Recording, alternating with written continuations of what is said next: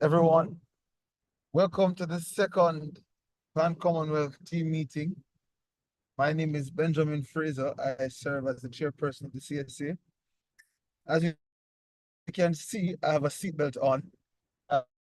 I'm in Malaysia with the Malaysia country rep is in the back seat and the special advisor to the Asia Regional Committee in the driver's seat, also former CUIC chair. That is the reality of doing things online. You try to get to your destination on time so that you can start, but life happens and you might just end up having to start the meeting in the car. Last year, we had our first Commonwealth team meeting, which took the form of a 1-hour session that involved the executive committee members, the heads of committees and country reps sharing about each portfolio so we could have an understanding of how each portfolio works,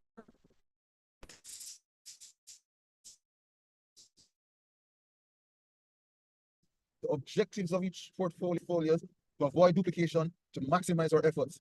This year, we decided to expand the team meeting to allow all country reps an opportunity to speak on the central issue of student safety and security. Each country rep has been allotted approximately 10 minutes to present on the state of student safety and security in their country. This is against the backdrop that the CSA agreed on this key issue as one of its priority areas in the advocacy agenda for the term 2022-2025. The Commonwealth Student Safety and Security Agreement was drafted and consultations are now being conducted so that we can have a document that reflects the views of students across Commonwealth, one that they are aware of, one that has their buy-in, one that is representative of their views and perspectives. And over time, one we hope high-level stakeholders will acknowledge as an authority on the point of student safety and security. We're going to go through that a little later, but now I'll allow some team members from the CSA to give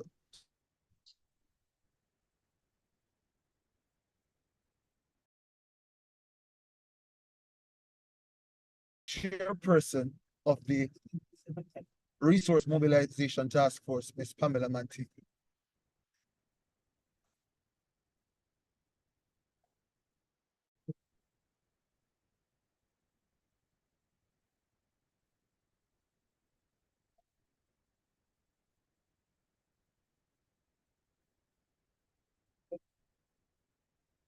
All right, we'll come back to Ms. Manti.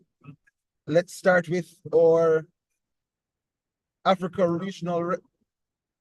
Yes, Ms. Manti is coming online. Hello, everyone. Welcome, Pamela. Thank you. Good morning. From Ghana, I'm Pamela Amante, the Resource Mobilization Task Force Chairperson for the Commonwealth Student Association. This is a special committee that has been set up by the CSA to be able to address resources issues, partnerships issues, and see how best we can collaborate with organizations to be able to execute projects, implement ideas, and also have a successful CSA projects and also administration. The resource mobilization is made up of a 5-team. We have a secretary to the RMT. We have head of the partnership team. We have the head of funding committee. And we also have the head for joint partnerships. So we have been working on the ground to see how best we can make CSA work. And we also have head for high level committee. So this high level engagement committee is in charge of executing all high level partnerships, reaching out to high level officials representing CSA at these high level meetings, especially with high commissioners of Commonwealth countries and also organizations, donors, and any organization that would want to partner with CSA at that high level. So the high level committee with the resource mobilizations handle that. We also have the funding committee that is in charge of all funding partnerships that would require need. And for the Joint Enterprise Committee, what it does is to collaborate with organizations that are doing so well in the educational space to see how best we can have, um, not necessarily with funding and money in that respect, but being able to collaborate with organization. For example, if there's an organization that is into production of academic books, we can partner with the CSA to reach out to the Commonwealth students within our space, because we have over 1 billion populace, to be able to sell your products to them. And we in turn, try to raise funds out of these partnerships. So not necessarily reaching out to fund per se, but collaborating on marketing, collaborating on having a joint partnerships on a common goal to implement. Not necessarily the original ideal of the CSA, but ideas of other organizations and also student-owned enterprises that we have in within the Commonwealth space. So that is what the RMT have set to do. And this year, last year and this year being our year of youth, the Resource Mobilization have dedicated its mandate to supporting the Year of Youth campaign of the CSA and also Year of Youth, so reaching out to high level partners, high level organizations such as the uh, high commissioners of various Commonwealth countries that the CSA will be visiting and be touring to reach out to them and make them understand what CSA is currently doing, what it stands for, and why the CSA is also in the Year of Youth tour, why we are also reaching out to visiting their various countries, and also request for the necessary support and partnerships we need from these countries. So this meeting was very successful. It was done in the UK, was very, very successful. And also, one thing also this resource mobilization have seek to do is to ensure that we lobby for uh, a home for the CSC in partnership with all the other committees of the Commonwealth Student Association. It is CSA is currently a bit over a decade years old, and it is high time that the CSA gets a home. And the RMT especially have dedicated its also mandate to ensure that we have a home for the CSA. And through the High Commission store in the UK, we've been able to reach out to a couple of high commissioners to get a home for the CSA. Couple of countries have shown keen interest in hosting the CSA. Good news for the CSA. So it's these organizations to be able to get these partnerships for the Commonwealth Student Association. So hopefully, our Congress will be having it in a country face to face to be able to see each other, host all the 56 Commonwealth countries, see each other, and also have a successful networking session and a successful Commonwealth Student Association. So the resource mobilization is currently embarking on a funding project to see how best we can raise funds to implement special projects that the Commonwealth Students Association currently has. So that is what its focus is now. So we've been working on underground to see how best we can partner with organizations and on projects, and also partner with organizations to raise funds to ensure that we get a stabilized CSA, not just getting a home, but ensuring that CSA will be able to have enough resources to man its affairs and be as independent as it can be and attractive to the Commonwealth students across the globe. So to wrap up, I want to say a very big thank you to His Excellency Benjamin Fraser for the opportunity, all country reps, all executives. Thank you so much for supporting the RMT this far. And also thanks to all the CSA chairperson task force. They've been so helpful. The DMC, they've been doing a fantastic job. The Year of Youth Tour committee have been doing a fantastic job. Kudos to the Africa Regional Rep, Francis. He's been a phenomenal leader. And thanks to the CSA ESCO especially for its exceptional leadership. And we are looking out to a very bright and vibrant CSA in the future.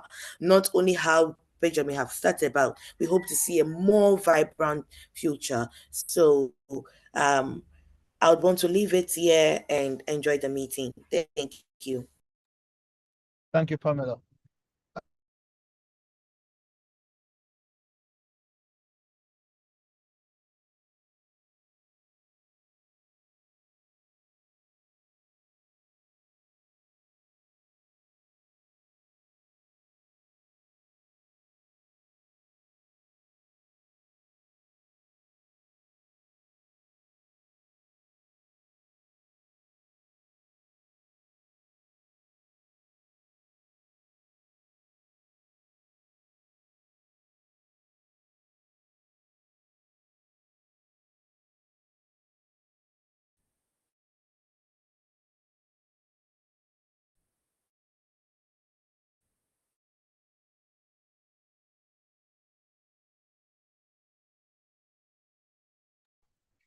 Benjamin, are you speaking?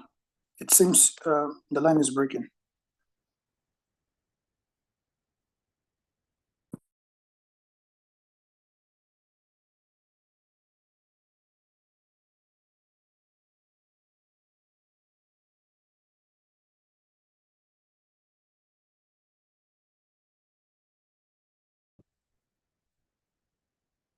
Uh, Either Dinesh or Francis, you could go. Just do it in that order. Dinesh. Yep. So good evening, everyone, and so glad to be here. Or whichever one feels.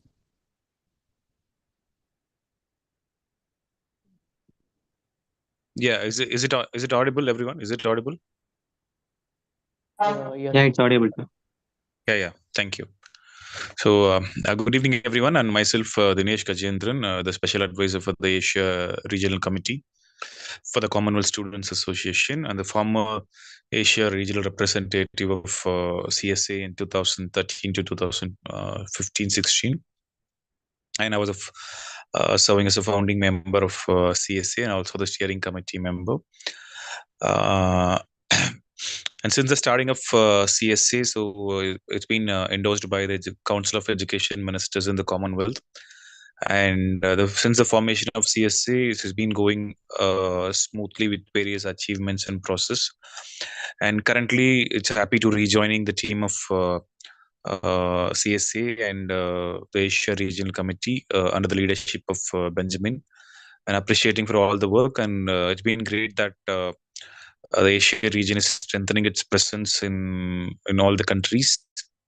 And currently, I'm serving as a returning officer for the CSA chairperson election meeting for the CSA Congress.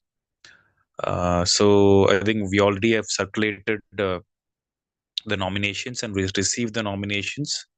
And now the chairperson, the candidates or candidate organizations are submitting their profile and their mandate and their manifesto. We have been receiving that, and we will be passing it to all the voters all the recognized and eligible voters in the Commonwealth region, which was recognized by the CSA.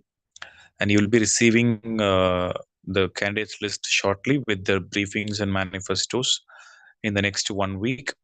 And then the process will be open for the voting, and the new chairperson for the CSA Congress will be elected soon to conduct further official CSA Congress and meetings from the upcoming months.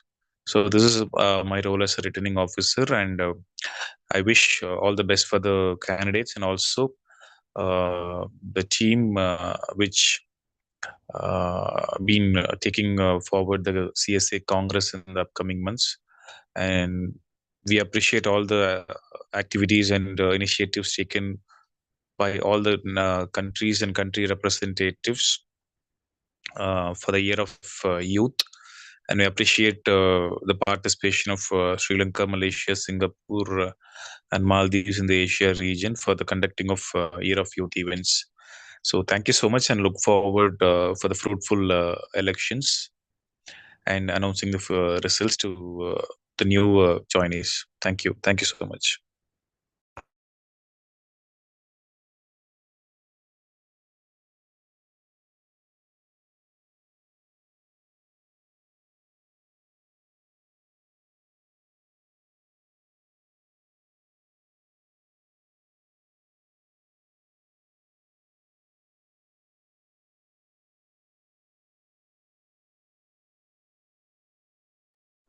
Apologies, I never realized that my mic was not on. Good morning, good afternoon, good evening to everyone who has been able to join us from across the Commonwealth. I hope I'm audible. Can anyone hear me? Yeah, we can hear you. Okay, thank you. Thank you very much, Pamela, for that wonderful update regarding the Resource Mobilization Task Force and what you guys have been doing. And I really must especially commend you for the great work you've done in the last 3 months in upscaling the work and the mandate of the CSA. With your visits to the respective high commissions. You're a true asset to the CSA, and I'm saying this very, very seriously. Greetings, everyone. And my name is Francis Azubike, to start with. I'm a Nigerian serving as the Africa Regional Rep on the Commonwealth Students Association Executive Committee. And since February 12th, you would all agree with me that we started with Africa for the Year of Youth Engagement Tour with 5 countries: Kenya, Namibia, South Africa, Mauritius, and then Seychelles. And we've been engaging through the chairperson and our respective country reps with respective authorities, ministries, ministers of education, to ensure that the true mandate of amplifying the voices of students is achieved, with focus on the advocacy themes that we have for the year, which is on soft skill developments and student safety and security. But aside the Pan-Commonwealth tour that we are still having, that is still ongoing, we've been having some various programs, engagements in some of the countries in the Africa region. Currently, we just finalized a partnership deal with the African Youth Development Diaspora Organization, which is being coordinated by our Nigerian country rep, to see how we can have a university incubator expo in some selected universities across Africa, but we are starting with Nigeria, as the maiden country for that partnership. And by next week, there's going to be the second aspect of that incubator expo at the University of Lagos, where 5 different universities will be coming to compete on a special theme. And that will take us to some selected countries, across Africa, where we will be, digging deep on the potentials of each university, where we'll be building on the potentials of each university, and to see how students of these universities can tap into and harness the various potentials that this partnership deals has to offer, in terms of what is the core area of focus for each of these universities, and see how we can also partner with their respective institution heads for the overall benefit of the students. Between the first Pan-Commonwealth meeting that we had and now, we've been able to have some engagements in Ghana, led by our Ghana country representative, Joshua Opey, to have a digital boot camp, where young people are trained on aspects of technology and digital awareness. So the boot camp was held sometime in December, just this last December, which also coincided with a national student conference that we had to partner with the Urban Center for Global Policy to have discussions around, pertinent issues pertinent issues in education as they relate to the Ghanaian sector. And then we also recently had the Commonwealth Day being celebrated, being marked by some of our country reps in Tanzania, Dr. Julius Muhindi, and the Ghana country rep, Joshua Opey. So it was in partnership with some major stakeholders within these countries to celebrate and to talk about some of the benefits that young people have been able to harness in the Commonwealth, are able to benefit, the opportunities, talk about the scholarships, the Commonwealth scholarships, the Children's scholarships, the Queen Elizabeth's Commonwealth scholarship, and all of that, some of those benefits that young people have been able to enjoy within the Commonwealth, and also talk about the challenges and the way forward, on what young people can do to give back to their societies. So that would form the major updates regarding what has been going on recently.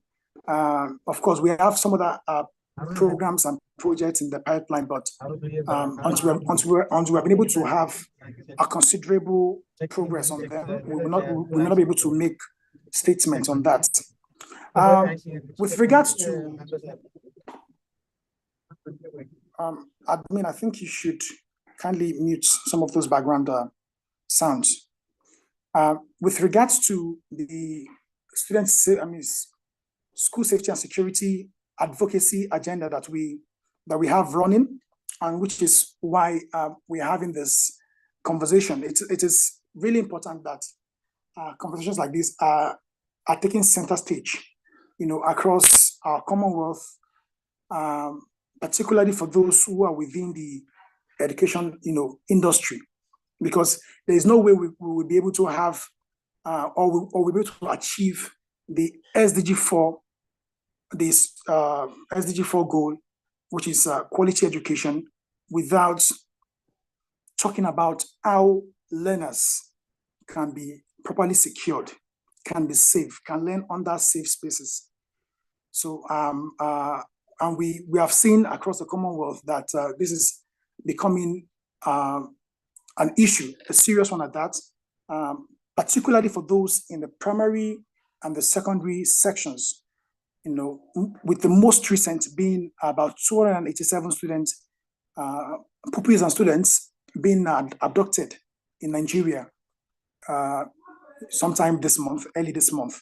And this is something that we expect that important stakeholders within the education system in our Commonwealth need to act on. It is only obvious that there have been no, strong measures taken, because before this recent attack on the school, there has been another attack sometime last year in Uganda at I think Lubiri Secondary School or so, where about 6 students were kidnapped, were abducted, and only for 3 to be rescued after that. But before that, 42 people, majority of whom were students in the school, were killed on the spot when some armed group of men stormed the secondary school.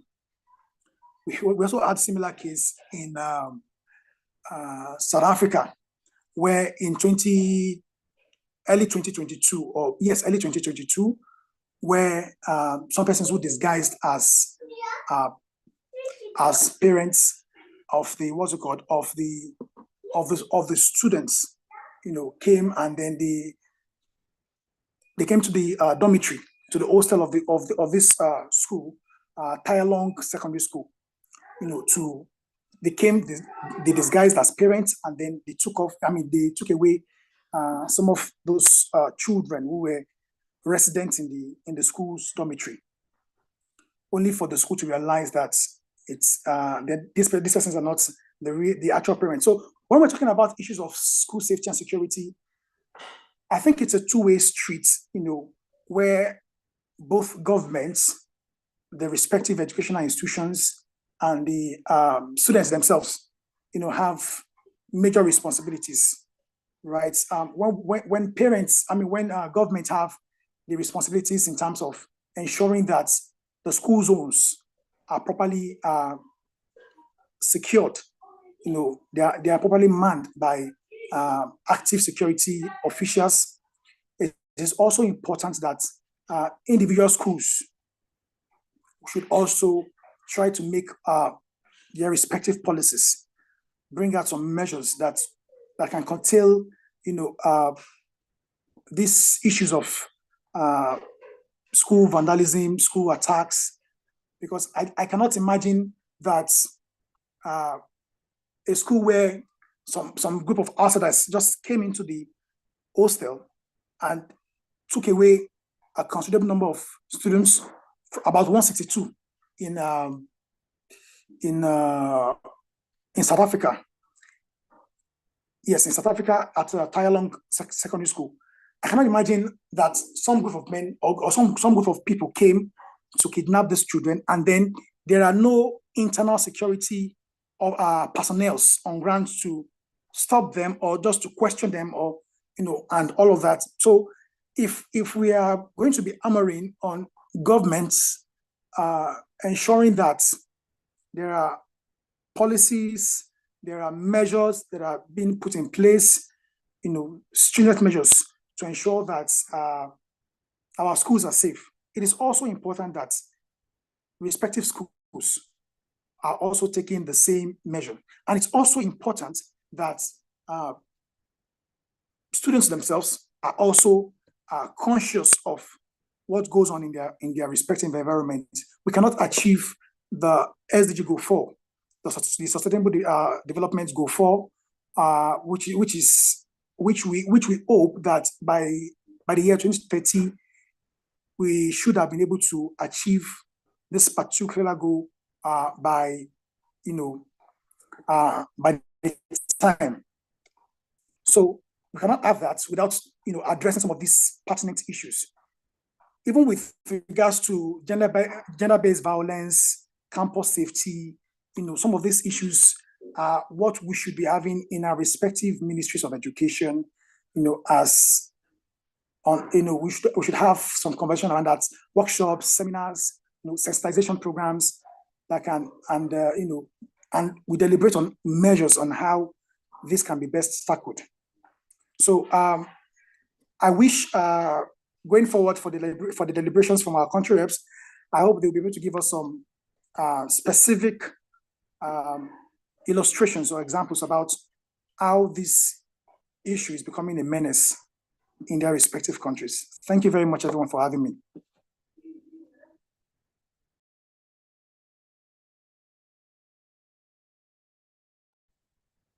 Thank you very much, Francis.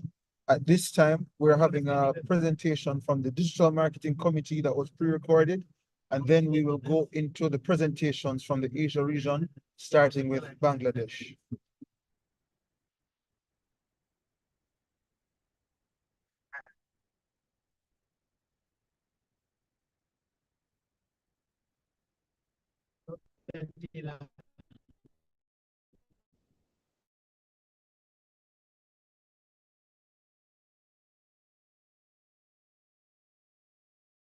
It's 2024's Desmond Tutu who said, inclusive, good quality education is a foundation for dynamic and equitable societies. One of the CSA's core mandates as a part of its 2024 agenda is quality education for all. However, for our children to be able to fully access such, their safety is critical. Pleasant greetings to our esteemed presenters and attendees of the second Pan-Commonwealth team meeting under the theme, the state of student safety and security across the Commonwealth. Student safety is not just a concern, it's an imperative. Our educational leaders bear the responsibility to ensuring that our students can pursue their studies in an environment that is secure, nurturing, and conducive to learning. Unfortunately, this goal remains elusive for far too many students across the Commonwealth. In the wake of recent incidents as disheartening and deplorable as the abduction of 287 school children in Kaduna, Nigeria, we are urged, now more than ever, to openly condemn all such acts that attempt to steal the rights that those before us had so ardently fought to deliver to us. Those same rights that we must fight to deliver to our students of today and those to come. As a Commonwealth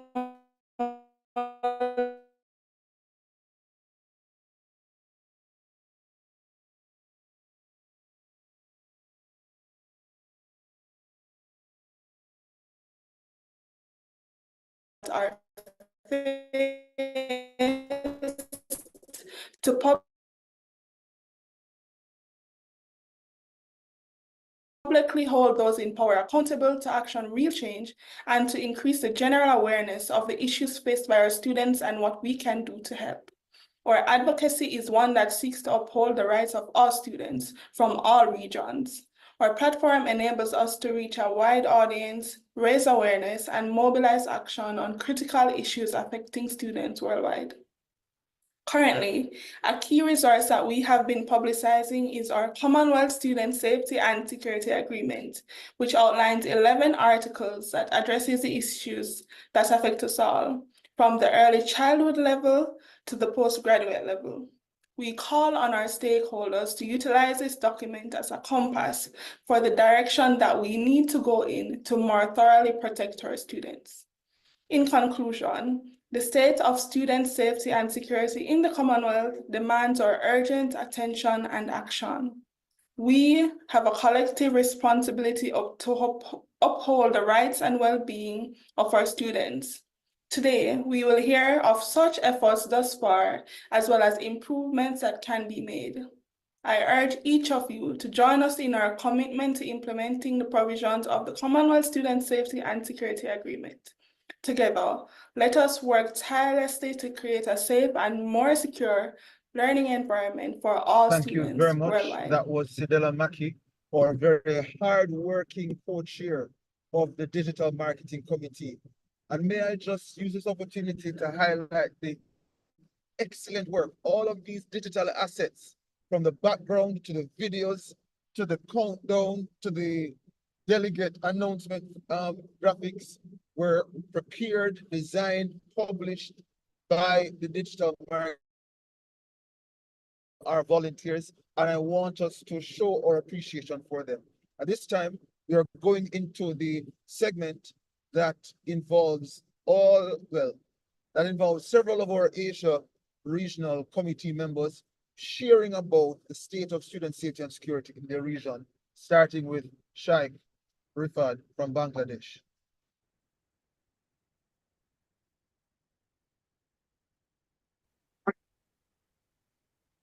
It was Desmond Tutu. Assalamu alaikum, this is Sheikh Mahmoud from Bangladesh. In 2016, when I was studying in class 8, I got involved with social voluntary work. At the time, I take initiative to save my tiffin and hand money to buy book, clothes and food items for the poor children. I working about educational issues among with the underprivileged children and arguing them for education as well as making their parents aware. At present, this activity being conducted on the initiative of my organization, SRA Welfare Foundation. Every year, we organizing awareness meeting at school and college across the country to stop the drug, child marriage, ifteasing, and many kinds of bad things. We've also organized environmental awareness meetings and tree distribution events. In school life, I have been served as the elected president of the student school cabinet. Currently, I working as the chairman of SRA Welfare Foundation. Bangladesh has a significant youth population. Approximately 30% of our country's population is below the youth age. This makes Bangladesh a youthful nation with a good number of percentage of its population comprising youth people. Bangladesh education sector has undergone significant strides in recent years, marked by efforts to enhance accessibility and quality. The government emphasizes the importance of the education as a fundamental right, and primary education is free for all. Additionally, initiatives like stipends and scholarships aim to promote education among underprivileged communities. In the higher education landscape, both private and public institutions contribute to academic diversity. Bangladesh won a mix of universities, engineering college, medical college, and specialized institutions also. The country has made effort to expand higher education opportunities, resulting in a growing number of institutions. While public institutions traditionally play a vital role, public and private institutions grow rapidly, offering a range of academic programs. Efforts to improve education system include curriculum updates, teacher training programs, and technology integration. Despite these advancements, challenges such as disparities, infrastructure limitations, and the need for ongoing improvement persist. Continuous efforts are underway to address those challenges and further enhance the overall education sector in Bangladesh. The state of student safety and security in Bangladesh presents a mixed landscape with both positive and strides and challenges. While many educational institutions prioritize the well-being of students, concerns persist, particularly in areas such as ragging, student politics, and political involvement. Instances of safety concerns, including harassment and violence, have prompted increased attention to ensuring the well-being of students. Instances of ragging, a form of harassment often experienced by newcomers, have been a source of concern. Authorities and educational institutions should take hard steps to curb such practices, implementing strict measures to ensure the safety of students and promote a more inclusive environment. Currently, students are associated with politics, incidents of violence and unrest. At present, student organizations in Bangladesh work to carry out their party political programs rather than advocating for student rights. Concern arises when political affiliation creates disputes within educational institutions. Maintain a safe academic environment require healthy political engagement. Security measures within educational institutions vary, with urban areas often having more systems compared to rural regions. Surveillance system and security systems are essential components of safety infrastructure in school and colleges. Authorities are increasingly recognizing the importance of implementing preventive measures and fostering a culture of awareness to address safety concerns. Sorry, I'm a little bit sick. Despite this effort, ongoing work is needed to create universally safe and secure environment for all students. Collaborative initiatives involving educational institutions, law enforcement, and community engagement are essential to ensuring the well-being of students across the Bangladesh. The commitment to improving student safety remains a key priority as the nation works towards fostering a secure learning environment for all. Political involvement can also affect student safety, and especially during the times of political unrest and protest. I believe the educational institutions should do more to ensure that students are safe and protected from the potentially negative consequences of political unrest. Overall, the government needs to play a better role in ensuring a safety and conducive environment for students to pursue their education. Their efforts should be aimed at addressing the challenges and creating a safe environment within the educational landscape of Bangladesh. Suicide incidents have been happening among students for past few days. Harassment has been identified as the main reason. To tackle this concern, education authorities must establish a specialized counseling cell dedicated to providing support and guidance to students facing emotional distress or harassment. This council cell should serve as a safe haven where students feel comfortable expressing their concerns and seeking assistance without fear of judgment or reprisal. It is essential for educational institutions to prioritize the prompt and thorough investigation of aware complaints received from students regarding harassment or related issues. The safety and well-being of students should be paramount, and educational institutions must take steps to create a supporting environment that, by prioritizing prevention, intervention, and support mechanisms, educational authorities can play a vital role in to stop these kinds of activities. Educational institutions should take a more effective step to stop these kinds of activities. That's it. Thank you.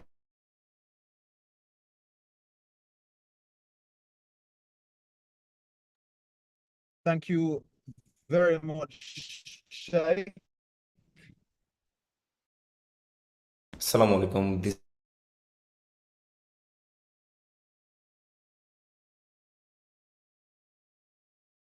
is Sheikh. Some very important points here highlighted and very good solutions. Appreciate Mahmoud from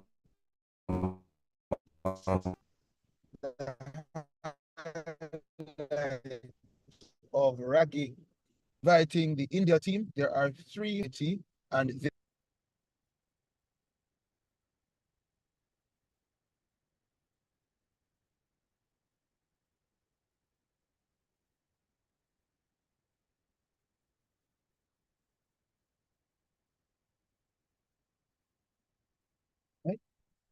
floor is yours. Yeah, should I start, Prasan, sir? Yes. Yeah. So, greeting esteemed colleagues. So, it's with great pleasure that I take this opportunity to introduce myself and esteemed colleagues with this significant gathering. So, I'm Dharnik Priyan, presenting South India region as country representative, and I am program lead in Audacious Dreams Foundation. Joining me today, Mr. Nikhil, the North Indian representative, and Ms. Rehana, the Central Region representative of India. So, with the educational sector of India, it is complex and diverse landscape. So, while education is not entirely free in India, there are various government schemes and initiatives in the place to ensure that education is more accessible to all. So, with that, Let me once again.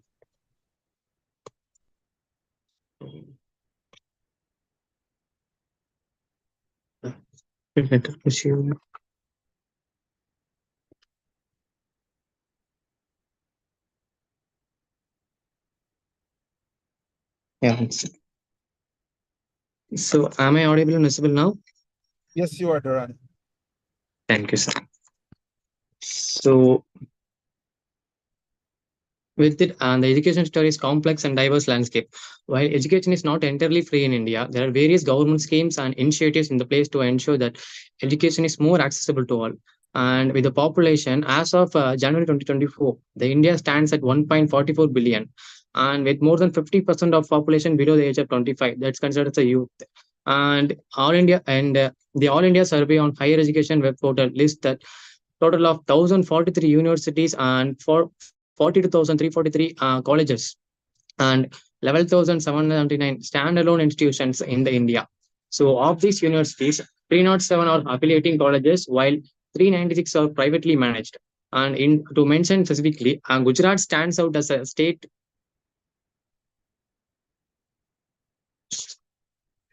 And as of January 2024, the population of India stands at 1.44 billion, with more than 50% of its population below the age of 25.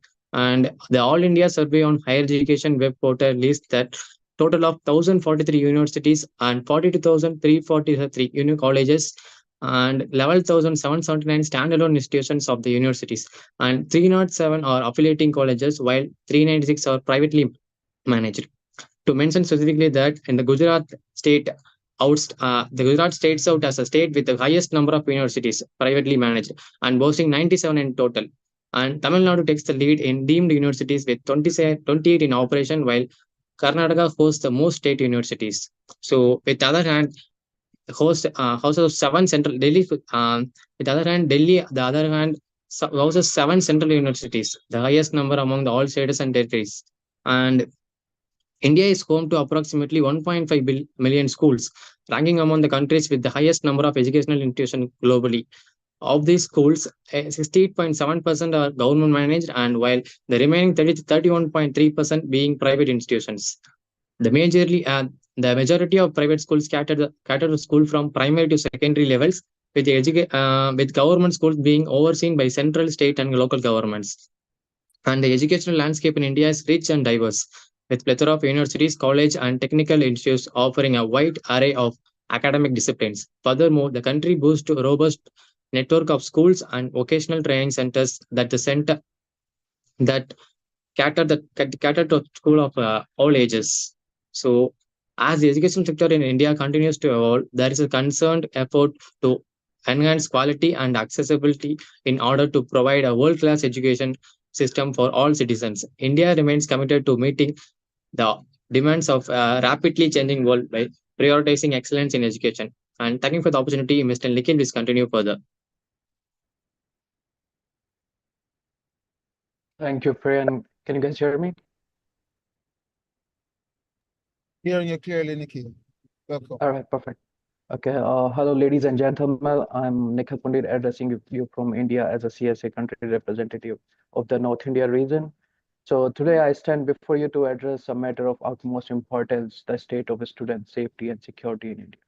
So as we cherish the future of our nation embodied in our students, it is imperative that we ensure their safety and well-being. So the issue of student safety and security in India is a pressing concern that demands immediate attention despite efforts to prove safety measures.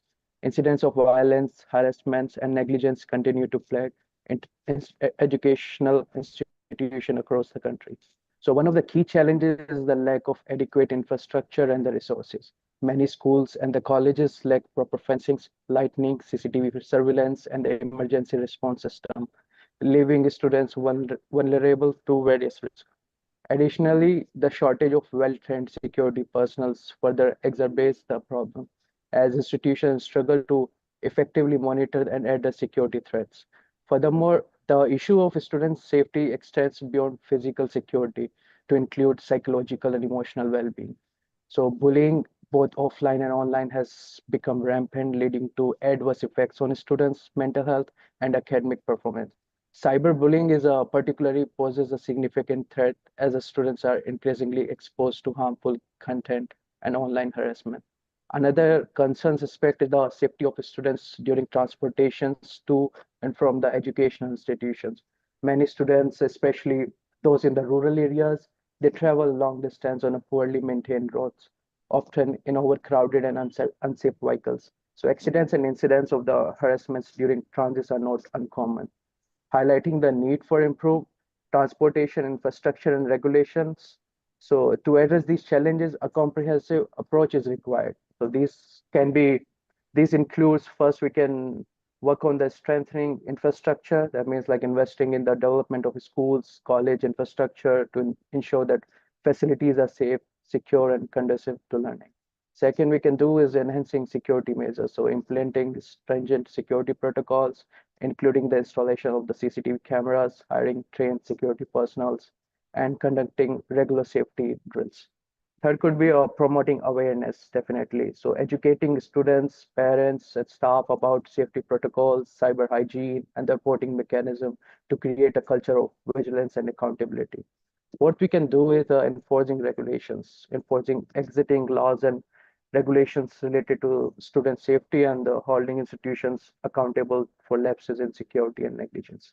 And the fifth we can do is providing support services, establishing counseling centers, definitely, and supportive services within education institutions to address the psychological and the emotional needs of the students affected by violence, harassment, or bullying, as Benjamin and we are discussing just before.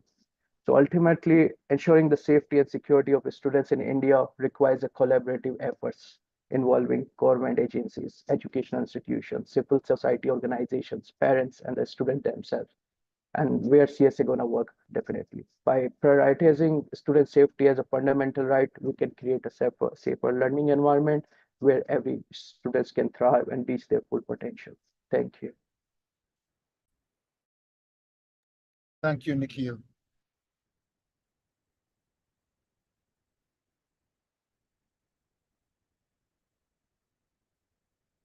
The third aspect of the presentation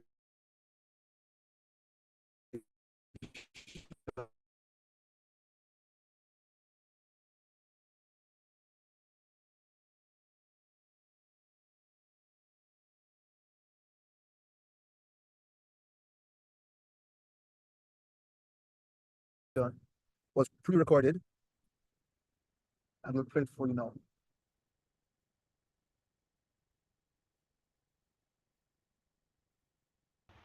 Good morning, everyone. This is Ruhana Sheikh. I am CSA representative of Central India. I welcome you all to this meeting. Today I am going to talk about a topic which is one of the main concern when it comes to student safety. I want to start my speech with one question. What do you think when I ask you to describe a good kid?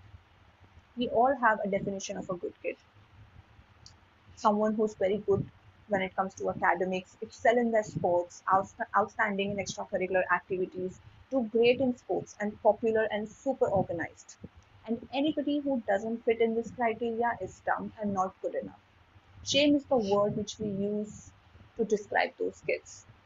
Can we stop and think for a moment what toll it takes on a student's brain when they have to deal with this kind of constant pressure to be the good one, to be the good kid, to be the best student, how much their mental health gets compromised. To cope up with such pressure and mental health issue, they internalized, shut themselves up, start doing drugs and get develop eating disorders, even try to harm themselves.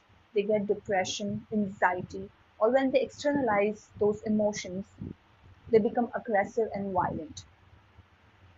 Do our system and society give them freedom to speak about their feelings? Are they even aware that what they're going through is not normal and they need to seek professional help? Don't you think it's high time that we create awareness about mental health to an extent that every kid, adolescent, understand the importance of mental health and openly discuss about it with their guardians? Let me discuss some statistics about mental health in India with you all. According to WHO, 600 million people live with depression. 1 in 4 have mental health problems, 50% of mental health problems begin before the age of 14. In India, the population is 1.4 billion and 50% of its population is below the age of 25. So imagine the magnitude of this problem. Suicide is one of the leading cause of death in India. According to studies, a student kills himself or herself every hour in India. Why there is so much stigma, silence and shame surrounding this topic? Why nobody talks about it? Why there is not much awareness about mental health among students? Why we are not talking about this dangerous and deadly disease which is ruining our youth? Do we ask these questions to ourselves? It's high time that we start asking these questions to ourselves and look for a solution for this problem. Our goal with CSA is to reach out to as many students as possible and create awareness among students, not just students, but teachers and parents, so they can identify a student who's silently dealing with some kind of mental health issues. My appeal to each and every member of CSA to take mental health of students into consideration in their respective countries, and let's make this world a peaceful place with healthy and growing minds. Thank you. Thank you very much, India team. I really appreciate the highlighting of mental health. In fact, we're considering making an additional article dedicated to the issue of mental health because it's an important part of maintaining a safe environment for our students to learn. So thank you, Darani, Nikhil, and Rehana. We have now the country rep from Malaysia, Kevin Asnir, who is sitting behind me in the car because we're on the Malaysia leg of the Year of Youth tour. So he's just going to use my laptop, okay?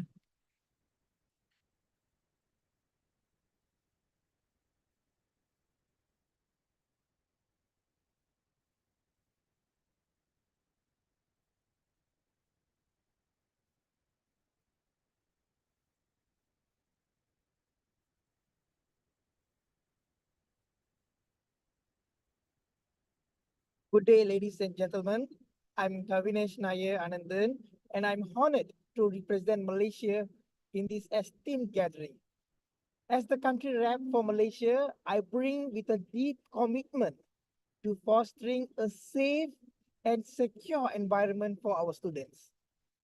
Malaysia, a nation known for its cultural diversity and rich heritage, is home to over 32 million people over here, and among which approximately 40% are youth below the age of 25. This vibrant demographic underscores the significance of safeguarding our students and ensuring their holistic well-being as they navigate their educational journey in Malaysia. Ladies and gentlemen, now let's move on the education sector in Malaysia. Our nation is very proud to offer free primary and secondary education to all citizens, ensuring equal opportunities for learning. Furthermore, Malaysia boasts a diverse landscape of higher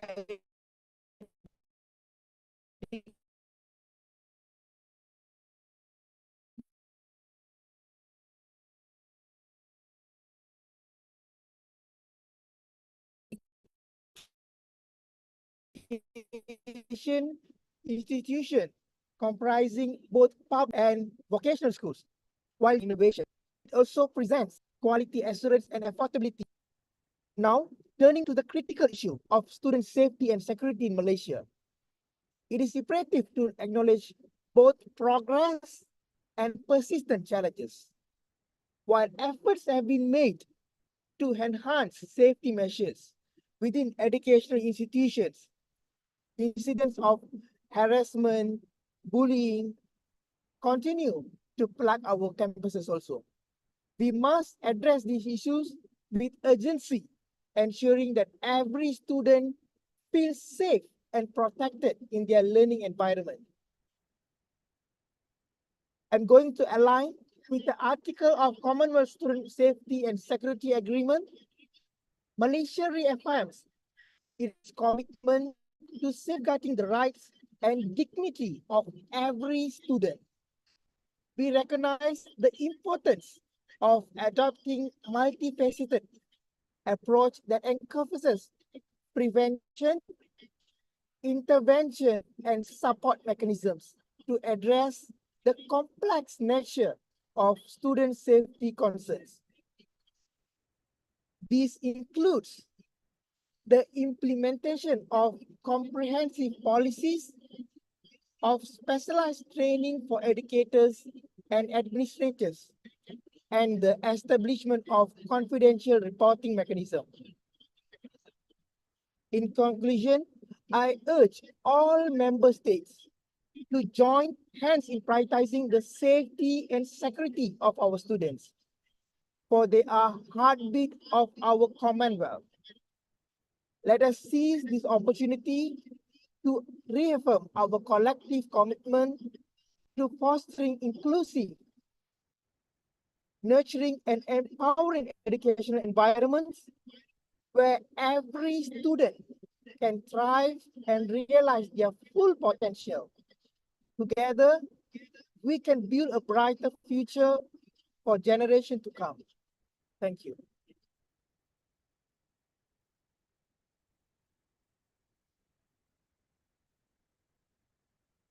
Cabinet for President, everyone.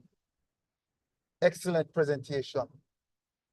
We'll now move to our Pakistan country rep, Mr. Danish Tariq.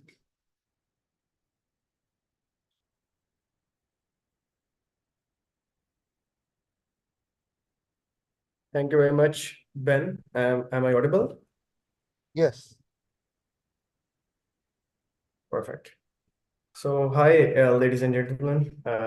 My name is Danish, and I'm the country representative from Pakistan at the Commonwealth Student Association. First of all, I would like to tell you all about a little bit about myself, my background, my work. I'm a trilingual youth development practitioner with 10 years of work experience with young people, focusing on meaningful youth participation and their inclusivity, informed decision-making, and data-driven policy advocacy. I'm currently working as the Senior Communication Officer at Chanan Development Association, which is a youth-led organization based in Pakistan, and as a governing board member and international engagement coordinator at Youth Advocacy Network, which is another youth-led organization based in Pakistan. I'm a fellow at the Population Reference Bureau and an advisory member at NextGen RHCOP by Knowledge Success. In addition to that, I have also served as the FP 2030 Youth Focal Point from Pakistan, through which I represented young people of Pakistan at the Country Engagement Working Group by the Ministry of National Health, Government of Pakistan on Population and Development. Moreover, I was the youth interventionist at the 45th session of the United Nations Human Rights Council and have represented Pakistan at ECOSOC Youth Forums, the Reproductive Health Supplies Coalition General Membership Meeting, Asia Pacific Forums on Sustainable Development, the Global Youth Festival, and other numerous regional and international forums. So coming on to the Pakistan and its background, Pakistan is a South Asian country known for its rich cultural heritage and diverse landscapes. It boasts a population exceeding 220 million, according to the recent insights, and with the significant portion of its populace below the age of 30, the youth demographic constitutes a substantial portion, with around 67% of the population falling before the age of 30.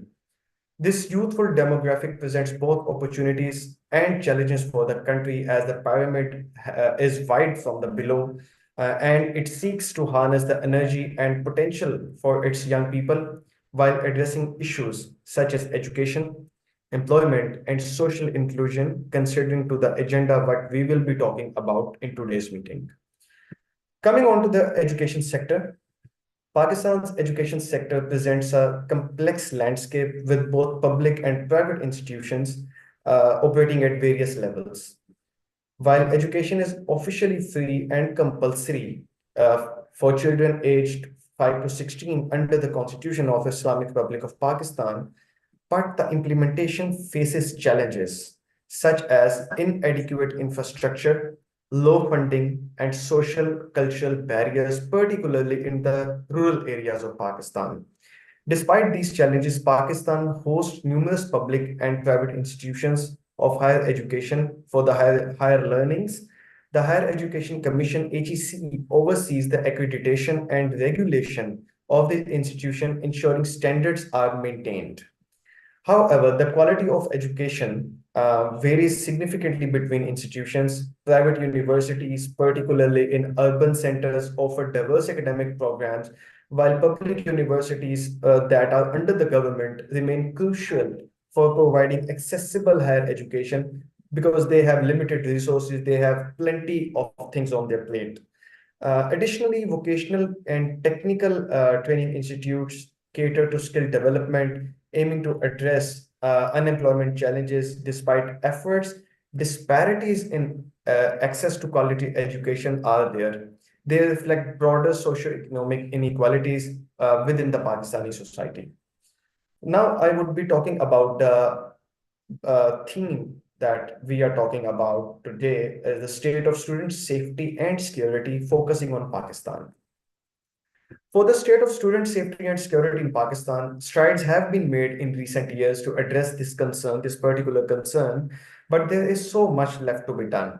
Student safety encompasses only physical security within educational institutions, but also protection from harassment, bullying, and discrimination at all levels, including among staff, faculty, and other fellows. Regrettably, incidents of violence, harassment, and even tragic attacks on educational institutions have damaged Pakistan's educational landscape. These incidents not only jeopardize the safety of students and educators, but also undermine the very foundation of learning environments conducive to growth and development. It is crucial to acknowledge that student safety and security are fundamental human rights, as recognized by the Articles of Commonwealth Student Safety and Security Agreement as well. Pakistan, as a member of the Commonwealth, has responsibility to uphold these principles and ensure the well-being of its student population. Coming on to the call to action, which is the most important point and the most important agenda point of this meeting, and the most important thing for which us young people working together. To address these challenges effectively, we must adopt a multifaceted approach. Firstly, there must be strict enforcement of existing laws and policies aimed at safeguarding students within educational institutions. Be mindful that this includes measures to prevent and respond to incident of violence, harassment, and abuse. And I would also like to mention the mental health issues which my fellow has mentioned recently. Additionally, comprehensive awareness campaigns are needed to promote culture of respect, tolerance, and inclusivity within our educational institutions. Such initiatives should empower students, educators, and parents in particular to recognize the report of instances of misconduct, fostering a supportive environment where students feel safe, they learn, and grow. Furthermore, investments in infrastructure and resources are essential to enhance the physical security of educational institutions. These things would be done if they would be the priority number one of the government. This includes measures such as improving lighting, boundary walls, security personnel, and emergency response systems. These are very essential. On top of that, in conclusion, I urge all stakeholders to prioritize the safety and security of our students.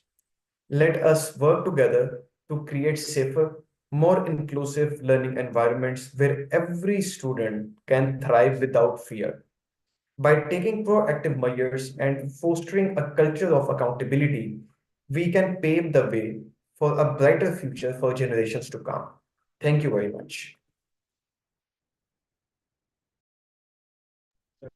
Thank you very much, Yes. Thank you very much, Danish.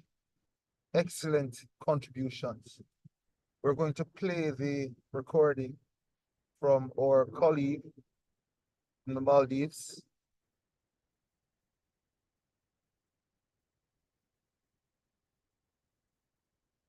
This is Fatima, representing students of the Maldives. Establishing a national students organization by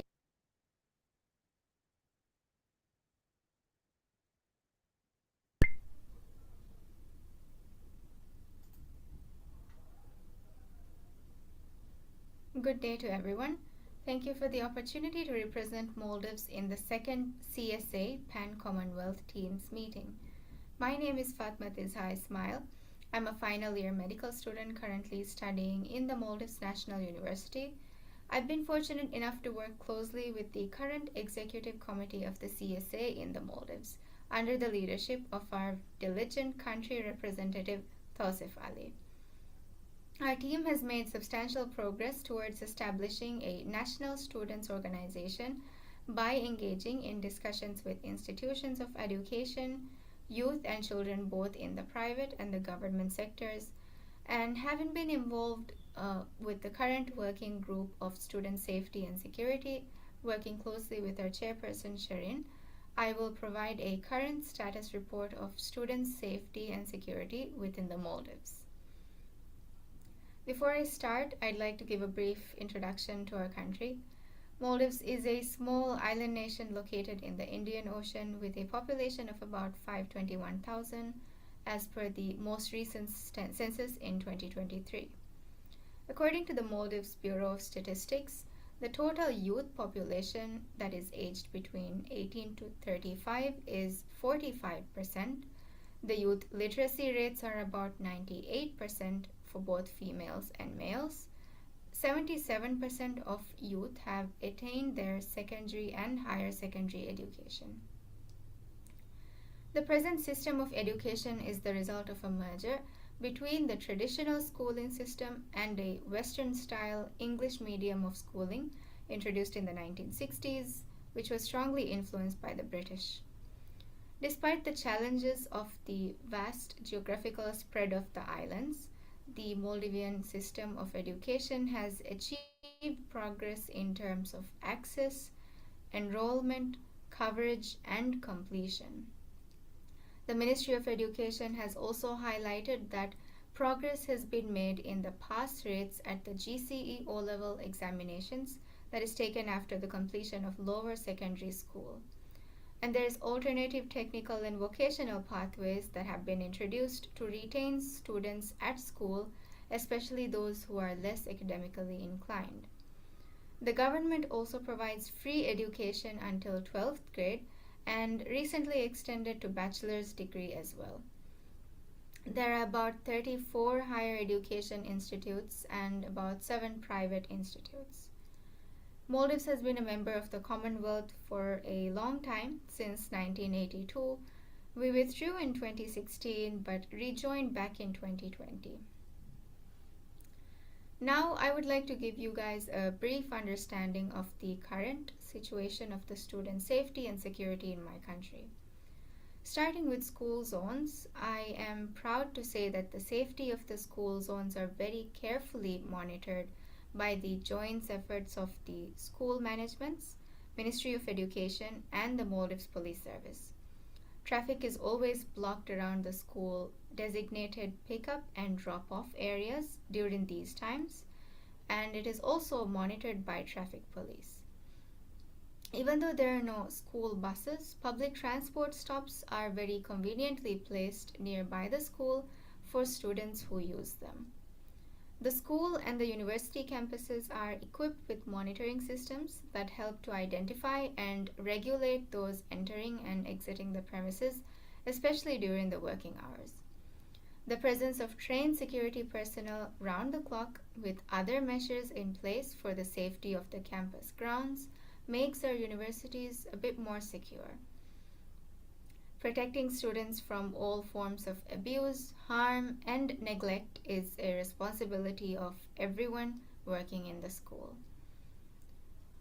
As for emergency situations such as fires, there are protocols developed by the ministry itself to be followed. Schools often carry out fire drills with the help of the police service and organizations such as Moldavian Red Crescent, which remains auxiliary to the government. The safety of students and children are also ensured and protected by the law. The Child Safeguarding Policy, which was formulated by the Maldives Olympics Committee, and Advocating Rights of Children ARC, which is a non-governmental organization, and was launched in 2022 by the then President Ibrahim Mohamed Saleh. And this law was an important step towards ensuring complete protection and safety for children in all aspects of their lives, including in the field of sports. It would also help advance the children's knowledge and understanding of their rights. Another law, the Child Rights Protection Act, which was ratified in 2020, was a significant milestone as it marked changes in the legal protection of children, prohibiting child marriage, death penalty of children, and child labor. This law ensured that children could remain in and complete their education until they were of age and they were capable of making decisions for themselves. As per the optional protocol to the Convention on the Rights of Child on the involvement of children in armed conflicts, the minimum age at which Maldives permits recruitment to the National Security Service and the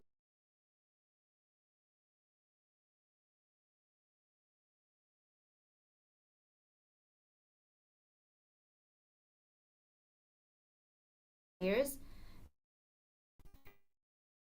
and they must submit proof of their birth date as well to go back into education after reformation and rehabilitation.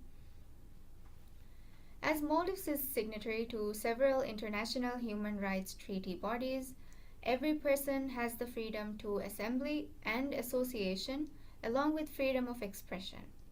Students partaking in protests are protected through these acts. Education and safety does not just end at the institute, but is of utmost importance in all aspects of their lives. Fighting and bullying are increasing in the schools of Maldives and bullying surrounding the issue, and so they continue to suffer in silence.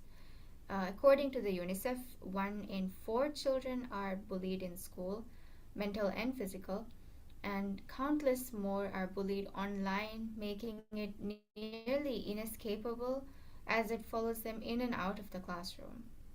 And to address bullying in all forms, UNICEF and the Ministry of Education teamed up to create and design a policy that involves participation from teachers, students, parents, and members of the community to tackle bullying at its root.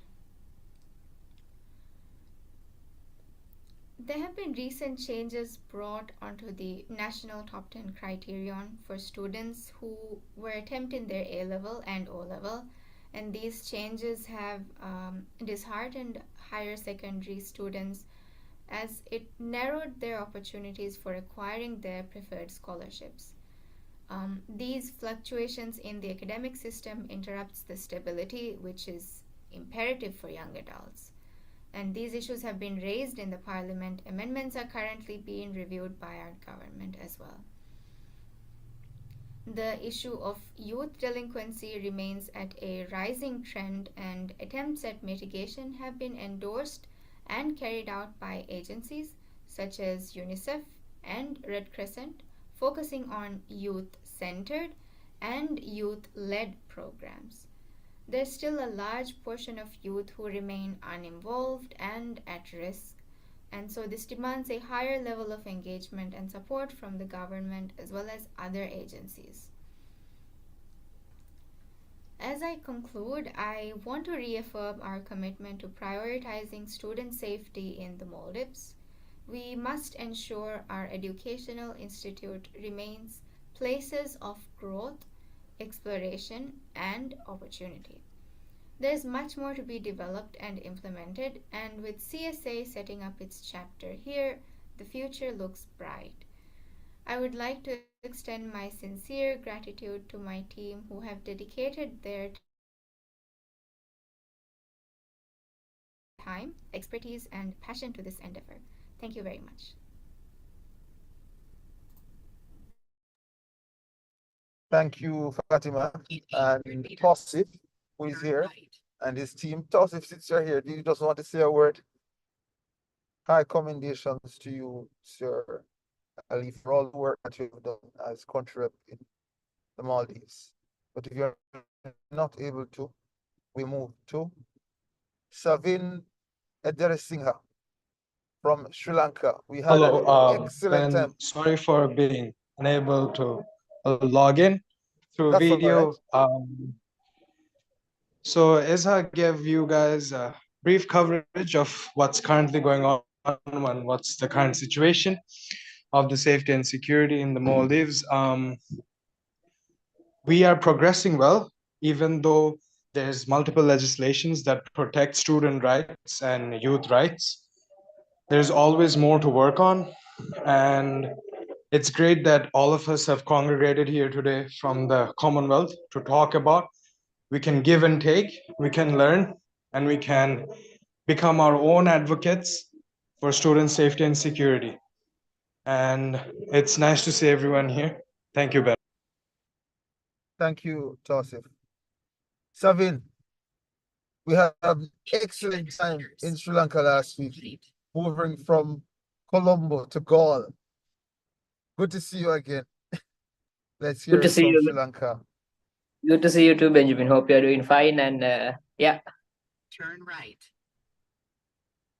So shall I start? Yes, the floor is yours. Yeah. Okay, great. So my name is Savin Agrisingha. I'm a third year undergraduate at Sinek Campus Malambe here in Sri Lanka, which is a private university. And I am the country representative of the CSA here in Sri Lanka. So I'll mix up the structure of the speech that we are supposed to do, because I feel like to talk about student safety and security here in Sri Lanka, you have to have different perspectives, and you have to talk about different sides of the same coin. Basically, it's not a coin, actually it's like a dice, because there are so many perspectives and so many sides for the educational system here in Sri Lanka. So it's very difficult to talk about in a very short amount of time, and also which has to make sense as well. So basically, Sri Lanka is having a free education system from 1945. Yeah, from 1945 we have a free education system here in Sri Lanka. From primary to university level studies, we have government schools and government universities, which allow students to come to the school or go to the university free of charge and study. We also have a private education system here in Sri Lanka, where you can have your education in a private school or a private university. And the youth here in Sri Lanka is actually near to 50% of the entire population. And also the youth here in Sri Lanka is one of the most literate youth in South Asia as well as Asia. We have the highest literacy rate in South Asia, around 97.9, I think. And yeah, so in education wise, Sri Lanka has been going through a lot. I think I should start with a story, because it will make sense to the people who are watching, and it will be easier to interpret it that way. So I'll start with a Actually, this is a Buddhist story which comes from the Buddhist doctrine. Yeah, so this is the story of Angulimala. Some might be familiar with it, but some might not be. So Angulimala was a brilliant student. Before he became Angulimala, he was known at Ahimsaka. Ahimsaka means, which it literally means in English, innocence. So Ahimsaka was a child of one of the Brahmin families, and he was, during that time, education. You have to get the education. You have to go to the teacher, or the we call him the guru. You have to go into the house of the guru and stay there for a period of 1 or 2, 3 years, and you have to study in the house, or in the vicinity of the guru. So Ahinsaka goes there and studies there. He's a brilliant student. He does his schoolwork very well. He does his extracurricular activities, and he has a good relationship with friends. And little by little, he is becoming the favorite student of the guru. And the favorite student, or the most talented student of the guru, will be rewarded by the daughter of the guru. So the daughter of the guru will be given in marriage to the best student in the guru's circle, in every batch. So Ahinsaka was going through a lot of education and a lot of knowledge, and he was the top of his class. But little by little, the other students got a little bit of jealous of Ahinsaka, because due to the fact that most surely he will be the one who's taking the beautiful daughter of the guru in marriage. This also created some sexual jealousy among the male students, and also some jealousy also became very apparent between the students due to the talents or the skills of Ahinsaka. So what these students did was, they created a rumor, and they poisoned the mind of Guru by starting this rumor, actually telling that the wife of the Guru is being seduced by Ahimsaka. So this was a very personal matter. So the Guru was like, he didn't believe it at first, but surely jealousy and the manipulative nature and the gullibility of the Guru prevailed, and he thought, yes, something's going on. So Ahinsaka doesn't know anything about this.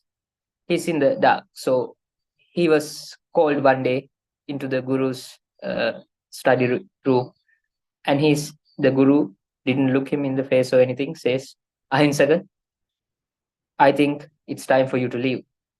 And he was like, what? He sensed something was going on, but he didn't know what. So the Guru wanted Ahinsaka gone, and also he wanted Ahinsaka to fail in life, because if he was afraid if he succeeded, he would surely take his wife away from him, because that was what the other students told him. So the Guru hatched a plan and told Ahinsaka, okay, you have done your studies here. You are an excellent student. So at the end of your studies, you have to give me something, honoring me and repaying me. So I don't want money, or I don't want anything.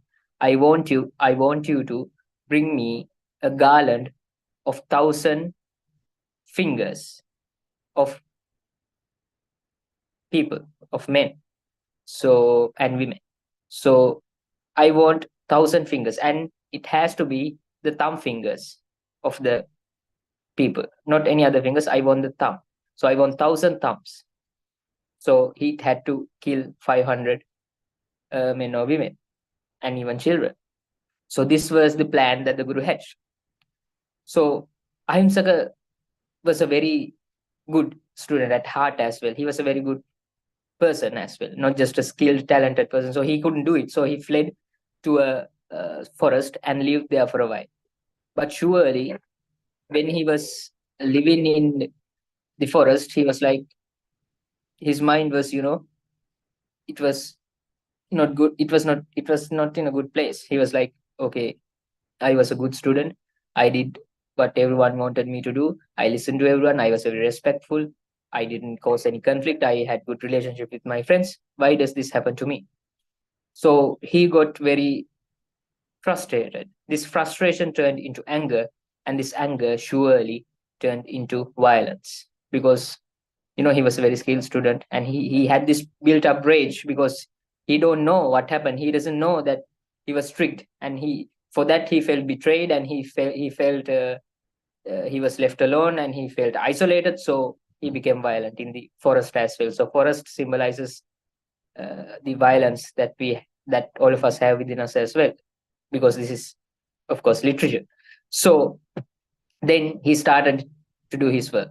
Okay, he wants to end this all. He wants redemption. He wants closure. So what he has to do is kill 500 men, women, children, and get thumbs of them, collect the thumbs of them, and finish his, finish his duty towards his guru. So he started killing. He started killing travelers who are going through the forest. He started killing men, women, even children. He started killing everyone that he saw. He also got into some small villages and killed everyone there and took their thumbs. And some people lived, but they were scarred for life. So he went on a rampage, and he collected these thumbs, and he got a cord, and he put the thumbs through the cord and wore it in his neck. That's where he got his name Angulimala, which means fingers on the neck. That's the meaning of the name. So during this time, Lord Buddha was also living, and he was preaching, and he was going around India and Nepal. So through the divine eye of the Buddha, he saw Angulimala, and he wanted to help him, because at heart, the Buddha knew this was a good man. This is a good man, and this is a good student, and he was manipulated, and he was tricked, and he was turned into this violent human being. So he wanted to stop it. So the Lord Buddha presented himself in front of Angulimala. Angulimala, not knowing who this was, tried to kill the Lord Buddha and get his fingers as well, his thumbs. But it didn't work. Angulimala was going near Buddha, but Buddha was traveling backwards and backwards and backwards. He couldn't catch up. So Angulimala asked, "Who are you?" Then the Lord Buddha explained who he is, and then preached the Dhamma to him. And little by little, because of the knowledge that Angulimala possessed, and because of his talents and his skill for learning, he quickly learned about the Buddha and about the Dhamma, the doctrine that the Buddha taught. So he joined the Buddha and he became a monk. And when he returned to the villagers as a monk, a lot of the people hit him with stones, and a lot of the people tried to kill Angulimala because they recognize him as Angulimala. But now he has become a monk. So yeah, that is the story of Angulimala. So why did I talk about this story and took so many of my speech time to talk about this story? Because I think of the students here in Sri Lanka as being Angulimalas or Ahimsakas, and also the stakeholders of education, from ministers of education to lecturers, to teachers, to principals, to secretaries who are in the educational ministry, everyone. I think of them as Angulimala. So Angulimala had three parts to play in his life: a student, a murderer, and a monk. So here in Sri Lanka, we all play the part of a student. We have to learn for 13 years in the school, and after that we have A levels, where we get it. It's a university admission examination, where we can then go to government university if we have the right level of ISETCO, and if not, we can join a private university. So in the part of student, we are very innocent. So that innocence is actually exploited when we go into the education system here in Sri Lanka, because it's highly competitive. And this competitiveness, as we saw in the as you saw in the story of Angulimala, creates demons around us. So this is a very difficult thing. And regarding this student safety and security bill, which was drafted by the CSA, it says that students should protect themselves and also their colleagues as well. And the government or the people in power or the stakeholders, principals, teachers, everyone should protect the students. But how can they protect the students if the system allows a breeding ground for students to create these kind of ideologies like jealousy, competition, and also anger, frustration, disappointment. So this is a very cultural issue. This is a very psychological issue as well, and a sociological one as well. So I think it should be addressed, especially here in Sri Lanka, through the perspectives, through the parameters of psychology, sociology, and even mainly psychology and sociology. Okay, so if we move on to the murderer part, that's where the student becomes violent. This mainly happens in the university levels, where students go to the university, and most of the students here in Sri Lanka who enter the university system, who enter the government university systems, comes from very underprivileged and very poor economical backgrounds. Due to the free education system we have here, their lives actually becomes much more tolerable, and they gain social mobility through education because it's free education. You don't need money. You need to have a little bit of money, but even though you can somehow come into the free education system and find your way through if you have the necessary skills and the knowledge. So what makes these kids murderers? I'm not calling my fellow students murderers, but they become a little bit violent. This happened in the 1987 and 89 insurrection.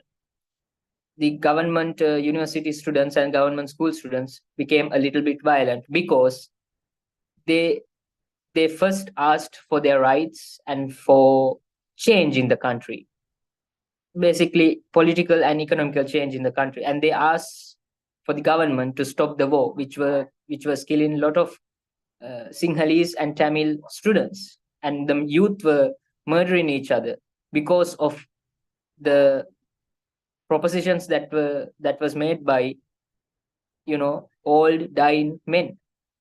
So they asked peacefully. They did peaceful protests. So even in schools, children didn't go to school because they wanted the government to recognize that they are doing something wrong and stop it. And the university students had safety protests.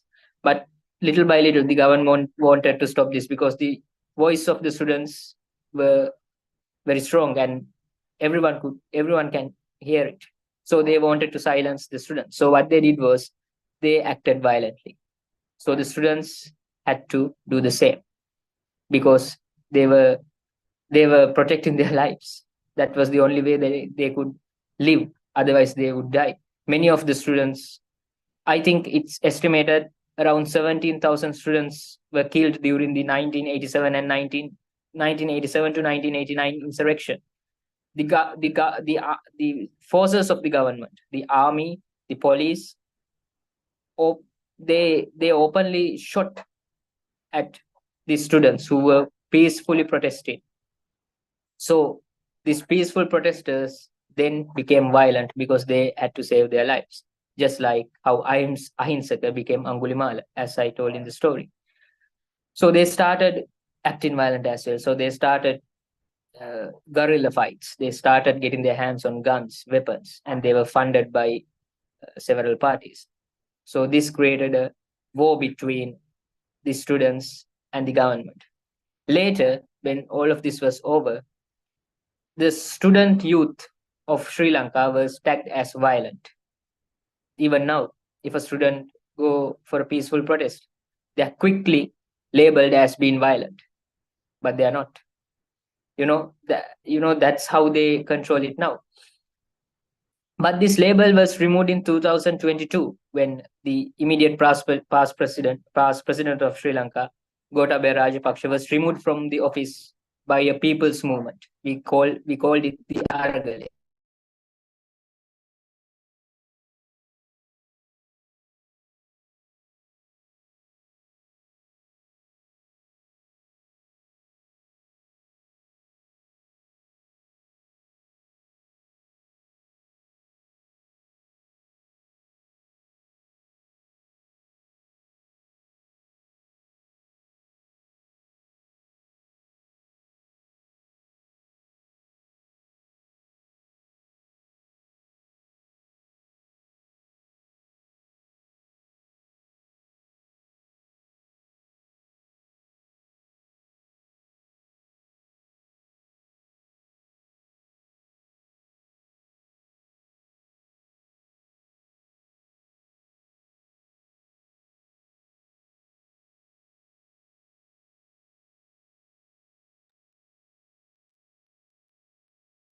It seems that Savin fell off.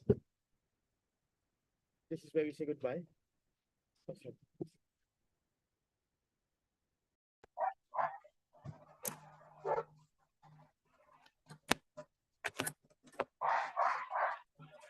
Can you hear me, everyone?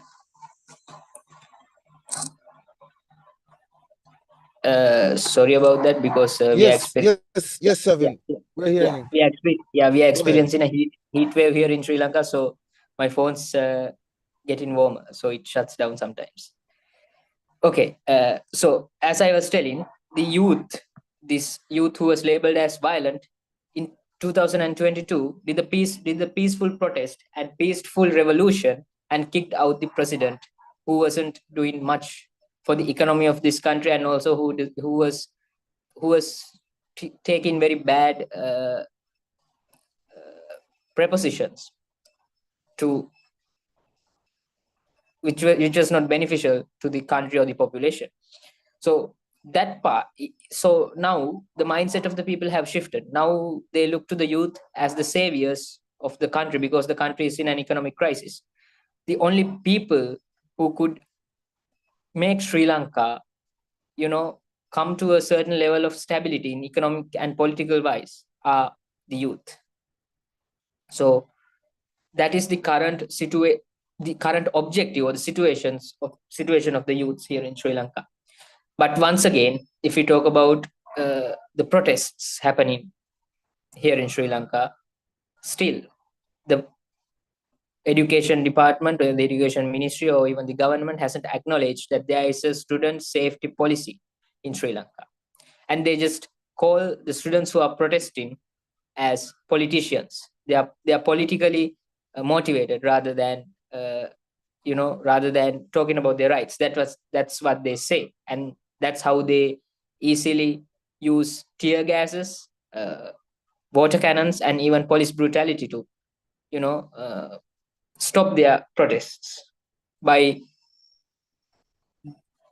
in kind of a way de-studentizing the students. They say they are not students. It's a very, very bad situation because one of the major things about genocide is the first thing that you do when you need to do a genocide is they dehumanize humans. So same here, you de-studentize students in Sri Lankan universities when they are protesting. So when they are being attacked by the police, they are not students. They are politically motivated. Sometimes even the government call them as terrorists as well. But they haven't done anything. So that is the situation here in Sri Lanka. So that's why the CSA, student safety and security bill, is very vital. And it has a separate chapter about safety while protesting, and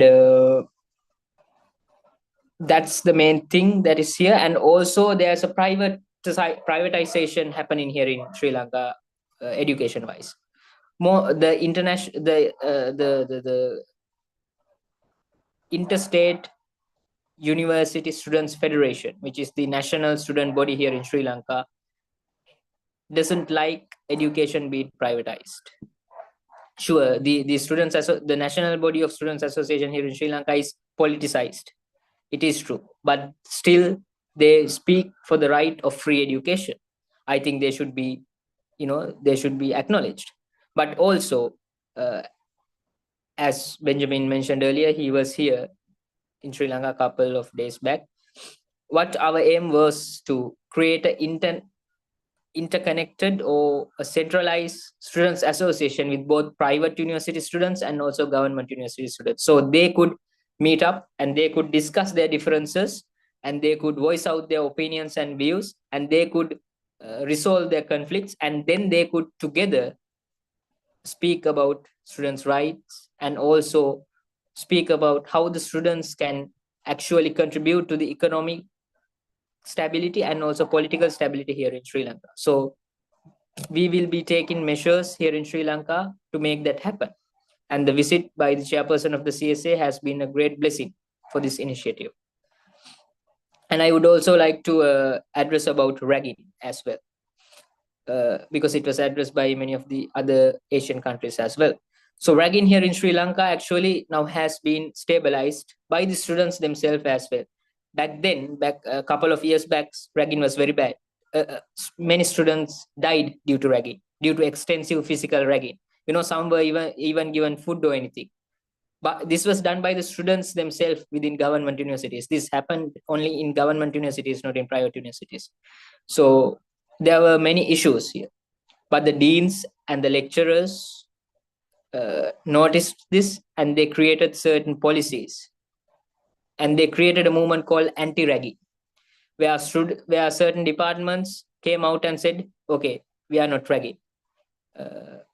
One of the first departments that did was in the Faculty of Humanities and Education, the Department of English. They came out and said, in every government university here in Sri Lanka, they came out and said, we are not ragging, we are anti-raggers. And if you are being ragged, you can come into our faculty, you can come into our department buildings, you will be safe here. So that's how they control this anti-ragging. And they created this culture in a way where if you are ragging, you will be questioned. Why do you do this? What's the point of this? So this made raggers also realize, okay, this is the tradition, this is just culture, this has been passed down to us, so this doesn't have any meaning and any relevance in the modern world. So why should we keep doing this? So they questioned themselves and they stopped. Here still we have certain ragging issues, but it's not bad as it used to be. And I would say 70-80% of physical ragging has stopped, and there were some sexual abuses which was shielded through the system which is called ragging, which is now actually have stopped, and the police intervened and law was actually law was created to stop this from happening. So if anyone did anything sexual or physical inside universities, if it's even a student or a lecturer or anyone, they would have to answer to the Supreme Court. So these rules were actually very good, and it proved to be effective. So I also suggest to speak about ragging in countries where ragging is very severe, and I actually hope you could take this into the law of your country, and from there you can then battle it out in the realm of law, because that will be very important. So yeah, that will be the story, that will be my speech. And I also would like to connect my entire speech into the story as well, because that story is you can find the characters in the story here in real life in Sri Lanka. The guru who sent the students in a path of violence, the ahimsak in a path of violence and path of misunderstanding and misacknowledgement. This is actually happening in Sri Lanka. The guru is the minister, the stakeholders in education. If it's a minister, if it's the government, if it's the president, if it's the lecturer, a student, a teacher, and the system of competitiveness here in Sri Lanka has also become uh, a, a barricade towards student safety, because students have conflicts within themselves, and these conflicts often become violent, and also sometimes they create very psychologically harming issues as well.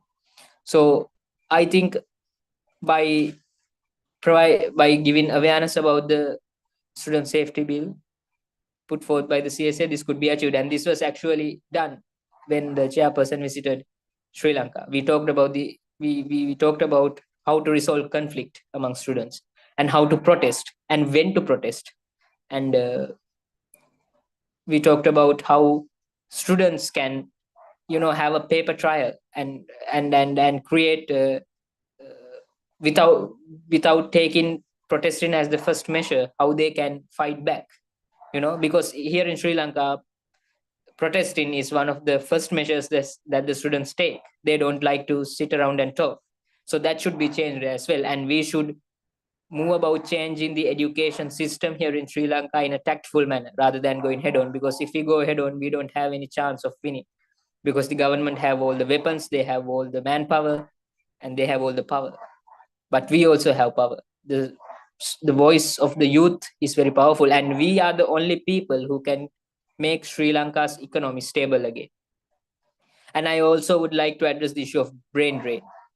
And this would, I like this to be my call to action. I would like to extend this message to all of the fellow students here in Sri Lanka, and also maybe in Asia as well, because Asia is also facing a brain drain crisis, because a lot of the students are going abroad and working there, and they are not coming back.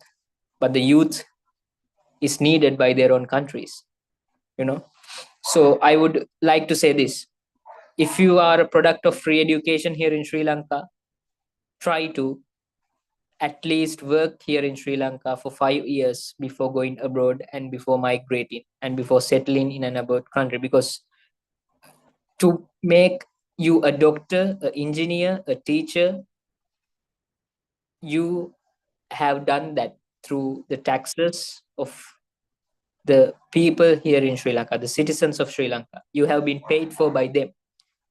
So they toiled and they worked hard, so you could have a free education and you could succeed in life. So you should definitely give something back. You should be grateful. You should show your gratitude.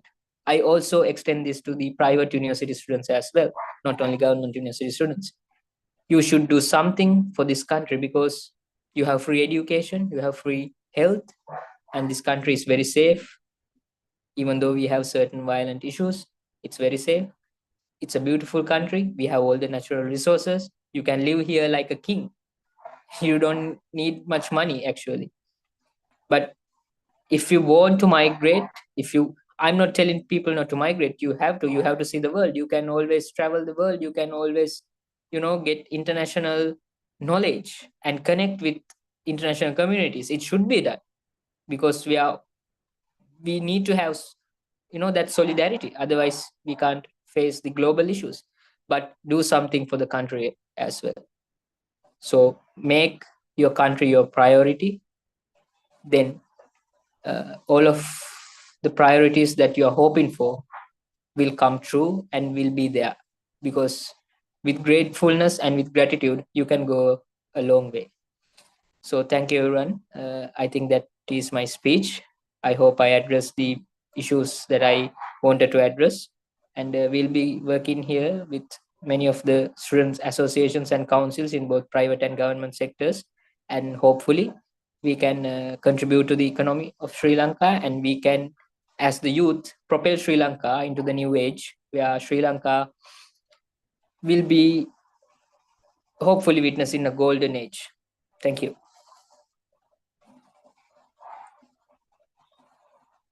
Thank you very much, Savin. Well represented. We've come to the close of the Asia segment. we're going to transition into hearing from our brothers and sisters from the Caribbean. Before then, we're going to have a clip as well as a brief review of the Commonwealth Student Safety and Security Agreement.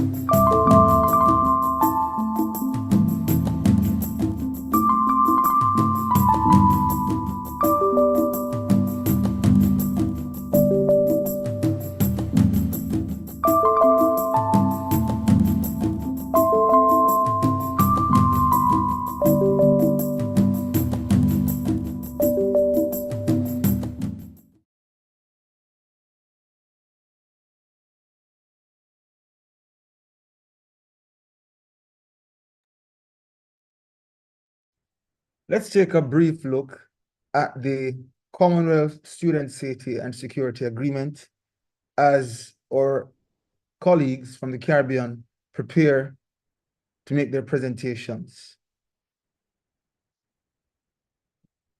This Commonwealth Student Safety and Security Agreement is the formal consensus among students across the Commonwealth on cross-cutting issues that concern the safety of students. This agreement concerns the protection of students of all ages who are enrolled in an educational program from the early childhood level to the postgraduate level. In its initial phase, this document is non-binding on member states. However, it is envisioned that the future leadership of the CSA will amend and champion this agreement as a multilateral agreement between consenting member states. We invite students from member states to use this document as a guidepost for the standard of care that must be discharged for their government. Legislators, ministers of national security, ministers of defense, ministers of education, higher learning, and youth are equally welcomed to review their procedures, policies, and laws to assess their alignment with the terms of this agreement. As we amplify the voices of 1.4 billion youth and students on this issue, who share a common hope of more peaceful societies, we hope that all stakeholders will seize the moment and support our cause. Here are the 11 articles, and it's subject to increase based on the review: protection of school zones, campus safety, gender-based violence and sexual violence, rural girls, student protests, armed conflicts involving students, use of force, incarceration of students, victimization of students, traditional bullying and cyberbullying, times of conflict. We are inviting as many students who are interested in giving their feedback on these articles to visit our social media handles. You'll find a link, particularly in our Instagram bio. There's a link to several links, and that includes a link to a document to review and give your input on this agreement. We've been doing consultations throughout the Year of Youth Tour. Focus group sessions have been conducted in Kenya, Namibia, South Africa, Mauritius, Seychelles, Sri Lanka, and this week we intend to conduct at least one focus group session in Malaysia. But we want as much public feedback as possible on these articles to strengthen the force and weight of it when it is finalized. We are going into the segment that involves our colleagues from the Caribbean. We have with us Mr. Tavoy Barrett, the Vice President of the Jamaica Union of Tertiary Students. I invite him to make his presentation.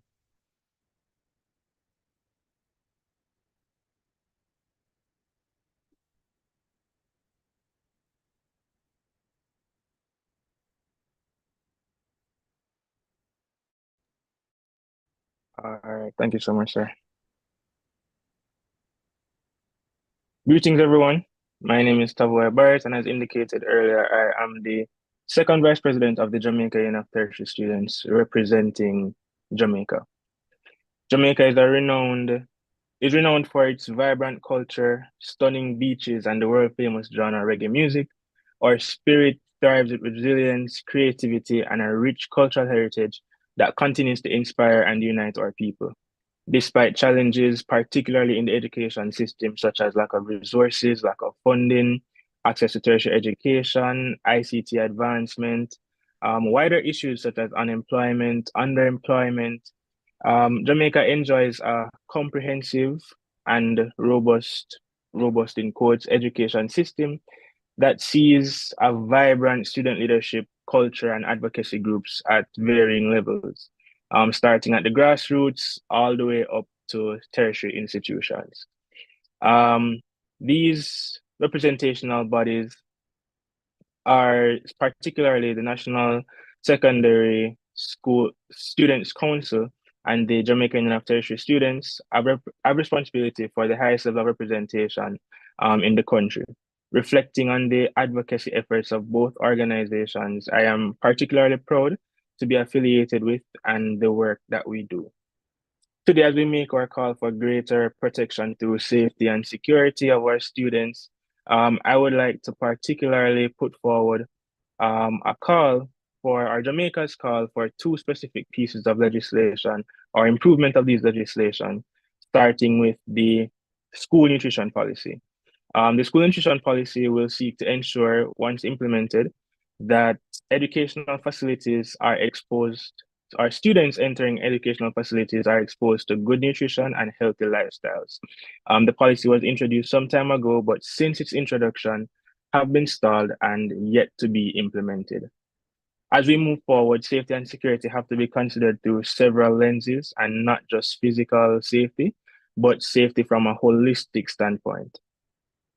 Secondly, the local landscape does have a safety and security policy in place, but specifically for early childhood and secondary institutions, early childhood, primary, and secondary institutions, leaving tertiary institutions to be decided and implemented upon by the respective institutions. Now, what this creates is a situation where some institutions have pretty strong safety and security guidelines or policies within their institutions, but then in the context of other institutions, it leaves great room for improvement or implementation, if any at all. However, I'd also, on the point of holistic improvement and holistic implementation of safety and security, I'd like to mention now JUT's work, where it concerns the implementation or establishment of a mental health guidelines that will help and support students, specific to the guilds and councils that we support and represent, that will help them in their own work in the spaces that they are. I'd also like to use this opportunity to commend the CSA, and I look forward to the work that we'll do where it concerns the student safety agreement, as I find this to be a good starting point or guiding document that institutions, groups, advocacy movements right across the Commonwealth can use as a starting point to really call on their institutions, call on their government, call on their policymakers to essentially ensure the safety and security of our students. Here in Jamaica, the movement is strong and the movement keeps going. And I know that over the coming days and months, and even towards the implementation of this agreement, that we will see greater safety and security, particularly for our students right across the country. Thank you.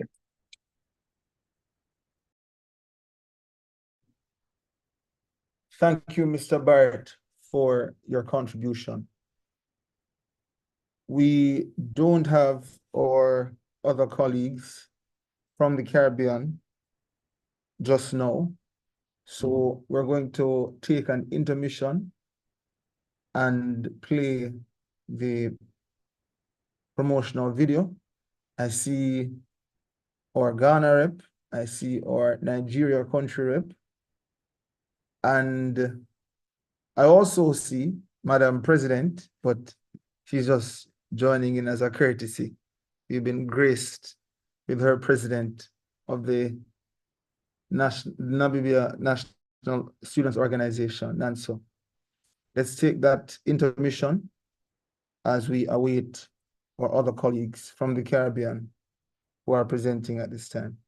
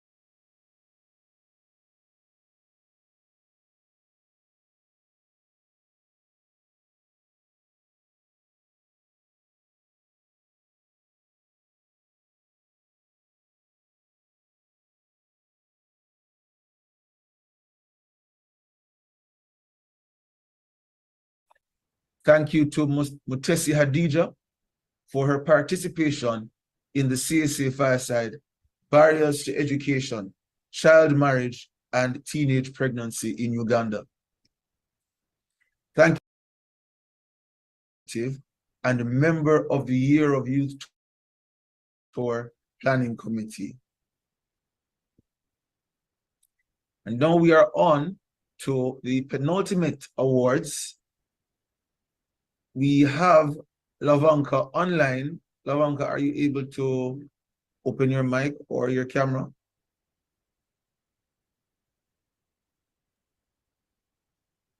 Yes. Hi, everyone. Hi, Lavanka. Today, we want to acknowledge you for your role as co-chair of the International Students' Day Planning Committee. You successfully coordinated the pooling of ideas to conceptualize the forum that highlighted the diversity of student leaders involved in activism in the Pacific region. From the CSA, please accept this certificate of distinction. We are so proud to call you a team member. I watched firsthand all that you did, all the challenges that you encountered leading up to the successful staging of the event. And again, we want to thank you. Would you like to respond? Seems Lavanka may have frozen. Yes, she did. Miss Pamela Manti, today we recognize you as chairperson of the inaugural Resource Mobilization Task Force. Miss Manti has been influential in conceptualizing the strategy and framework of the RMT. With limited resources and an ambitious mandate, which involves securing a partnership with a member state to host the Secretariat of the CSA, she has led with distinction. And Lavanka is back. Would you like to offer your remarks, Lavanka? Thank you. Yes, thank you very much. I'm so sorry for the internet connectivity issues. But all I have to say is thank you very much for giving me the opportunity, for having a part in our hand in leading such an important task. I am honestly so grateful, and I do it all over again. Thank you. Thank you, and we hope to continue working with you.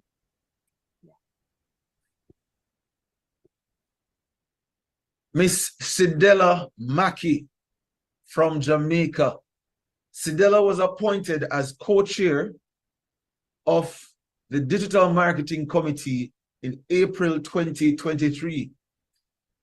For several months, she anchored the team while there was fluctuation in the participation of its membership. She created content, managed social media, and supported the internal communication needs of the organization. Sidela, thank you for your distinguished and selfless service to the CSA.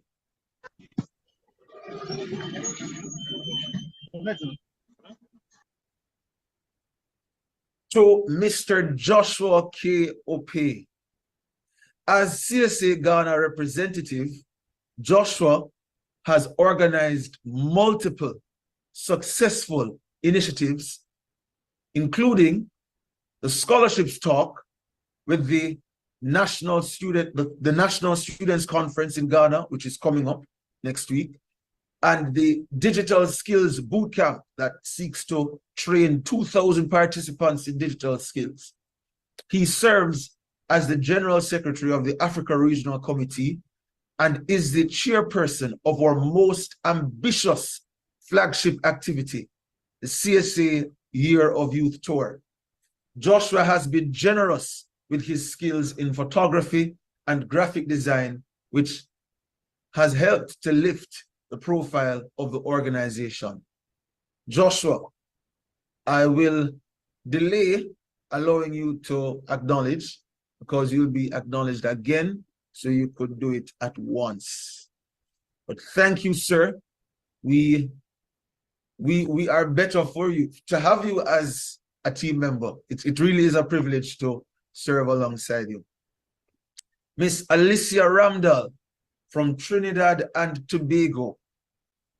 While maintaining her substantive role as Caribbean and America's regional representative, Alicia lent her skill sets in public relations and social media management to support the communications portfolio. She was later appointed as co-chair of the Digital Marketing Committee. Thank you, Alicia, for your selfless service to the CSA. Dr. Bradley BYC Yombon Kopio of Papua New Guinea. As the first Pacific regional representative from PNG in the CSA's 11-year history, Bradley has significantly lifted the profile of the CSA in PNG and in the region by planning and executing or participating in numerous high-level activities, such as the first Pacific Education Ministers meeting, coordinating the establishment of the first NSO in PNG, the student exchange between students in PNG and New Zealand, among other significant activities. Bradley, today we salute you and thank you for being a part of our team. And to our Africa regional representative, Francis Uche Azubike. Forgive me, Francis, if I slaughtered your name.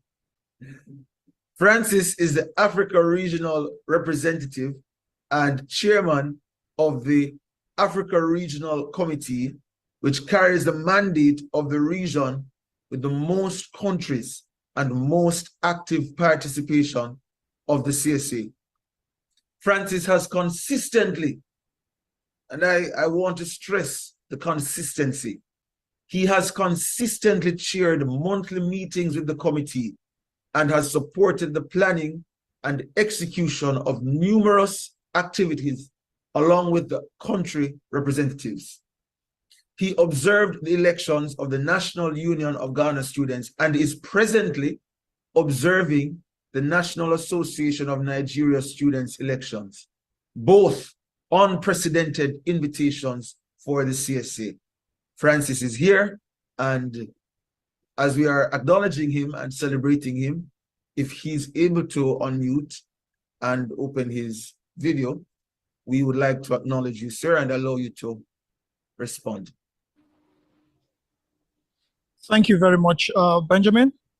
It's a pleasure to be on this call at this time. And I must also congratulate every participant, every volunteer who has also given the time, their efforts, their resources, and their ideas to the works of the CSA. It's a privilege for me to serve the CSA, and I would say that I will continue to offer my best in whatever capacity that I would, and I hope that others also would see this as a call, not just for the sake of having a portfolio, but a call to service, for a sincere service for the CSA. Thank you very much for this honor. Thank you for this award. I dedicate to every leader out there who has been putting in the work to ensure that our student community is indeed a student community, you know, and it's a community that is ready to champion the change that we desire to see across the globe and in amplifying the voices of students. Thank you once again. I am currently at the venue of the convention. We just had a press conference, and we have been following up and observing the entire election process. And of course, at the end of this exercise, we will be able to come up with a report that will exemplify the entire process, and that would state if whether the conditions have been actually been met with regards to the laid rules. So thank you very much for having me once again, Benjamin, and all the best to the team. Thank you. And we continue with the certificates of distinction. Dr. Nakato Angela Nakiganda. I really try to practice that one. Dr. Nakiganda is the secretary of the Chairperson's Task Force and executive producer of the CSA Fireside. She has been instrumental in the ideation, planning, post-production, and overall management of the CSA Fireside. Thank you for your selfless service to the CSA, Angela. There is a lot that goes on in the background with this particular project because, you have to contact and negotiate the time. And Angela has been a consistent supporter and resource person. And the CSA Fireside would not have been in its second season without her. And we know that it will continue to grow. Thank you, Angela. And we are at our final award, which is being presented to Mr. Joshua Opey. And this is the Chairperson's Award for the most outstanding country representative of 2023. Joshua, you have set a new standard for student representation in our organization.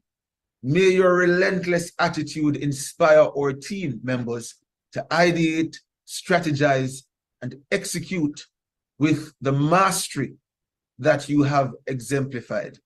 I'll allow Joshua to respond, then I'll make some closing remarks and bid you all good morning or good night.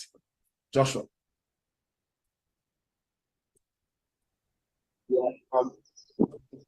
Thank you very much. Unfortunately, I'm not good. Yeah, but I mean, for me, I think it's very great.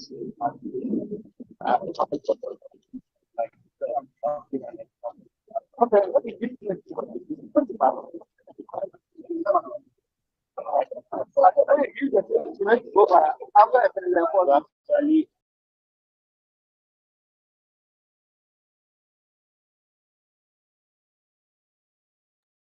All right, that was just an intermission reflecting on a moment of gratitude to some of our volunteers. We have now been joined by some more members of the Caribbean and Americas Regional Working Group, and I'm going to ask Mr. Daniel Wilson to make his presentation.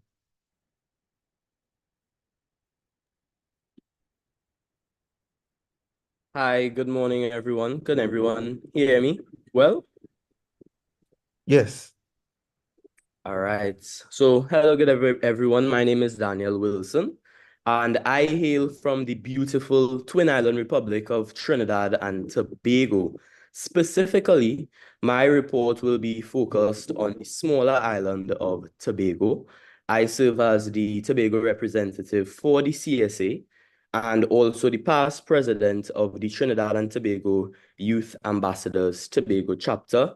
Just a bit about me, I'm currently pursuing a Bachelor's of Law degree at the University of the West Indies, Cave Hill campus in Barbados. Tobago is nestled in the Southern Caribbean and captivates all and sundry with its natural allure of pristine beaches, lush rainforests, and vibrant coral reefs. With a population of approximately 60,000 persons, around 30% of its inhabitants are youth and young people. And in Tobago, like many other regions, youth constitutes a significant portion of our demographic, and this is important in highlighting the need to address some of their concerns, if not all of their concerns. Education is a priority that is overseen by the Division of Education, Research and Technology under the ambits of the Tobago House of Assembly, that is the local governing body in Tobago, and as well nationally by the Ministry of Education. Tobago is made up of 9 secondary schools and 36 primary institutions. We have free compulsory education up to the secondary level and tertiary level opportunities at institutions like UWI, the University of the West Indies in St. Augustine, the University of Trinidad and Tobago, and other institutions like COSTAT. So as I get into the substantive part of my presentation, speaking to the state of safety, student safety and security in Tobago, I want everyone to keep in mind the context of the island, its size, and just a bit about its culture. So the state of student safety and security in Tobago, I believe, is a matter of grave concern. And while efforts have been made to ensure the physical safety of students within school premises, I believe there are still significant gaps existing, particularly in addressing issues that go beyond the classroom, beyond the school environment. So the first issue that I would have identified would be some infrastructure shortcomings. So many schools in Tobago lack the adequate infrastructure and facilities which compromise the physical safety and well-being of students. So this could include things from poorly maintained school buildings, insufficient and poorly maintained furniture for student use, and insufficient security measures, leaving students vulnerable to accidents and external threats. So, for instance, we have the Scarborough Secondary School in Tobago. Currently, that sits close to an embankment, and there have been several instances where the division would have to cancel school for a day or a week because they realize that sea blast is coming up into the school. They realize that the surface where the school sits upon is not stable. So I believe that all of these issues can contribute to grave effects for student safety and security, especially in the Tobago space. But thankfully, the division, along with the Ministry of Education, is putting stuff in place, putting mechanisms in place to ensure that the necessary upgrades take place, to ensure that students feel more comfortable in their learning environments. So we commend them nonetheless.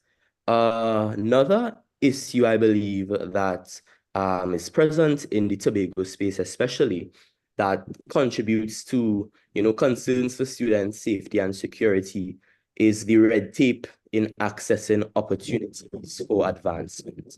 So a lot of students want the opportunity to secure a future where they aren't threatened or disadvantaged by their environment. But while there are a lot of programs put on by the Tobago House of Assembly to ensure this, who are they actually benefiting?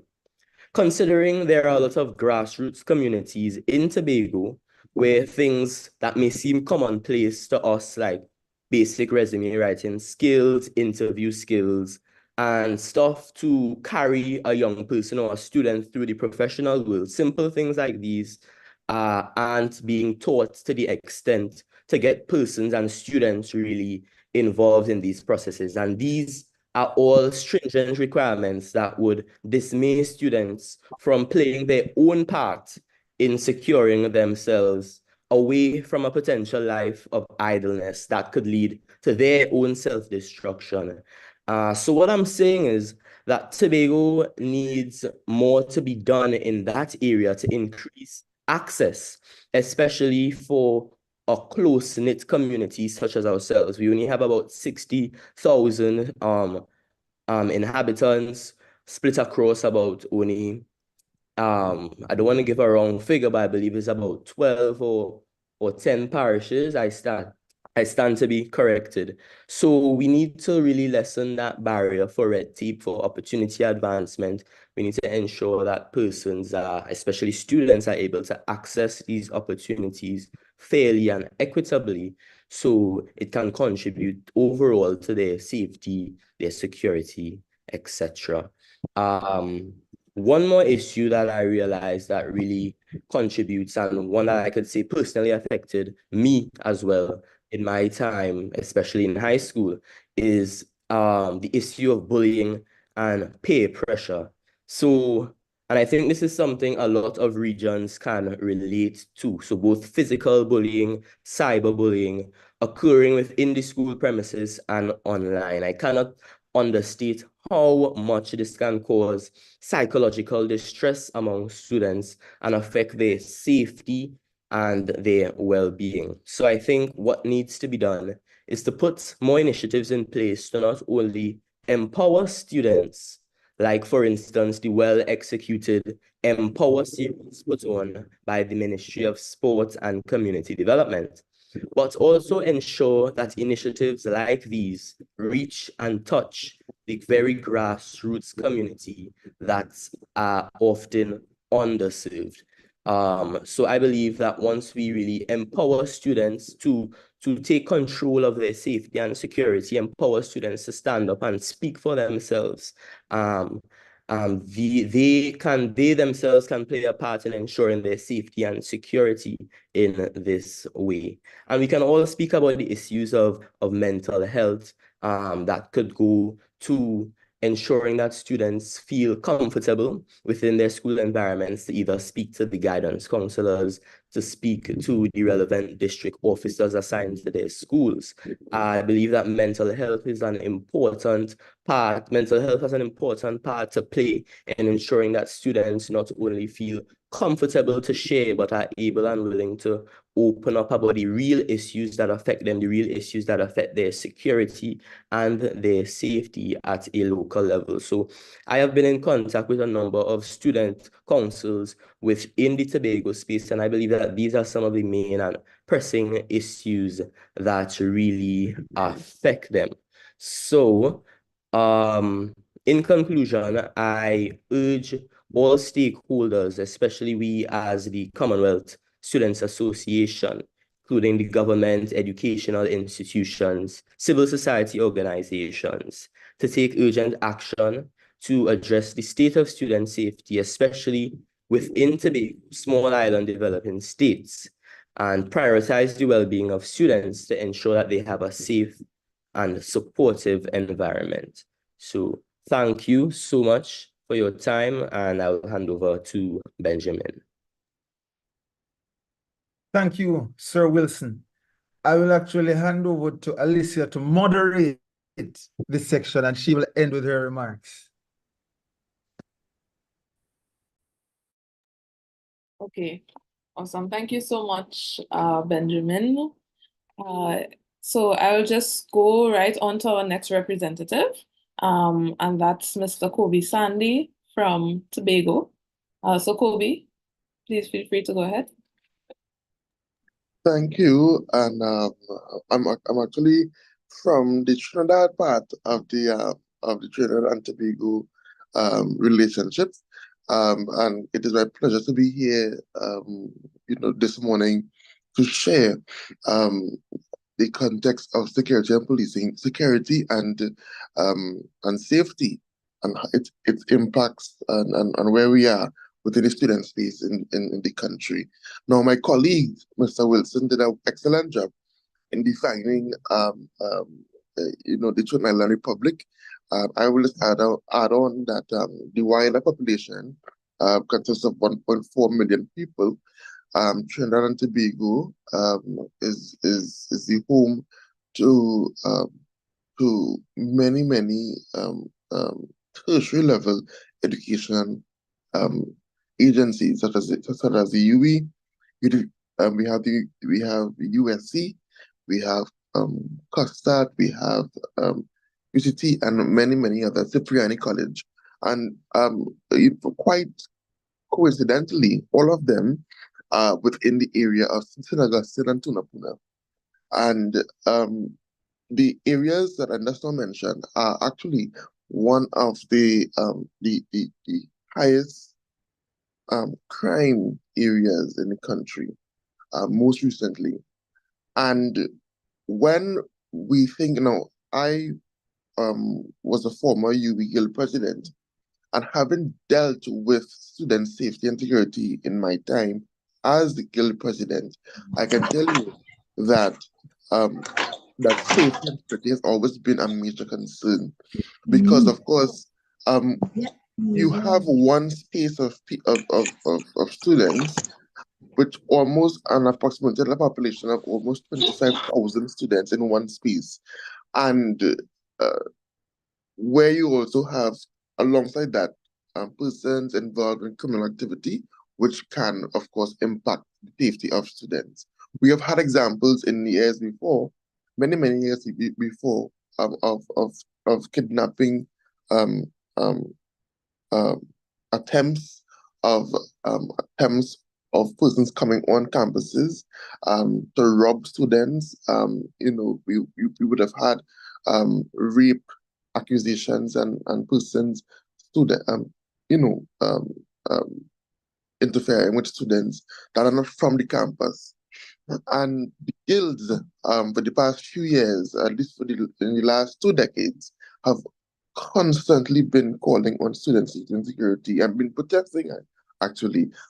In fact, in 2018, there was a big protest at the UV St. Augustine campus, where the guild would have been protesting to the campus for more security to be on the campus. And as I said before, for many years, would have been advocating for enhanced security. One of my last things that I was dealing with before I left the presidency was engaging the Trinidad and Tobago Police Service for there to have a targeted force to assist the campus police when it comes to joint patrols, and of course having an established mobile unit on the campus itself, because you are dealing with approximately 14,000 students daily or weekly, and in one space, which is almost as big as a district when it comes, or a size of a district in the country. Of course, I left the presidency, and I don't think that was continued. However, I believe that it is still on the cards, of the guild, and of course all the other guilds, when it comes to enhancing security, because the main thing that we need is much more of a targeted approach when it comes to supporting student safety, because you have students from all over the country and the region in one place who may not know the social dynamics of the areas, and will need, of course, security mechanisms. Now, I must also state that within the last 2 years, we haven't heard a lot of reports or complaints of student safety being compromised on the campuses. However, it is still a concern. And that is why I think that greater policy must come from the campus's leadership. We must see that we must feel and know that campuses are actively taking a role in bolstering their security systems. It was for years previously, campuses had dark areas. It never had lights. There's always an issue with UV and the other areas not having proper lights on the campus. And for years again, the guilds were able to advocate for more lights, and we are seeing that now. However, there still needs to be a driven policy, standard from the campus's leadership to the government, for there to have greater security and safety for students' welfare throughout the campuses. And that's why I think it's important for the student leaders to begin engaging and the national security agencies, such as the police service and even the defense force, where necessary, to provide that extra layer of security, because you're dealing with the proliferation of gang culture and gang warfare. And we do, of course, in this context, once you're not involved in a gang, you have nothing to fear. However, what we are seeing is that people may be at the wrong place at the wrong time. And I just mentioned that where the campuses are situated, oftentimes right now, when you look at the statistics in the areas of St. Augustine and Tunapuna, there is a high crime rate going on. So you don't want the case where a student, an innocent student, is involved, going their merry way, and because where they are, they happen to be in the middle of a shooting spring, So while the country deals with the proliferation of gang culture and other and ammunition, we don't want that to impact the safety of the student body, and that is why it is my belief that student leaders must engage government agencies as well as the campus's leadership to, of course, have strong policy that will, of course, provide additional layers of security for these students. That's why I think having mobile units on campuses will assist greatly in bringing the safety and security to paramount importance for each student on our campuses, and not just UB, but of course all the other tertiary level institutions that is in the same area. So this is my submission to the this meeting, and to note that when dealing with student safety and crime on a whole, it is a multi-pronged approach. One cannot just look at safety and say that that is the rule of the government or the rule of your leadership on campus. But all of us must have must deal with it holistically in order for us to see any results, because it is an issue that pervades society, and once it pervades society, we must ensure that there's a holistic approach in dealing with it. And with that few words, I thank you very much, and I give you my feedback. Thank you so much, Kobe. And thank you to my Trinidad and Tobago reps. That's my country, so I have to big them up. And I can really testify, to the work that they have been doing surrounding this issue. Kobe highlighted a lot of it. He's been a student safety advocate for a very, very long time. And he continues to do so and represent us at much higher levels. So at this time, I'm going to call on our country representative for the Turks and Caicos Islands, and that is Miss Ariel Neely. Ariel, you're with us? Yes, she is here. Okay, thank you. Handing over to you. Thank you so much, guys. And just want to apologize for my voice. I lost it a few days ago. So as Alicia mentioned, I'm from the Turks and Caicos Islands. I'm currently in the United Kingdom studying, getting my master's. One thing that the Turks and Caicos Islands have been working towards is to decrease the youth unemployment rate within the TCI. As we can see, we have the internship and apprenticeship program, which is a program that is geared towards bridging the gap between theoretical information as well as employment.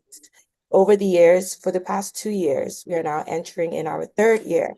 We have assisted 133 students so far, giving them at least 6 weeks to 2 years worth of work experience within their academic field and their pursuits. One thing I've realized that, especially when it comes to universities and students that we send off to school, is that they are missing that link in getting industry experience. Even with my degree as well, I've had a conversation about my degree and how sometimes the link between theory and what exactly we do in the real world is not sometimes coherent. It's not connecting as much. And we've noticed that with the internship and apprenticeship program, students being able to realize that they have the skills to give them a little bit more confidence in what they're learning and seeing how what they're learning in schools and it being applied to the real world experience. And them actually getting mentors and people that they can speak to about how to navigate their career pursuits. We also offer soft skills training, which I notice even in university, that's something that is lacking because we focus so much on theory. So we focus on critical thinking, communication, teamwork skills, professional etiquette. And we've noticed that over the years, we've had our students return and we're going into our third year with our same amount of students as well. We noticed that they become confident over the years in understanding that what they're studying is not only like a passion for them, but they can also have a fruitful life out of it. One of our main issues that I do believe that we struggle with, especially when it comes to youth employment, is reaching out to the public and the private sector sometimes, mainly the private sectors. We have a lot of companies within our countries, and I'm sure this is something that is also in other countries as well. We have a lot of companies that are attaining degrees to fit in these industries. However, there's always a challenge with actually communicating with them and getting them on board to have these students work with them and just kind of shadow their experience. It's no doubt that year and year, time after time, we young people are graduating with these degrees, bachelor's, master's. However, we find ourselves in a bit of a limbo when it comes to actually gaining industry experience. And that's mainly because we notice that a lot of people don't want to give us the work because it's always that we lack experience. And sometimes it begs the question, like, how can we gain experience if no one actually gives us the opportunity to kind of show our skills and kind of show what we learn?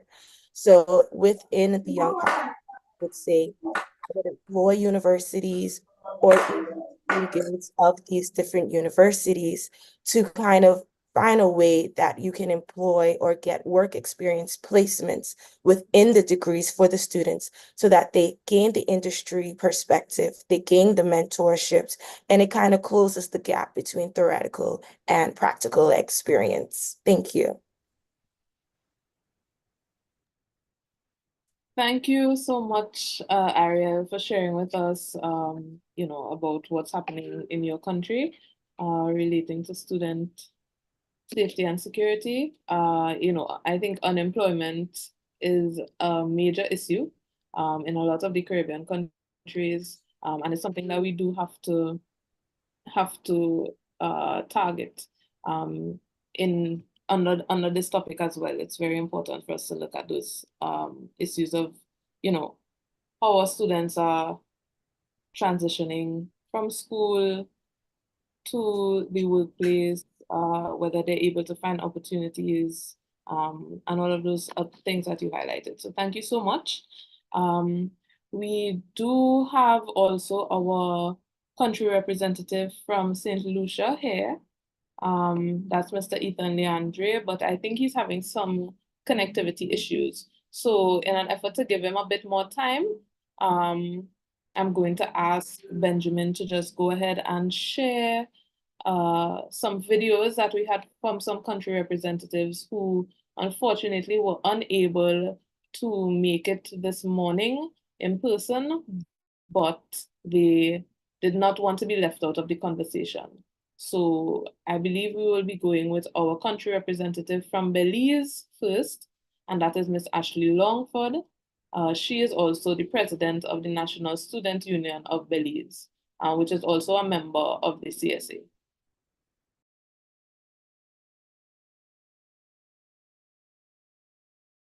Hi everyone, I am Ashley Longford, the president of the National Student Union of Belize. I'm also the country rep for Belize for the CSA. Safety and security is a huge matter, and it's still locally, regionally, and internationally. For my Belize, it is a matter, honestly. We have been negotiating for safety and security for all students for quite some time now. We have been speaking with the Ministry of Education. He has set out some policies, but there are only some policies.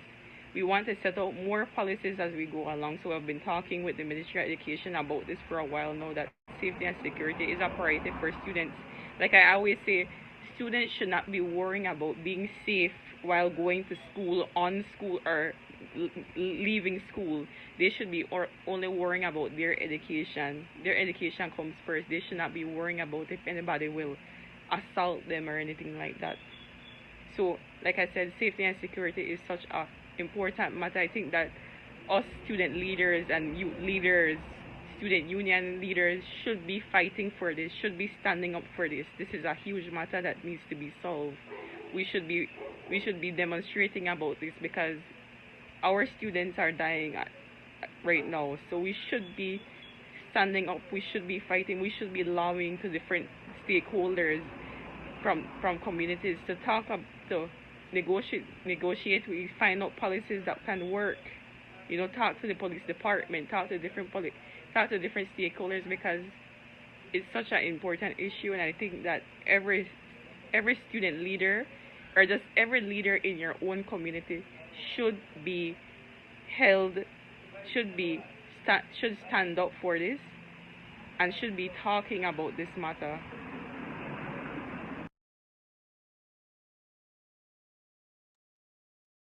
All right, thank you to Ashley.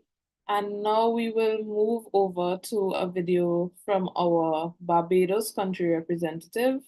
That is Mr. Nikhil Willoughby.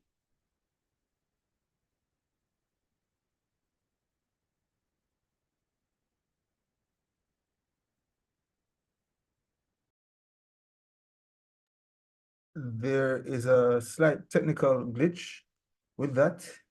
So if you could move to the next presenter until I get that video, please. Okay, all right. I think our last presenter is for today, before I go ahead and give my remarks, would be Mr. Ethan Leandre from St. Lucia. But Ethan, you can let me know, give me a heads up if you're ready to go. I know you indicated you were having some issues earlier.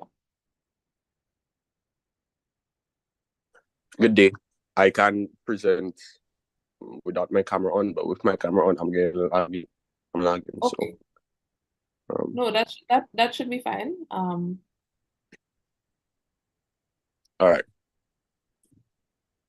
Good morning, everyone. I'm Ethan Leon from St. Lucia.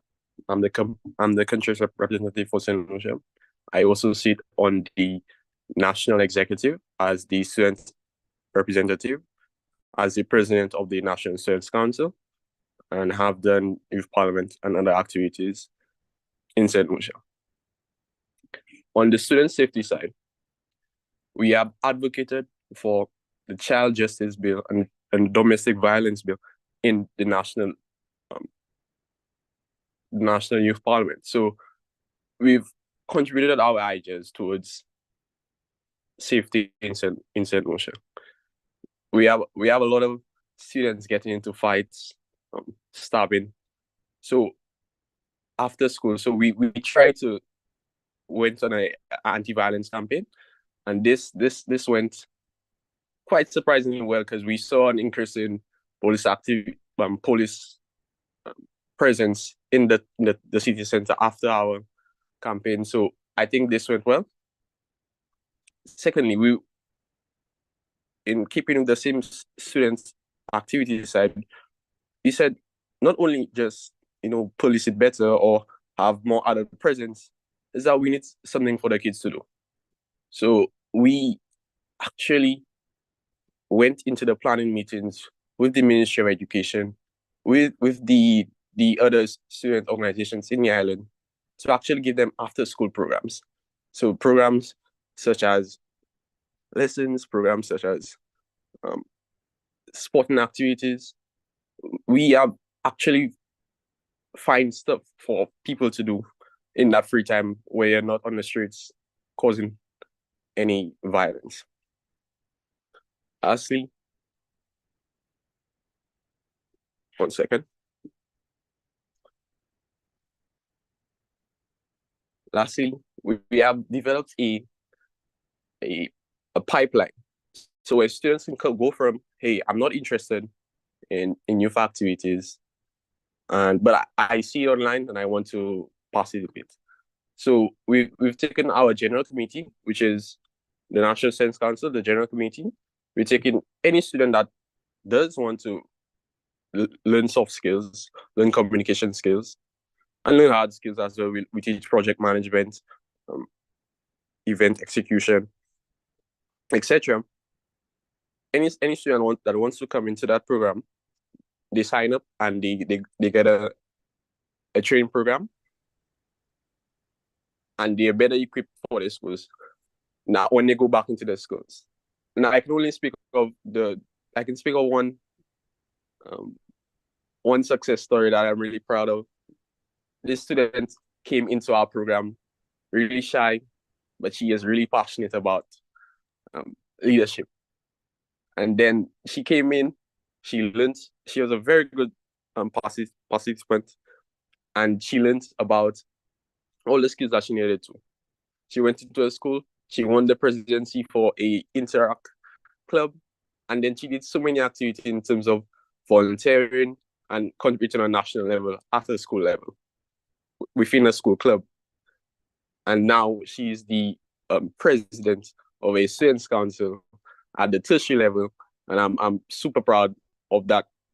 She came in really shy, and she changed her whole life around with our training, and got the confidence to go in and have a positive change on the society.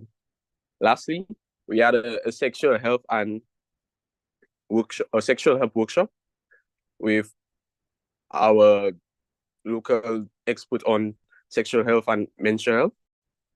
And this workshop was held at the Sir Arthur Lewis Community College, where we took our general community, students of the public, interested persons to come and listen about sexual health and mental health and our relationships with one another. Thank you. Thank you so much, Ethan. And we do commend the efforts of you and your team in St. Lucia, advocating for and contributing to the well-being of students.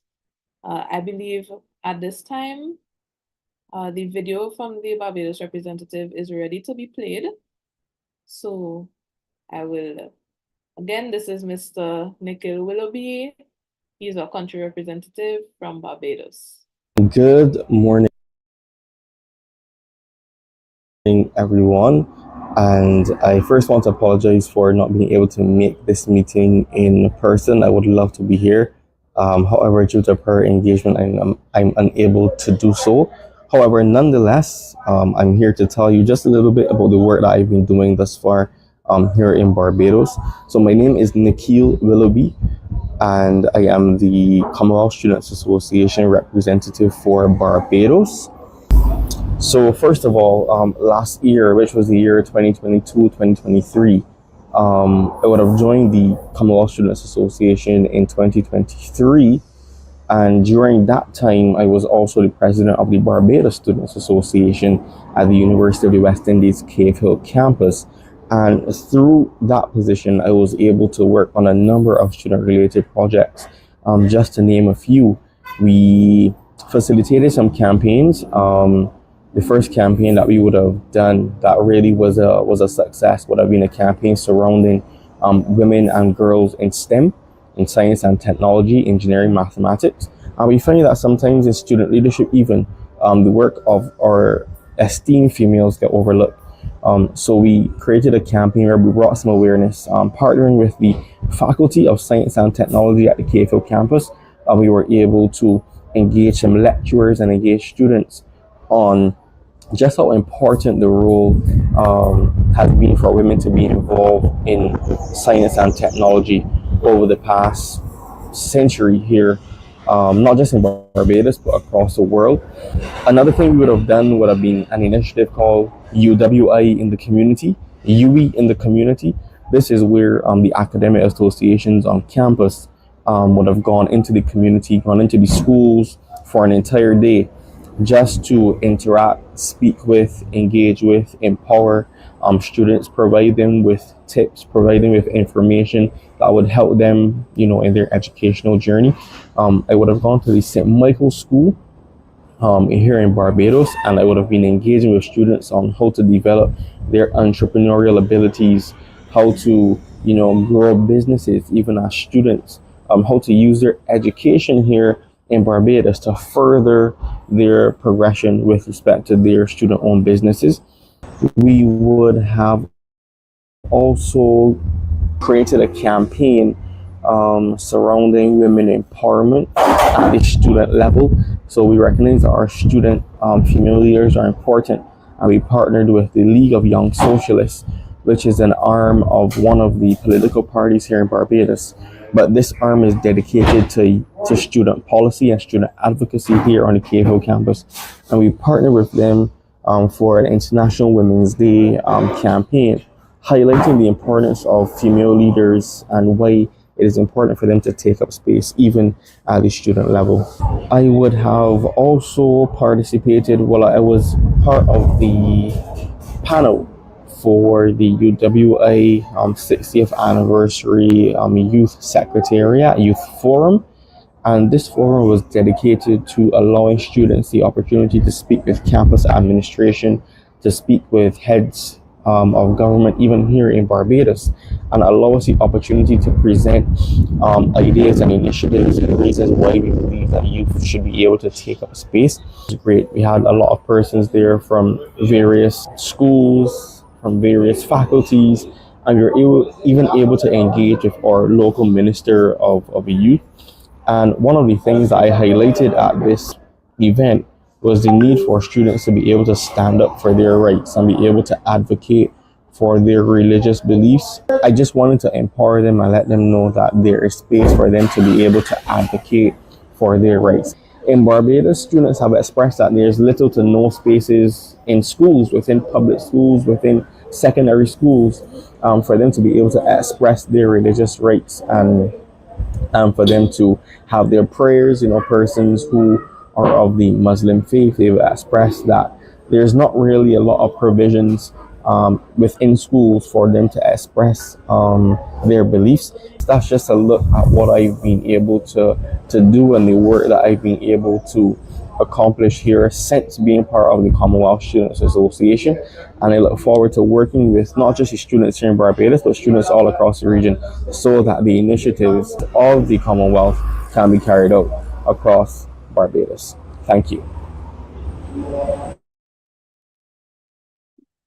Okay, thank you so much to Nikhil for that video.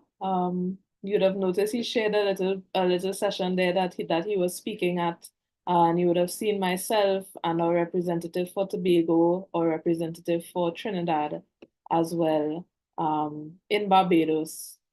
And that just happened at a time where we all happened to be traveling to Barbados for different things that were happening, and Daniel, our Tobago representative, at that time was pursuing his education in Barbados, and we were able to use that opportunity to attend this event where Nikhil spoke as a CSA country representative. It's just a great example of us using our resources to, make these things happen where otherwise they may not have been able to. So it was a really great experience, and I commend Nikhil for the work that he continues to do surrounding student governance, student well-being in Barbados. So thank you to all of my country representatives, those of you who are here, those of you who were unable to make it and contributed your videos or contributed in some other way. It's greatly appreciated. I'll just wrap up very quickly.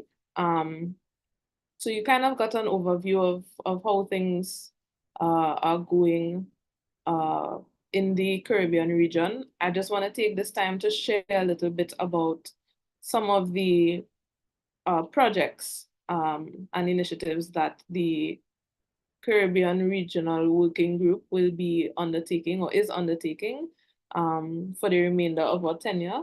And some of them do touch on this topic of student safety and security quite a bit. So the first one, there are just 4 major ones. We've made the decision to narrow down to 4 major initiatives that will be split across delegated responsibility across the country representatives. So the first one is the Caribbean Climate Education Declaration. And I noticed that this is something that we speak about a lot. I noticed it's not something that was touched on extensively by any of the representatives.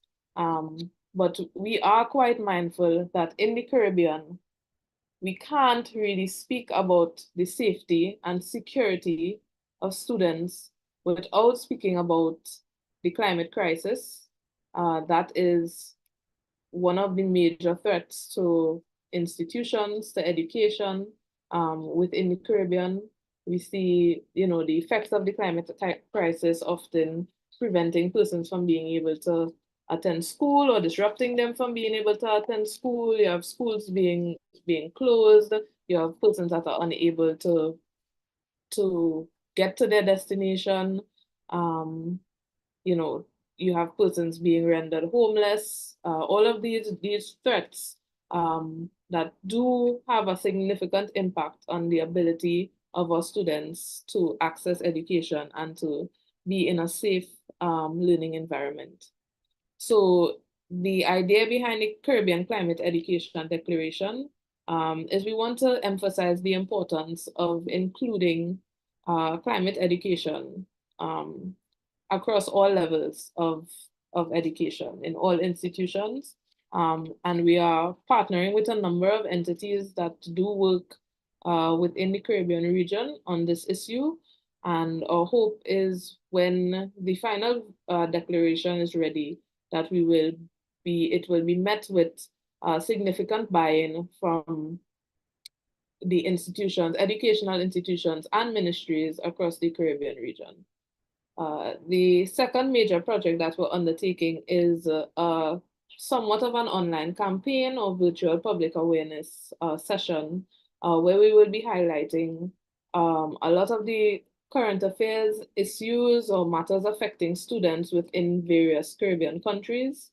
So the first one that we have coming up very soon is coming out of Belize, and it's a session focused on the importance of having the right to education enshrined within legislation or within our constitution. So that is something that we will be sharing on our social media. And if it's a topic that you're interested in, I do invite you to join in and share in the conversation. And following that, we will be doing a number of other sessions highlighting and touching on these types of topics that differ across the Caribbean region, looking at where there's synergies and opportunities for partnership, and just creating an opportunity for learning or raising awareness at a regional level. So the other thing that other initiative that we have underway is the Eastern Caribbean Student Governance Training Workshop. And that is a workshop targeted towards Eastern Caribbean countries that do not currently have established national student structures, whether national student unions or student organizations. And this is really looking at building all the steering committees that will then be able to work with their ministries of education to establish these types of structures within their country. And finally, we will be undertaking the generation of a report on the state of student governance within the Caribbean. And this is something that a lot of members on the team are quite passionate about, because we do see the need for more information, more, relevant and reliable data and research to be out there, to be available on the topic of student governance. It's very, very difficult for us to speak on these topics and advocate and lobby at high levels when we do not have the support or the reinforcement of valid data and research So this is really our attempt to contribute to that space that is lacking within our region. And we are hoping to touch quite extensively on issues surrounding student safety and security in the generation of this report. So those are the 4 major initiatives being undertaken by the Caribbean and Americas Regional Working Group. Once again, I want to thank my reps for attending today and for their contribution. And thank you to the CSA for giving us the opportunity, giving them the opportunity to share. That is it from our end, and I will now hand back over to Benjamin.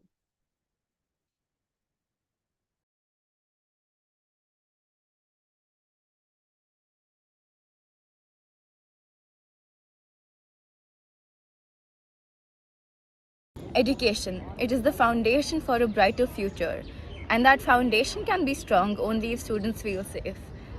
Safe from harm, safe to learn. The issue of student safety and security is one that CSA is prioritizing within its advocacy agenda. Our Commonwealth Student Safety and Security Agreement addresses issues that affect us all across the Commonwealth. As a student, we invite you to use this document as a marker of standard of care that your government should be providing. As we amplify the voices of 1.4 billion youth and students across the globe on this issue who share a common hope for more peaceful societies, we hope that all stakeholders will seize the moment and support our cause. In our upcoming Pan-Commonwealth team meeting, scheduled for Saturday, which is March 23rd, we will be hearing updates from country representatives from all around the world on the state of student safety and security in their country. Join us for this mini-series as we access this agreement and try to understand its 11 articles.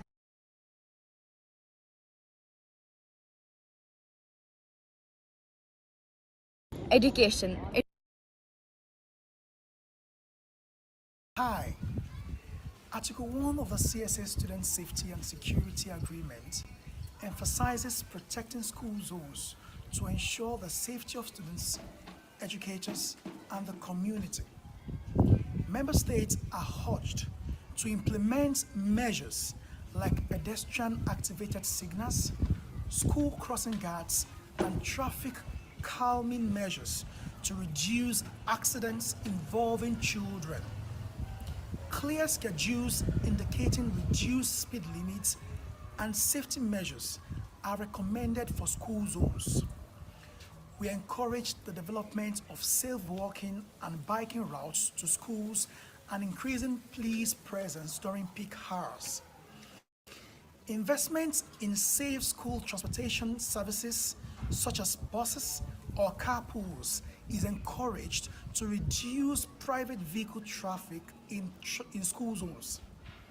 Legislations and policies should also be developed to prioritize school zone safety, including specific regulations and penalties for violations.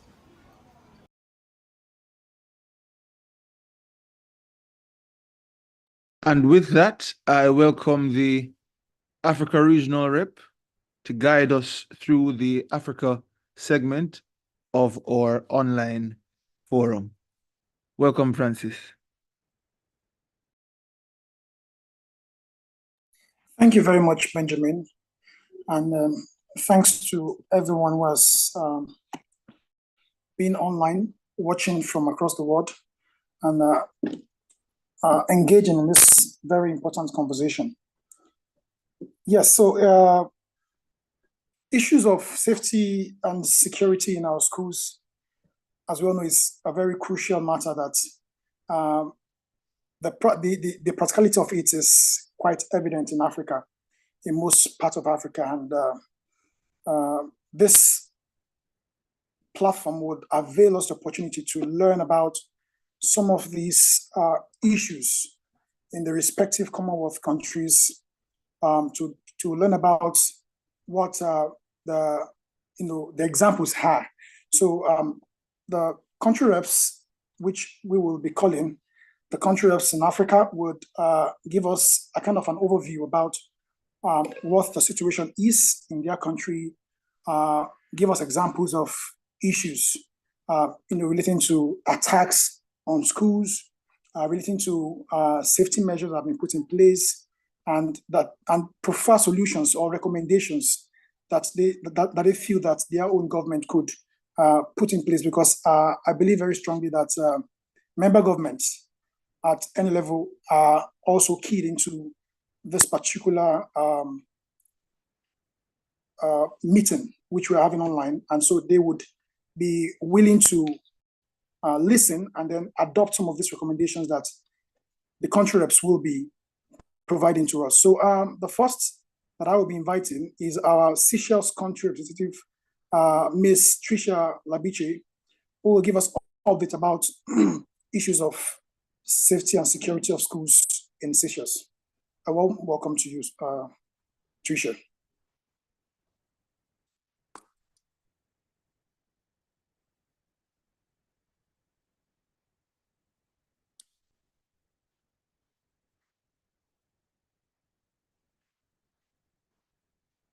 Benjamin, if you could just play the pre-recorded video of our Seychelles country rep, please. Just a moment here, trying to locate it. That's fine.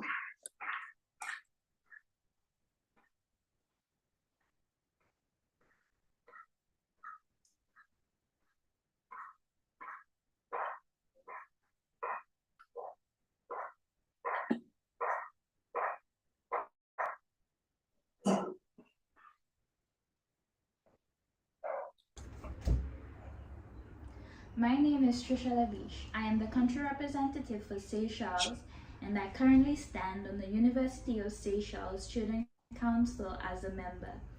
Seychelles is an archipelago nation of 115 islands in the Indian Ocean, with a growing education center catering to a diverse population of approximately 27,000 students. The current education system provides free education, and it is compulsory for students to be enrolled in school at least till completing secondary level education. There are roughly 35 pre-primary facilities, 29 primary schools, 12 secondary schools, 8 post-secondary institutions for private schools, and 2 tertiary level institutions. Ensuring the safety and security of the students is paramount to fostering a conducive learning environment. Currently, ways that the Seychelles ensures the safety and security of the students is by having campus security personnel on campus and infrastructure security, which deters unwanted activities and unauthorized individuals. There are also multiple policies and procedures in place to deal with the emergencies or threats. There is also an emphasis on teaching students about cybersecurity through workshops and classes, and there is emphasis on incorporating personal and social education in the curriculum. However, we are also seeing an increase in incidents involving traditional bullying and cyberbullying, which is also ultimately having a negative impact on our students physically and mentally. We must continue to advocate preventative measures as well as ensuring that we have in place the proper channels and protocols to deal with the aftermaths of these events. Luckily, we do not face large-scale conflicts, and students do not face any forms of major brutality against them. But Seychelles requires a multifaceted approach encompassing infrastructure upgrades, capacity building, community engagement, and proactive measures to address emerging threats, because no problem is too small, and I urge the government to continue to improve the existing infrastructure to continuously provide our students with the safest environment possible. Thank you.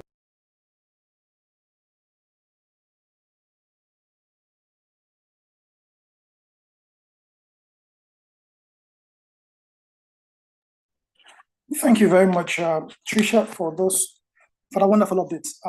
It's interesting to know that in Seychelles we now have there are measures that have been put in place in terms of policies that should enhance security measures, and some personnel who are on campus now in our schools to ensure that school children are safe. And also very important that school children are aware or are taught about how to be careful of their environments and about security education, so that they're aware of security issues around them and how best they could go about that.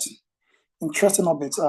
And from there, we'll move to Kenya country representative, Mr. Muchemi Murithi, who will provide us updates about safety and security issues in Kenya. Over to you, Muchemi. Hello, Francis. I hope you're well. I had noted with Geneva Richards that I would not be in a position to turn on my camera. Sorry, but That's all right. I hope That's fine. you'll allow me to make my submissions. Of course, sure. You can go ahead. All right, thank you so much, Francis. Ladies and gentlemen, good afternoon, wherever you're joining us. I believe that some of us were in good morning. Muchemi Murithi, I'm Kenya's country representative to the CSA and as well Chief of Staff at the Kenya University Students Organizations. And I'm really thrilled to share some of the key significant milestones that we have been able to achieve during this transformative journey.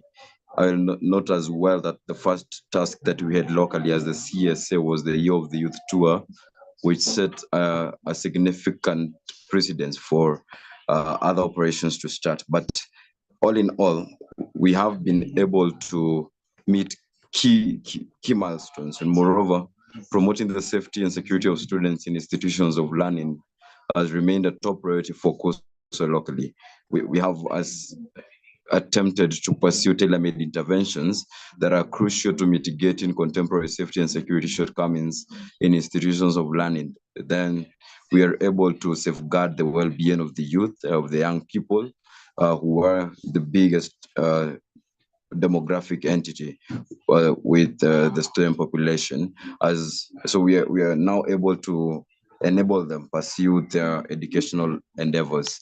But far from that, we have other aligned case scenarios to the safety and security question, and this includes the housing of students. And I'm pleased to announce that the government has recognized the importance of prior learning and has taken steps to incorporate it into the education system. Last week on Tuesday, we witnessed a scenario where the Deputy President handed graduation certificates to the first batch of prior learning graduates from the Republic of Kenya. This recognition has opened doors for students from diverse backgrounds to access education and pursue their aspirations as well. So over and beyond, there has as well been a curriculum revamp to incorporate soft skills and emphasize the development of holistic students. We are leveraging on the student population and as well the standing of institutions of higher learning and the support of civil society key players to sensitize students about matters to do with safety and security. During the Year of the Youth Tour, the chairperson Benjamin Fraser was able to present the safety and student security policy paper of the CSA to some members of managements that we approached, including at the University of Nairobi and at the Egerton University, and even others at a technical vocational college and as well high schools and other tertiary institutions. The purpose for this was to show these institutions that indeed we are doing something with an emphasis and one that is keenly addressing the question of safety and security of students.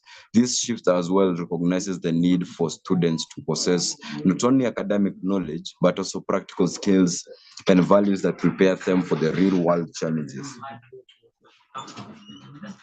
However, while celebrating these achievements, we must acknowledge the importance of collaborative approach to delivering quality education.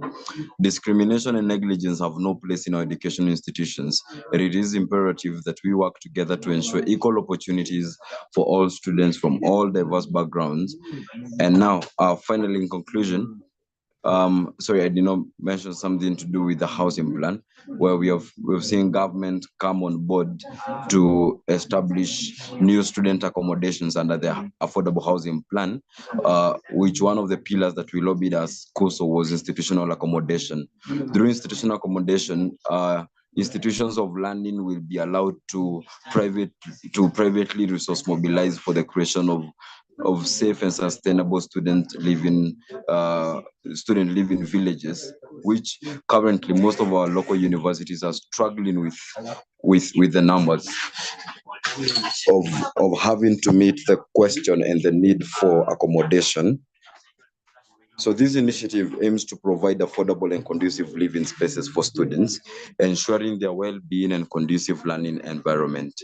Far beyond that, we have had, Kenya has had quite a tapestry of a political history where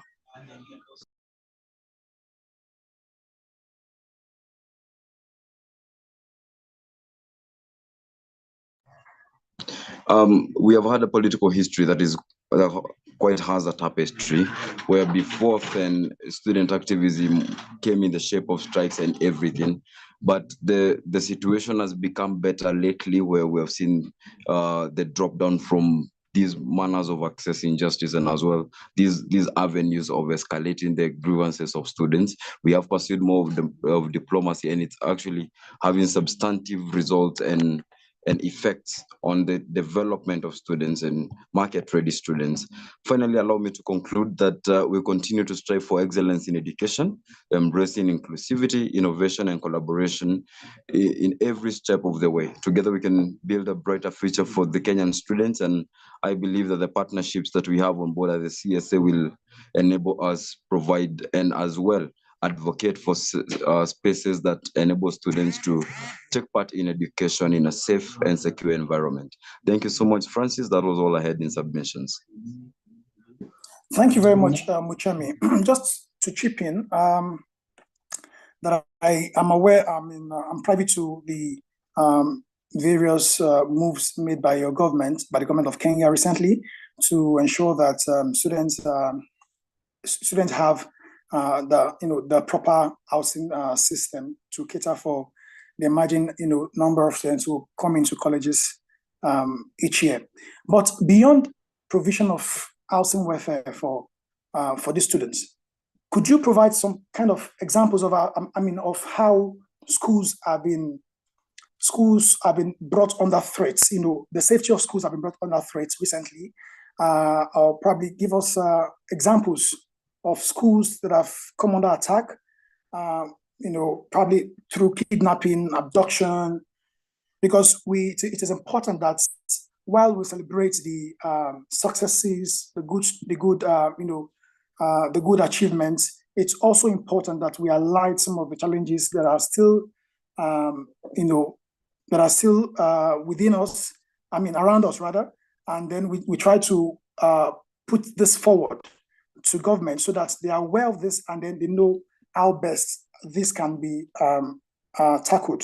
So could you provide a kind of an example about security issues, which the schools in Kenya are probably at the primary, secondary, tertiary level, or issues of security threats to schools? Anyone?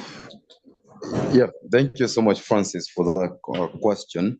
The only case scenario that is within our memory of a school being directly affected by a security threat, or as well as scenario where the security and safety of students has directly been put in jeopardy, happened 9 years ago in 2015 at Garissa University, where 157 students unfortunately lost their lives to Al-Shabaab militants. But since then, government has taken a very direct approach to make sure that these spaces are safe. For example, we have now police stations that are directly attached to institutions of higher learning. That close proximity of security agencies, both those that operate within and without the boundaries of the Republic of Kenya, the proximity between these security agencies and the institutions of learning has enabled the government to deliver education in a safe and secure space. Again, it's as well a result of that multifaceted approach to collaboration, where the community comes in handy in ensuring that community policing is as well included in this. The community as well supports the institutions and their management in delivering a safe and secure environment. For example, we do not have entertainment zones that are within 3 to 4 kilometers of institutions of learning within the Republic of Kenya. This includes eateries, bars, restaurants, liquor stores. They are not allowed by law. And recently, there has been again another crackdown by the national government to ensure that these recreational facilities are not within the proximity of institutions of learning. Why the government takes that approach is because these dens and eateries and facilities of recreation create a very substantive breeding ground for crime. And once we kill the breeding ground for crime, then we are able now to establish an environment that is safe and secure for the students as well.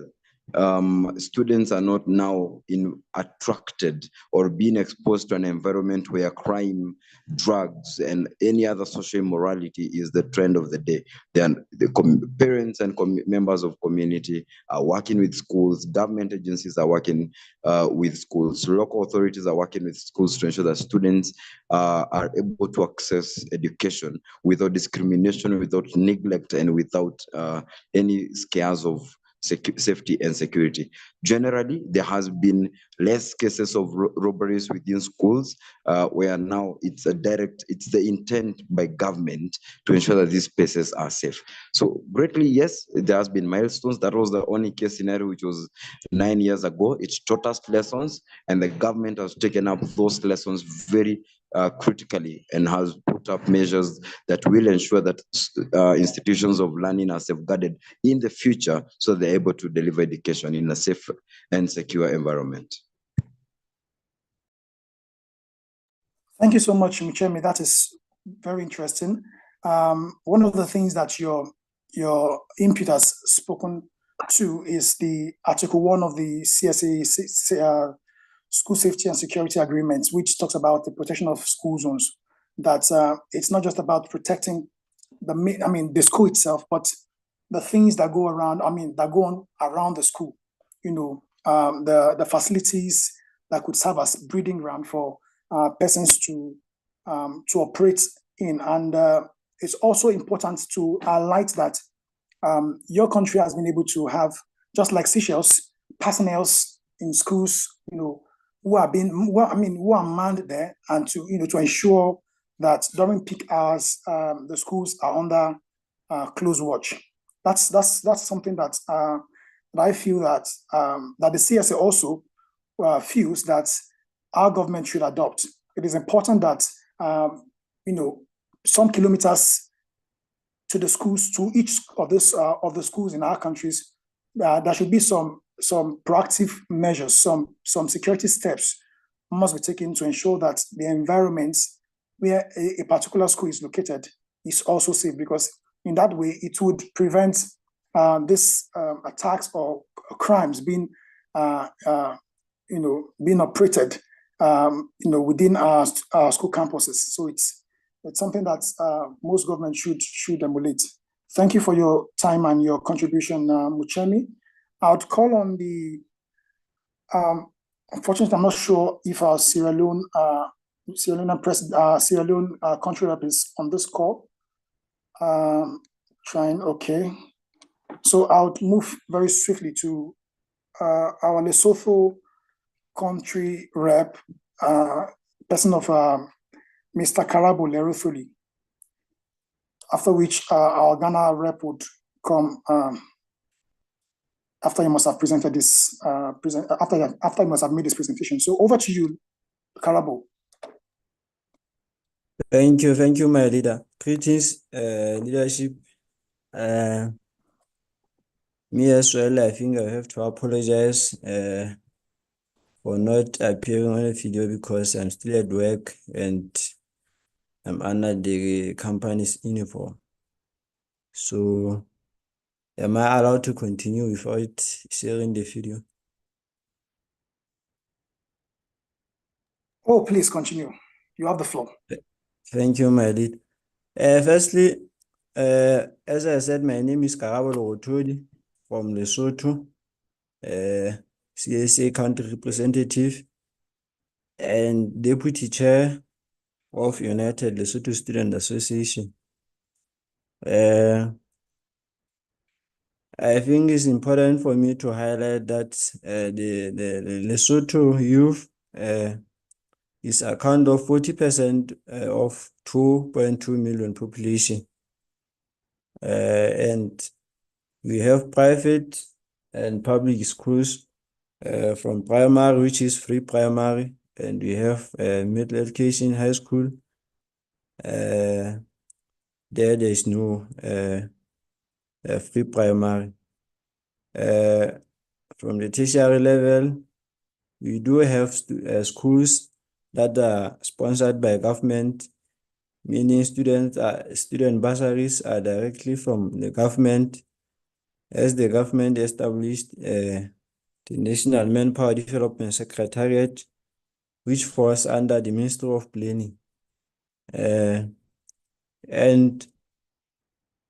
I think NMDS, which is the National Manpower Development Secretariat, is the one that we still have problem with it, because I think it was last year when my association and other youth, we came together and proposed to the government that we believe, or we think it's wise if the government review the policy that established this department or this secretariat, because as I said, many of our schools or tertiary schools are being sponsored by this by the government through this secretariat, and they always cause conflicts between the schools and students, because they delay to pay their bursaries.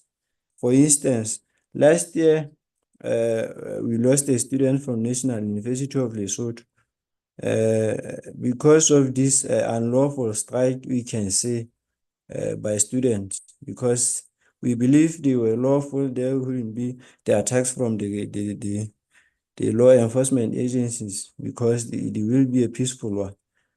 But we also believe that if this policy is being reviewed, there is a clear link between the schools and the NMDS department. We couldn't have this kind of incident. So, coming to the theme or the main topic of this today's meeting. Well, in Lesotho, we can say the students are still at risk, because, like I said, the NMDS, the schools, we believe they are not doing or implementing the policy, or the policy itself need to be reviewed, because always there are strike. For students to get their bursaries, there should be a strike. So that makes the police or law enforcement agents to intervene, and they use the hard way, because now they will be engaging in an unlawful strike. Even this week, early this week, Monday or Tuesday, Lesotho College of Education students held the same strike, still lamenting about the National Manpower Development Secretariat demanding their salaries, their monthly stipend. I think it was fortunate enough that maybe the school realized earlier that this may cause unnecessary or serious incident. They closed the school. Now the students are at home. I think about the initiative that we can say the government is doing, maybe to try and eliminate or minimize this kind of strike. They now use this strategy. We as students, through the leadership, we use this strategy of maybe when writing to the school or NMDS, we CC the parliament. So the parliament, I must applaud them, because they take them seriously and discuss those issues in the parliament, because even for this recent incident of Lesotho College of Education, they discussed that in the parliament and advised the school to close to close the school. So even the other institutes such as where I was schooling, Institute of Development Management, try to engage and minimize this by giving SRC from different schools training about the conflicts management, even the approaches they can use, maybe negotiation skills. I think it's one of the initiatives of trying to minimize, the attacks that are being made by the law enforcement agencies to students. So currently, we are still faced with that crisis of NMDS. Until the government ensure that they develop or restructure the policy that establish this secretariat, I think we cannot have the incidence of the attacks from the law enforcement agency. Thank you, my lead.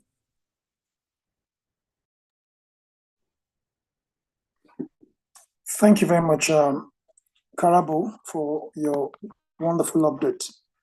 Not to waste much of our time, I would move very quickly to our Ghana country rep to provide updates about issues of security and safety in Ghana. Thank you. Over to you, Joshua. Yes, thank you very much, Mr. Chairman. And I'm very much happy to have the opportunity to actually address this gathering. So I must say that I'm very privileged to have this conversation, provide updates on the state of education and student security in Ghana. So when it comes to the educational space in Ghana, we have over the years continued to grow, and it has been punctuated by significant milestones, including the most recent free access to senior high school, which was implemented in 2017. Since its implementation, it has allowed about 5.7 million young Ghanaians to access education. And it's worthy to note also that young people from basic level it has already remained free through the free compulsory universal basic education. And this has actually advanced Ghana's effort in attaining Sustainable Development Goal number 4, which talks about equitable access to quality education. In representing the CSA in Ghana, I've been committed to ensuring that the CSA actively contributes to the country's educational development, leading projects such as the National Student Conference, where we had students and stakeholders come and have conversations about our educational landscape, and also the Digital Skills Bootcamp, through which we have been able to train about 100 young people in various digital skills. And quite recently, partnering with Academic City University and Urban Center for Global Policy to organize a Tech Inclusion Expo, basically to provide an avenue for young Ghanaians to actually get to know about ways in which they can actually build successful careers in STEM-related fields. All these initiatives are targeted at making students in Ghana future ready, because according to the IFC, about 60% of children who actually are getting in school now are actually going to work in jobs that do not exist. So it's therefore critical to ensure that we provide platforms that ensure students acquire skills that will enable them to be ready for the jobs of the future. And I mean, digital skills have definitely been projected as going to play a key part in this particular conversation. And that's why you see the CSA, most of the things that we are doing are actually towards achieving these things. However, it is worth saying that all these efforts to achieve equitable access to quality education are meaningless if we cannot provide a conducive environment for teaching and learning. Therefore, the CSA's focus on student safety and security is appropriate and worth every bit of effort. With recent unrest in the Sahel and West African region, there have been concerns that Ghana may have some incidents of violence as a result of the movement of terrorists from the affected countries into the country. The government has therefore embarked on a series of activities to ensure citizens are sensitized and can effectively prevent such situations. The National Union of Ghana Students, which is the official representative of students across the country with about 12.5 million student members, has actually played a critical role when it comes to advancing this kind of effort that's been championed by the government. So through the See Something, Say Something initiative, which is being worked on together with the Ministry of National Security, we've had students being recruited as volunteers across the country. And these student volunteers are actually supporting with community sensitization when it comes to security. And we're Ghana expected to go to the polls later this year. More steps are being made to intensify these campaigns to ensure that security is not compromised. Additionally, educational institutions are equally working hard to ensure student safety on campuses.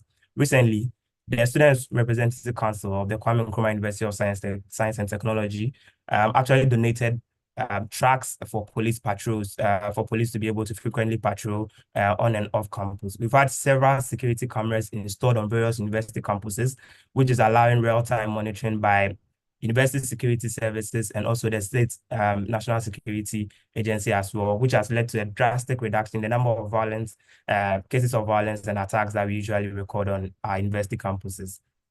On our part, the CSA, through the advocacy for student safety, we would be working with the various student organizations in the country to actually intensify safety and security efforts on multiple campuses that we are having in the country. As I mentioned earlier, we have like most of the tertiary institutions already getting equipped with security surveillance cameras. And so we are looking forward to advocating that this trickles down to even the basic level, basic institutions where we can have like this kind of surveillance cameras and make the campuses safe. Also, with the upcoming general elections, we will also implement targeted strategies to sensitize students to ensure that they do not participate in any activities that will breach the safety and security on campuses or anywhere. So what we are actually doing is that also, because when you look at the student brackets, you are talking about a lot of first-time voters. We are actually planning or preparing ourselves towards sending out this kind of targeted strategies, as I mentioned. So basically, these targeted strategies are actually looking even at targeting even first-time voters when it comes to like how they can actually be a part of the whole democratic process, whilst also not compromising the kind of security issues and all that. Because whenever a state security is breached, it's actually young people who are actually used as tools to actually cause mayhem and all that. And so that's what we are looking forward to truncate and make sure that such a thing does not happen on our campuses or anywhere. I will once again reiterate that the focus on safety and security as the CSA is doing is actually timely. And for us in Ghana, we are looking forward to fully utilizing this opportunity to ensure our efforts in achieving equitable access to quality education is in no way thwarted by security issues. I would want to once again thank you very much for the opportunity, and I'm very much excited about having this kind of conversations so that we make our campuses safer and actually guarantee quality education as well. Thank you very much.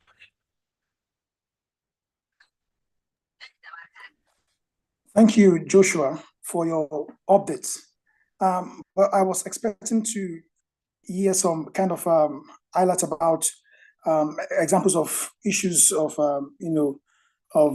maybe of schools that were recently, that were attacked or that came under threats, in Ghana in any way. It could even be issues of flooding. So it's not about just armed gunmen coming to schools, coming to attack schools, but it could be issues of schools that are lacking quality infrastructures that should aid learning. Probably students who do not have proper materials like tables, chairs, windows and all of that, or probably schools that were recently attacked by flooding, because that is also part of issues of safety in schools. So it's not about schools just being under the threat of armed gunmen. So could you provide such instance in Ghana? Yeah, I think we don't usually have a lot of such conversations or some of those things happening. But for most of the times, I think predominantly it's about maybe campus clashes where you have like different halls coming in, and then you have like a clash. That kind of rivalry on our campuses, and probably like intra-school rivalry. However, that's why I'm saying that drastic steps have been taken. So in the major universities, which have been very great concern, the surveillance cameras, as I mentioned, this year, when you go into an institution like KNUST, you have like huge number of surveillance cameras. Wherever you are, someone is watching you in real time. So then this kind of clashes, which we had recorded in the past, has actually been curtailed, or the number has been minimized. What we also used to record was that a lot of times when you have like university presence in like communities, it means that you have like increased numbers in like population. And so you don't have quite a number of, like, the police population ratio is not so good. And that's why when institutions like, I mentioned KNUST again, donating like tracks, and when you go to the University of Ghana, which is like in Accra, the capital, you'd as well realize that they have actually installed street lights across the university campuses to ensure that such a thing is not happening again. Actually happened that we had a student who was like attacked and their phones were taken away from them. And so when it comes to like infrastructure in the line of security, I think a lot has been done. And also when it comes to like infrastructure for education in general, a lot of steps are being made. And so when you come into our landscape in Ghana, we have like the Ghana Education Trust Fund, we call it the GETS Fund, which was actually instituted by the government in 2000 to provide like a sustainable fund for financing education infrastructure. However, back in 2017, we had a policy that actually got it capped. And so because of that, there wasn't good flow of revenue. And so at the National Union of Ghana Students, a lot of advocacy and a lot of efforts were made to ensure that that particular fund is uncapped so that we are able to like provide unlimited or like sustainable supply of finance for like educational infrastructure. Again, the National Union of Ghana Students also took up the initiative to actually construct a 6 units classroom block in one of the districts that's literally like students leading by example when it comes to like providing like appropriate infrastructure to support our educational system. So these are some of the things that are like apparently happening on our various campuses. When it comes to like even the free senior high school policy that I spoke about, there have been a lot of conversations about review, about relooking at it and making sure that students, when it comes to like feeding and all those kind of aspects that make them like able to enjoy education in totality, when it comes to like free education in totality, they are achieved. So those are like kind of some of the conversations that are happening ongoing now. But generally, overall, I think Ghana's educational system is actually making very good progress. And in the coming years, we think that we can make it better. And we, the CSA, are also looking forward to contributing as much as we can to make such a thing happen. Thank you very much. Thank you, Joshua. Any recommendation to the government of Ghana? Because I believe they're listed. Yes, definitely. So I think when it comes to the government of Ghana and recommendations, I think I already mentioned about the Ghana Education Trust Fund and uncapping it. When you realize that you have a fund that was set up, so even in Ghana, when you are purchasing even a bottle of water, you're actually paying a segment of tax into like the Ghana Education Trust Fund, and this fund actually accrues like a lot of funds. However, you realize that in the long run, GET Fund is only getting about 40% or 30% of the monies that have been accrued that's supposed to go into educational infrastructure. So definitely, I mean, that kind of recommendation about uncapping GET Fund to provide sustainable financing for educational infrastructure, because it was estimated that Ghana needs about some huge amount of money. I'm not able to quote exactly, but however, like to solve issues, to fix the infrastructural deficits. And this amount of money that was needed, it even exceeds the amount of money that is actually budgeted for education in general annually. And so it tells you that we need a lot of funds or like financing when it comes to the educational space. And so when you have a strategic institution like GET Fund, you don't cap it, because when you cap it, you are literally making your education system handicapped, right? So that's like definitely a conversation that we would want to send across to our education people and all those things. I think that is one. Two, it's also about the fact that now we are moving into the fourth industrial revolution, where like we are powered by machine learning, AI, and all those things. When we think about our educational system, it shouldn't just be about making people go and crunch on notes and crunch on maybe some articles or papers or whatever. But however, it should be about strategically making sure that our education system aligns with the jobs of the future. And so we need to have a critical conversation about our educational system and about making sure that our young people are aligned for the future. We, the CSA, will continue to do our part, organizing digital skills boot camps, organizing events that provide students opportunities for them to tap into the digital space. But we think that at the national level, it should actually be expanded so that everybody has that kind of access. Yep, thank you. Interesting, Joshua. Thank you so much. The idea of funding is very critical to issues of safety and security, because when schools are properly funded, they would have the proper infrastructure to put things in place in terms of ensuring that the security of the school and the environment is is properly done. Thank you so much for your contribution, Joshua. And I would move quickly to our Zambia country rep, Ms. Kahuma, and I'm sure that hers is a pre-recorded video, which I would ask Benjamin to kindly play. Over to you, Benjamin. Yes.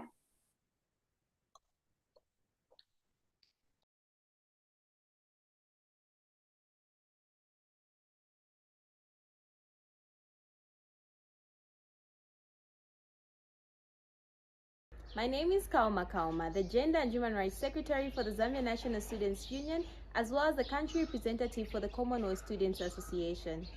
I interacted with university students from various universities around Zambia, and this is how they describe the education system in Zambia. My name is Victoria Sangu, representing the Commonwealth University. I am a final year student pursuing a Bachelor of Science degree in Economics and currently the president of the Economics Association here at CBU. The current education system in Zambia is free education, that's for primary and secondary education.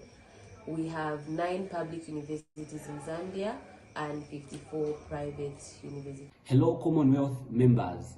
My name is Mundia Lubinda and I am from Zambia. I am currently pursuing a bachelor's degree in public relations at Cavendish University, Zambia.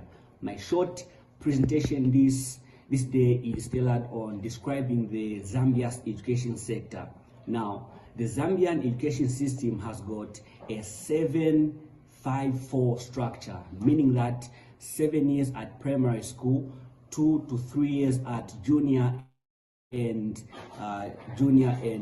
senior secondary school, and 4 years at the tertiary level. It's very important for me to also highlight the concept of free education. Now, the concept of free education it's not new to many Zambians.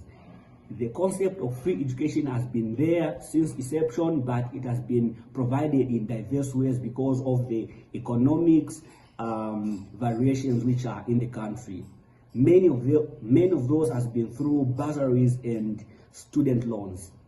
At primary and secondary school levels, all public institutions right now in Zambia are offering free education, while at higher learning institutions, the student loans bursaries are offered at public universities only.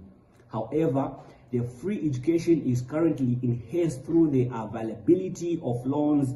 Having described the education system in Zambia, we move on to the University of Zambia, where a student will briefly describe the status of student safety. Greetings, my name is Mwangala Liwali.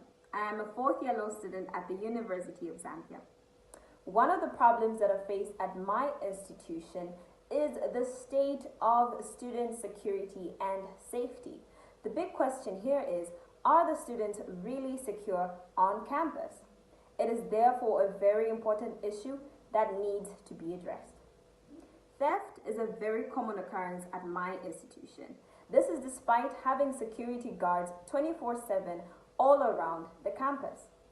I myself have been a victim as my laptop and books were recently stolen from my study room while I was asleep. This just shows how unsafe we are as students in our own institution. The question now is, what are we going to do about it as students? And also, how can we engage the government to also have a helping hand in how to solve this prevailing issue? In the issues that align with the CSA Safety and Security Agreement, as students from the Copperbelt University, one of the biggest universities in Zambia, this is what they had to say. My name is Victoria Sangu, representing the Copperbelt University. I am a final year student pursuing a Bachelor of Science degree in Economics and currently the president of the Economics Association here at CBU. highlighting some of the significant issues of the Commonwealth student safety and security is the fact that the whole package or the whole policy is trying to advocate for the recognition of rights of students, the need for proper communication, promoting democratic ways of resolving issues, and also measures that can be put in place to protect health and safety of students and institutions across the globe. On Article 5 of the Commonwealth Student Safety and Security, which is about student protest, looking at the background of our country and students in general, we've recorded protests that have led into closures of institutions. However, in the last 5 to 7 years, there has been a drastic improvement where we've seen good dialogue, good policies, and good engagement with key stakeholders who are the students, management of institutions, and government at large. Therefore, looking at the Commonwealth Student Safety and Security agenda, it sits well with where we are going and in protecting the society to have a peaceful protest and coexisting as key stakeholders to foster change and positive development. Highlighting Article 2 of the Commonwealth Student Safety and Security Agreement, which is campus safety. As we know, campus safety is crucial to the well-being of students in different campuses, and I'd say the state in our country, Zambia, is a good state. There's no violence, quite all right, but there are areas in which we can improve, which includes the access control systems that we have here, the biometrics and authentication systems. I believe we can improve in those areas because we lack that at the university entry points, and also registration of visitors. I think in that area the universities can also improve. Looking at the policies that are being recorded and advocated for by the Commonwealth Student Safety and Security, they serve a good purpose and going to create a lot of change in society, especially that they are protecting the peace, protecting the rights and the freedom of expression of students. Having heard from students around Zambia that are affected by the security systems, we urge the government of Zambia to put in measures to ensure that university security is not compromised. We further call upon university management to continue promoting and practicing academic freedoms, as this will put an end to student victimization. I'd like to applaud the works of the Commonwealth Students Association in ensuring that student safety and security is prioritized in all Commonwealth countries. Thank you very much. That was a very wonderful presentation from our country rep. I love the fact that we were able to get diverse perspective from the students in the country, and it's a good thing that we're able to get some of the security issues there. And then a big thumbs up to our country rep, Kahuma, for that effort. I would call on our Nigeria country rep, Mr. Chidubem Mwibe, to give us an overview of the state of security in our schools and campuses. Over to you, Chidubem.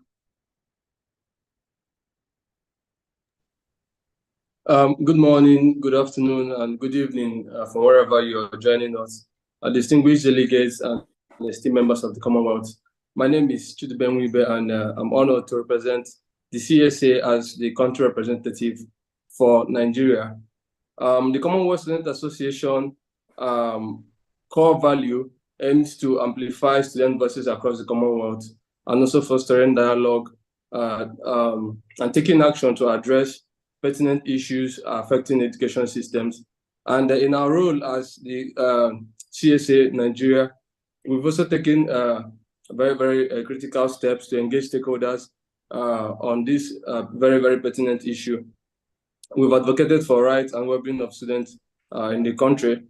Just last week, we met with the Minister of Defense of the Federal Republic to discuss issues regarding to student safety and security in the country. And just recently, on Wednesday, I had a closed-door meeting with the Minister of Education to discuss as well student welfare and the improvement in the education system. We also have an invitation from the Ministry of Youth, which was supposed to be on yesterday being Friday, but it has been shifted to next week. I intend to submit the document on the state of students' safety and security in the Commonwealth, to the minister as well, as a policy document that could help them shaping, their implementations on youth and student, development in the country. Nigeria is the biggest Black country in the world with a population of over 227 million, and Nigeria's demographic highlights the significance of youth, with 42.54% of the population falling below the age of 15. This shows the youth make up a substantial percentage of our population. It becomes very imperative, to address the challenges, the youth face, particularly in the education system. Now, Nigeria follows a 633, education system, which is interpreted as 6 years for primary school, followed by 3 years of lower secondary education, and then 3 years of upper secondary education, after which is the tertiary education stage. The primary and the lower secondary education are free and compulsory, in line with the Compulsory Free Universal Basic Education Act of 2004 in the Nigerian Constitution. But moreover, federal universities, polytechnics, colleges of education do not charge certain tuition fees. They do not charge tuition fees, but there are other fees that are supposed to be paid, that constitute the school fees overall in the tertiary institution. This is as per the Nigerian National Higher Education Equity Policy. Now, in Nigeria, we can boast of about 170 universities, including 79 private universities, 43 federal universities, and about 48 state universities. This diverse educational landscape offers opportunities for students, to pursue higher education across various disciplines. But then, unfortunately, we have, very significant challenges that the education sector faces. And one of the most prominent issues is inadequate funding. Although the government commits to allocate 26% of the annual budget to education, the education sector has received less than 10% in recent years, hindering its potential and resulting in resource mismanagement. This has led to a situation where less than 20% of eligible secondary school age students enroll, and only a fraction of Nigerians youth gain access to tertiary institutions. Quite significant, but then it's insufficient, to drive nation development. Nigeria is quite a unique country because of its size and population. It grapples with numerous security challenges that pose threats to safety of both students and educators. These challenges border around terrorism, insurgency, banditry, kidnapping, court-related activities, and sometimes mass protests. These incidents disrupt the learning process and also endanger lives of students, at large. The safety of students in Nigeria has been severely compromised. I'm sure some of these incidents have been displayed on the news. The popular Chibok girl incident that happened several years ago, which still up to now remains a painful stain on our nation's history. Regrettably, recent incidents and events have further highlighted the vulnerability of our educational institutions. For instance, abductions of students have occurred in various parts of the country, such as Sokoto State, and most recently, the Chikun local government area of Kaduna State, where hundreds of pupils and teachers have been held captive by criminal terrorists. The government would say have also taken some initiatives, but then they are not sufficient, and some of them are not sustainable because of the transition issues, government bureaucracies and all that. There is this Safe School Declaration, SSD, and the Safe School Initiative that the government has adopted. The SSI, in collaboration with the international community, it aims to create safe learning environment for students and educators in troubled communities. But then there is an urgent need to strengthen the security architecture of sensitive areas like schools, and then for measures to be implemented, such as secured perimeters, limited access points, surveillance monitoring, and policies against bullying, and also anonymous tip reporting tools can also significantly enhance, student safety and security. Now, there are some very, very highlighted issues that align with the articles of the Commonwealth Student Safety and Security Agreement in Nigeria.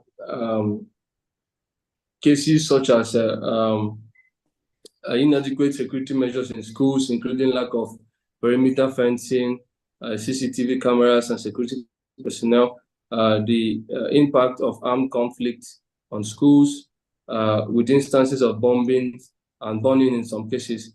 These security challenges such as room breaking, cultism, drug offenses, in some instances, road safety concerns, including incidents caused by reckless school bus drivers, and some other issues stemming from overcrowding, inadequate teacher training, political instability, and incompetence of some unskilled guards has also, drastically affected schools and student security as well.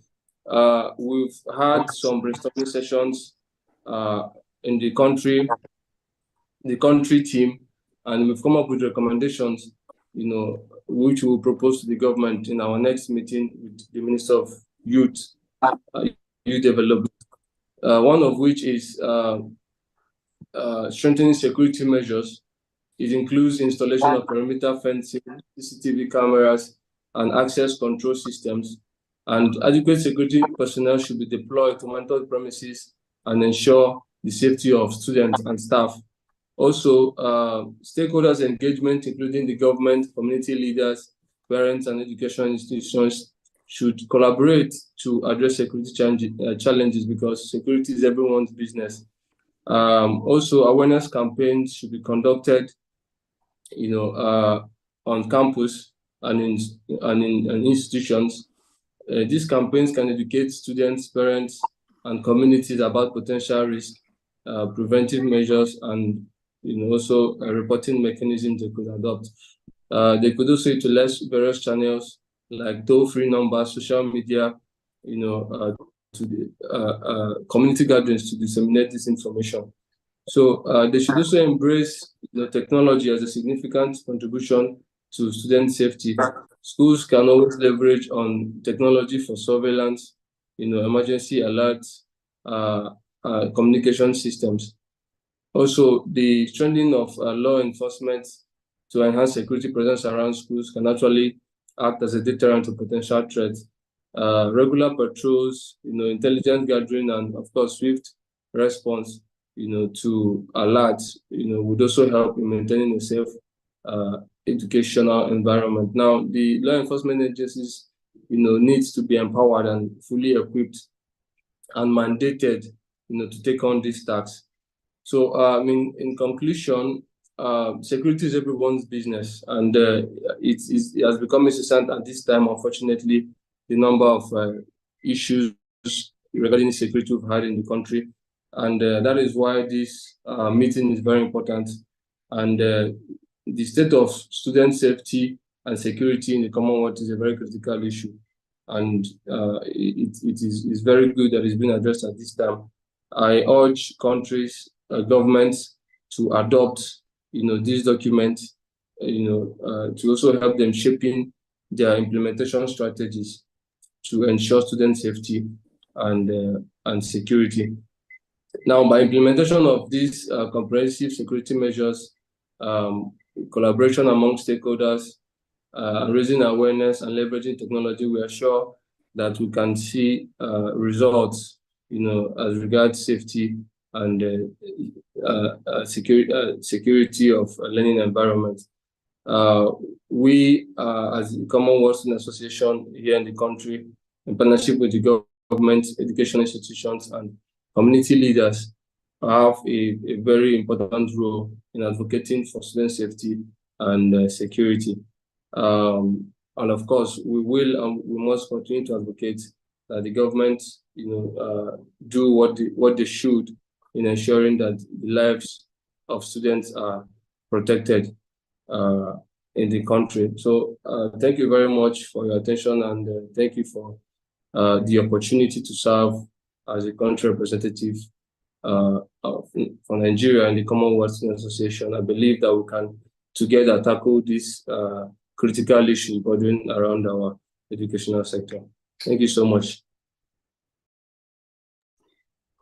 Fantastic one, Chidubem. That was a very good report because you were able to cover virtually all the areas. You spoke about the challenges, you spoke about the progress, you spoke about recommendations.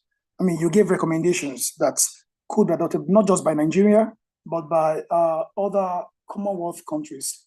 Talk about issues of deploying CCTV cameras to schools, within and around it, around them, and then also deploying personnel. These are crucial examples or recommendations that should be taken into account. I recall that sometime when I was in my high school, or probably my primary school, we used to have what we call Peace Corps. Peace Corps, national, is it National Peace Corps? But these are persons who are stationed to the various schools. So they are there from Monday to Friday to ensure that security of students are very, very, are taken very seriously. But recently, I'm not able to see that again, and it's something that I think that we should revisit as a country. And if we have other countries in the Commonwealth who have not adopted that kind of measure, it's important that we go back to some of these security measures, as they would assist with ensuring that some of these issues are curtailed, to their barest minimum. Thank you so much, Chidubem, for your wonderful presentation. I'll move very quickly to our Uganda country rep for our presentation. If I still have that there, Julia Momuza, please, can you do? Yes. Thank you, Francis. Can you confirm that you can hear me? Yes, I can hear you very clearly. Okay. Greetings, everyone. Those watching in from across the world, I greet you. My name is Julia Mkomoza from Uganda. I'm currently the Uganda representative to the African Regional Committee of the Commonwealth Students Association. So a brief about Uganda's education sector. It's been really a journey from trying to make sure that very many kids actually have access to education. The question of whether it's quality or not is a discussion of the other time, but so far the government has put in place what we call universal primary education and universal secondary education, and universal primary education has over an enrollment of over 8.6 million across the country. And in this kind of framework, children do not pay school fees to go to school. The government purely facilitates the teachers, but you find that in different regions, these schools still attach hidden costs or hidden fees that they are not allowed legally to do so. We've seen also government efforts in enabling students of higher learning to stay in school through government scholarships. Now these ones are merit-based, and they are over 4,000 across Uganda, and they're basically given out to students seeking to pursue further studies in public universities. So we have about 11 public universities across Uganda, in all regions of Uganda. And then we have over 24 accredited. Accredited is in bold because I think we have seen Uganda news concerning expired degrees, universities that are not licensed to operate. So the accredited private institutions are only 24. So Uganda has this year renewed the policy of offering student loans, especially to students who want to pursue STEM. So the government is currently trying in very many ways to really support children to stay in school. Other factors, constant questions of quality education, teachers actually showing up, or all other things put into consideration. But I should say we credit the government so far for the initiative done, and also most importantly, the role played by the different stakeholders. Could be non-profit organizations, private organizations that are all in one or the other contributing to the education system of Uganda. So when it gets to student safety and security, first of all, a big thumbs up to the Commonwealth Students Association for putting this really to the attention of very many people across the world, especially students, because I believe very many efforts have been done over time regarding other stakeholders, but less about awareness. Like, students do not know what this is, what it entails, and how to actually seek for help when it happens. So over the years, Uganda itself has experienced student safety concerns in form of big threats such as terrorist attacks in schools, and the most recent one was the one in Kasese, where rebels attacked the school and killed certain children or school-going kids from the dormitories, and actually took some along with them. And this happens usually in rural areas like Kasese that are a bit away from the city and close to areas supposedly under the, I wouldn't say really under the reign of rebels, because they don't have, but they're usually in the northern parts of Uganda. So usually schools in such locations end up being victims to their threats. Yeah, and also we've had frequent fire outbreaks in schools, especially boarding schools, that leave very many children dead. And usually this is as a result of, in one or the other, negligence of the school or absence of mechanisms that can respond to fire quickly and put the fire out. And then when it comes to higher learning, we've had big threats when it comes to student elections. Yes, university student elections. And I think this one has been a big issue across the country, because the biggest or the oldest university in Uganda, the recent attack, it actually forced the elections to now be transferred completely online, because the last election that was held physically, we had a student who died. He was literally stabbed. So what usually happens in these elections, we have deployment of the army, extreme deployment of the army and police. Imagine in student elections, we've had use of tear gas that has, in one or the other, affected, has left some students disabled. And then we've also had a use of live ammunition on school premises that has left very many lives of students at risk, or some have actually passed on. Yes. So over the time, student leaders have played an active role in, one, calling upon the government to, especially when it gets to live ammunition on university campus, to at least put a ban on that and use other means to suppress chaos or any other way, because this left a couple of students dead across the years. So we've had definitely, for this year, I wouldn't speak for it because we've not had live ammunition on campus, but we've still registered cases of violence in student elections that left some thoroughly beaten by police and are in critical condition later on. I wouldn't say it's one-sided, because also young people participate in violence during elections and vandalizing of property, and usually security just ends up taking the extreme measures and not easy ways of curbing the chaos during elections. So that really, I've spent a lot of time emphasizing that, because it's really been on the headlines of Uganda in higher institutions of learning. And I think this is because at university level, we have people take stand in political parties, like you associate yourself or you affiliate yourself with political parties, which has raised a question of should we ban political parties in affairs of universities, because it ends up attracting people actually from outside university to participate and incite violence, name it. But aside from the big threats, security concerns, allow me say that we also, safety on school premises, safety for students is just not from the big threats, the rebels, the fire outbreaks, all this that have been shown, but also it comes down to bullying in school.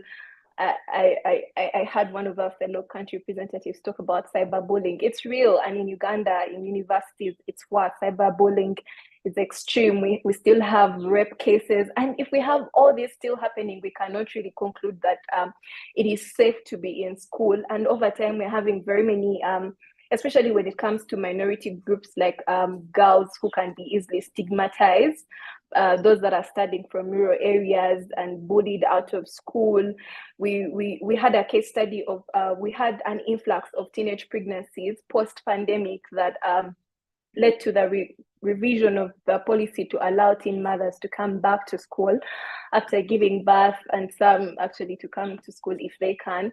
But I'm telling you, policy-wise, on paper, it worked. But when you get down to the schools, you realize that it is not safe for these young girls to be back to school. They are bullied. They are referred to as the ones who will spoil the like it's just not safe for them. Like they are, in simple terms, I should say they are segregated and they're kind of sidelined in the different societies. So there are very many practices that are still happening on school campuses, and it's sad because if we cannot have safety in schools, if we cannot have school children feeling safe while in school, then for us, we should say we should refer, especially schools should be a safe haven for everyone who comes. Yeah. And with all that I've shared with us, it is important for me to highlight that definitely the different stakeholders in charge of security and name it have taken a step to sensitize the public about how they can easily respond. We've had a public cry out to security to have to treat security emergencies from school as priority. We don't know if this has been considered, because what happens is most schools that are located in distant areas have their access to security is low, because even if they call, security is really going to take a lot of time to come to the ground. The same thing that happened to the school that was attacked by rebels. Yeah, so we are trying to also lobby that security increases its reach, especially in distant areas. And I should say that most importantly for me, I view this as a collective action. What Commonwealth Students Association is doing now, I feel like one, we need to sensitize fellow young people, especially students in schools. We need to show them that it is not okay to be unsafe at school. Like, school is a community that should make sure you are safe. So the more we have students aware of this, for me, I believe it increases chances of them speaking up about the different things that are going on within their institutions. And then this can usually call to action and have different partners come into play and play one role or the other. But most importantly, I should say that I commend the work done by the Commonwealth Students Association. I call upon the government, the different stakeholders, because I don't believe that it's just a role that can be played by one person. Because when it comes to schools, we also have students that bully the others. We have students that participate in igniting fire. We've had cases of drug abuse in schools where students take drugs to school. Upon using drugs, they start vandalizing property and also attacking fellow students. So this is beyond just government. This is a call to action to everyone, inclusive of students, nonprofit organization. Yes, different partners are playing a role to make sure we have inclusive education, but the different work we are doing would be really rendered irrelevant if schools are not safe, because either way, children will be discouraged from school and lives will be lost and property will be destroyed. I beg to submit. Thank you. Thank you very much, Julia. I love the part where you said security is a collective effort. And of course, our Nigerian country rep also mentioned that it's a two-way street. So it's not just the government, it is also important that all stakeholders, including parents, including students, including civil societies, NGOs, everybody, including you and I. And this is one of the ways that CSA is promoting this agenda by ensuring that we have discussions, conversations around these pertinent issues. And if countries continue to experience issues of security, threats in their countries, it only means one thing, that the government of the day is not doing enough.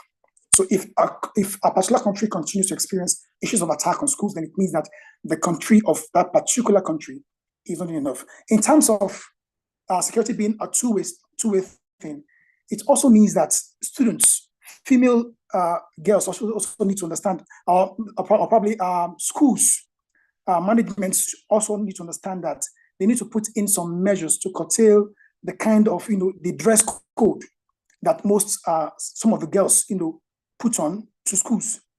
We need to ensure that when we want to address issues of gender-based violence, rapes, and all of that, we do not put on, things that are seductive or things that could arouse the interest of the other party, in that respect. So this is something that requires collective effort of everyone to ensure that schools are safe. In terms of bullying, the school management should also have monitoring team on ground, and there should be a proper reporting system that students can always report, and then critical action taken to address such issues. So it is not left to government alone. It is the duty of every one of us to ensure that our schools, our campuses are safe. Thank you so much for your brilliant inputs, Julia Mumza. I'll move on to our Malawi country rep, Jafet Ntala, who has a pre-recorded video up for us to watch. Over to you, Benjamin.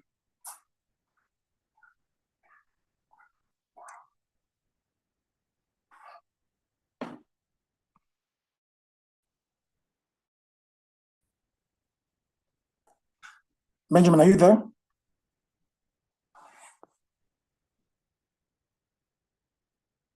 Yes, just a moment.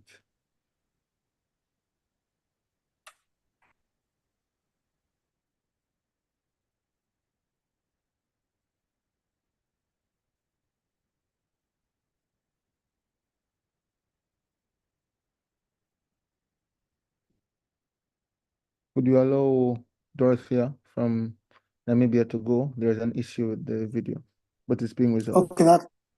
Okay, sure. I like to invite Dorothea Nangolu, who would highlight some of the security issues, safety and security issues in Namibian schools. Over to you, Dorothea. Thank you very much, Francis, for the opportunity, number one, to represent the students in the Namibia National Students Organization, all the way from Namibia. Good afternoon to everybody here in Namibia. It's afternoon. My name is Dorothea Nangolo, the spokesperson of the Namibia National Students Organization. I'm also a final year law student at the University of Namibia. I hail from Namibia. In fact, today I'm dressed in my cultural attire, primarily because we just celebrated our 34th independence on the 21st of March. So I thought this is a befitting occasion to also wear my cultural attire. So Namibia is a country with a relatively small population of 3 million citizens, of which 71% of the population, of the Namibian population, is young people. So here in Namibia, the young people are leading. The young people are the majority of the population. Like I said, I serve as the spokesperson of the Namibia National Students Organization under the leadership of Ms. Lucia Ndishishi, She's a brilliant, brilliant woman who continues to lead us and ensure that NANSO remains relevant. So NANSO was established in 1984, primarily with the goal of fighting against the colonial regime system, but also fighting against the Bantu education system. And today, 40 years later, NANSO remains relevant, representing the interests of students, learners, and trainees across Namibia, with a membership base over 300,000 members across the country.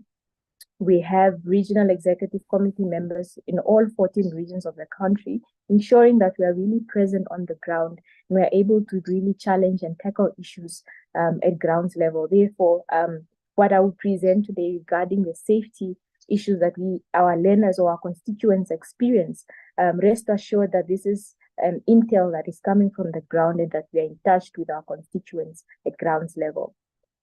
In terms of what we do, like I said, our work is ensuring that we fight for the interests of learners, students, and trainees in Namibia, but also ensuring that our education system is, number one, inclusive, it's responsive, and it addresses our economic and developmental needs of the country. As NANSO, in terms of our education system, we play a really crucial role in firstly holding government accountable. One of our biggest accomplishments in terms of our education system, Namibia's education system is rather brilliant. Our basic education, for one, is free. This is something we fought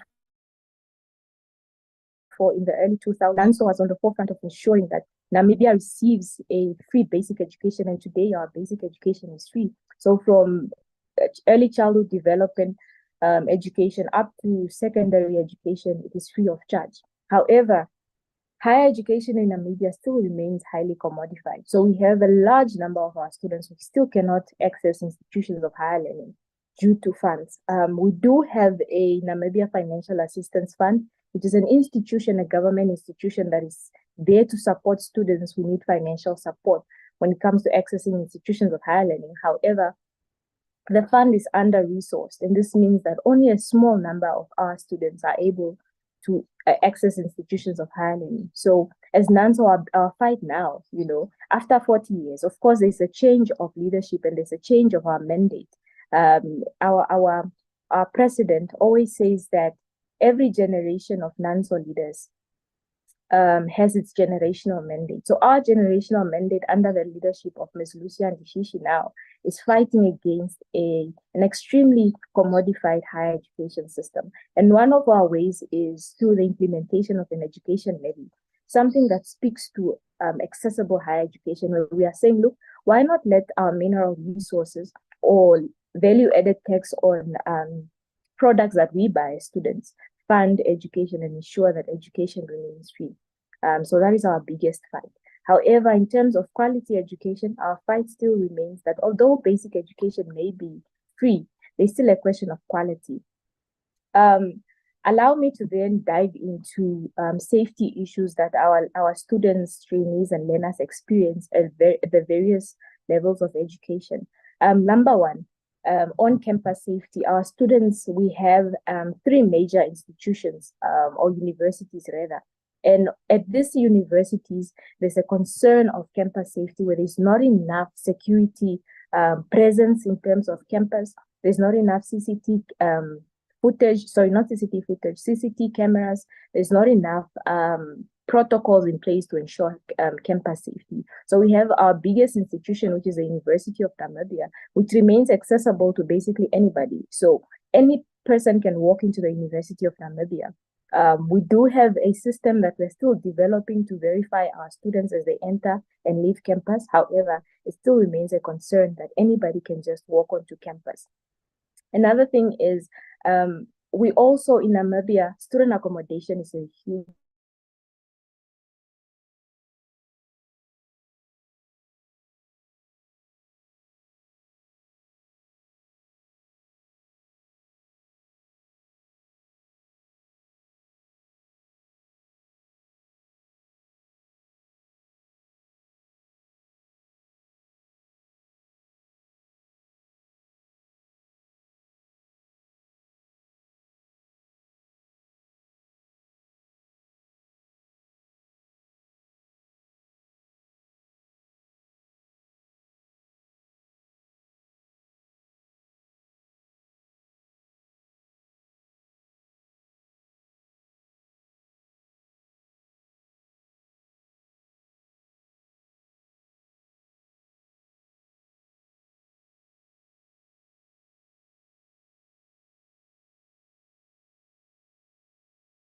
Unfortunately, Ms. Dottier dropped off from the call.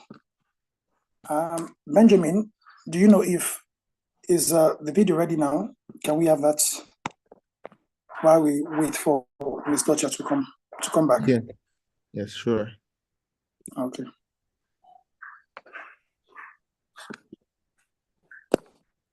And so before you have that played, I just want to take this opportunity to appreciate the Namibian National Students Organization. I see that the president is here with us on this call, Ms. Lucia Ndishishi. Apologies if I'm not able to pronounce that very correctly, but I really must commend the great work that yourself and your team have been doing to ensure that student organizations truly serve the mandate of student welfare, in your country.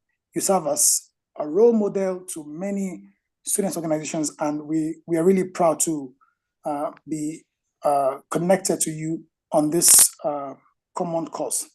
Thank you very much for finding out time to join us on this very important discussion, and we hope that you will continue in the work that you do. Yes. Over to you, Benjamin. Hi everyone, thank you so much. I hope you've been enjoying the ongoing sessions and speeches from other speakers. I am Jafet Ntala, a Malawian based in the northern part of Malawi right now.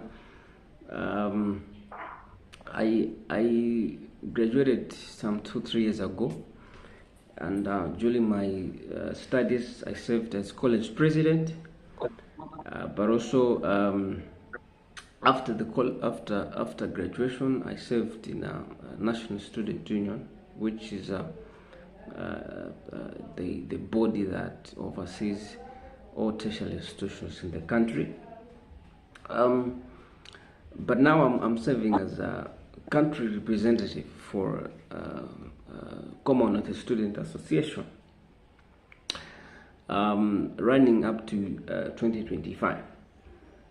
So my main duty is just to coordinate, just to bring together national student unions, facilitating their effectiveness and advancing the interests of Commonwealth in as far as education is concerned, in all aspects. So Malawi has about 51 registered tertiary institutions, but out of those 31 are accredited. The 52 rather are just registered, but the accredited ones are 31, and this is according to the data provided by National Council for Higher Education. So out of the accredited 31, 10 are public, and then the rest are private. So with more tertiary institutions on the private sector than public. That already tells you a story that there's a lot that needs to be done by the government to increase its capacity of people. Now, there are actually 2-3 issues that I want to highlight that affect security and safety of students, most specifically on tertiary institutions. Some matters cut across every level of education. The first issue is to do with the gender-based violence. All right. Now, this is the most common issue that has been happening in Malawi, and I believe in most countries as well, is sex for grades syndrome. Sex for grades syndrome.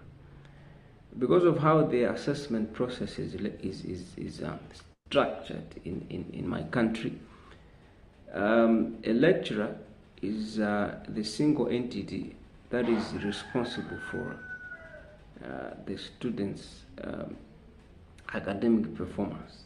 What I mean is he's responsible to formulate exams. Of course, there are some levels that also have to check what you have formulated. But I'm looking at, from that level, there's an issue of administering the exams and also running through the preliminary assessment processes. Now, because of that power that a lecturer has, there have been cases where a lecturer presses a demand on a student for sakes. And if the student doesn't comply, they are failed. In my serving as a president of college student union, I came across the case of a student who came to complain to me as a leader that she denied a sexual demand by a lecturer, and she was failed. We took up the matter, and it was proven to be true. Okay, and then likely the institution assigned another lecturer to administer supplementary exams, and she passed. She moved on. So that doesn't give students safety in as far as being a student is concerned. And also with cases of institutions having disability and friendly infrastructure that poses mobility issues on our friends with disabilities, maybe disability in terms of mobility, sight, and all other aspects. You know, our institutions, when they were put in place, they are not sensitive to issues of disability. I've seen a little changes that are happening in most institutions, trying to do some maintenances and some constructions just to make sure the institution is quite okay with even our friends. The other issue is about emergency response, where it's quite common that students engage into demonstrations when they are not pleased with how matters are handled. And we rely on law enforcement authorities to come to intervene when such matters happen. But I've noted over the years that instead of bringing peace, they bring more chaos. You know, students sustain injuries on such matters, and that challenges issues of security, health safety for students. Reading through or going through Commonwealth Student Association security and safety agreement, I wanted to highlight on this because I find it very relatable with the issues of Malawi. Okay, this particular matter is on emergency response. I've noted these recent developments, not only in tertiary institutions but even in secondary institutions. Between last year and this year, there have been over 10 unlawful demonstrations, students vandalizing institutions, properties. And when police come, for example, we so much expect that they will bring order, but they bring a lot of chaos. I should believe there should be a good improvement on that one. And I would like to call the responsible Ministry of Education and the government as a whole and all the relevant stakeholders on this particular matter to be precise on gender-based violence, or rather, an issue of students' victimization. How we've started looking at lecturers as demigods, because when it comes to assessments, our assessment processes in our colleges, it almost falls in the hands of the lecturer to determine your future at college. You understand? When somebody makes it to college, you should believe that this particular person is capable, and he has all what it takes to stay there.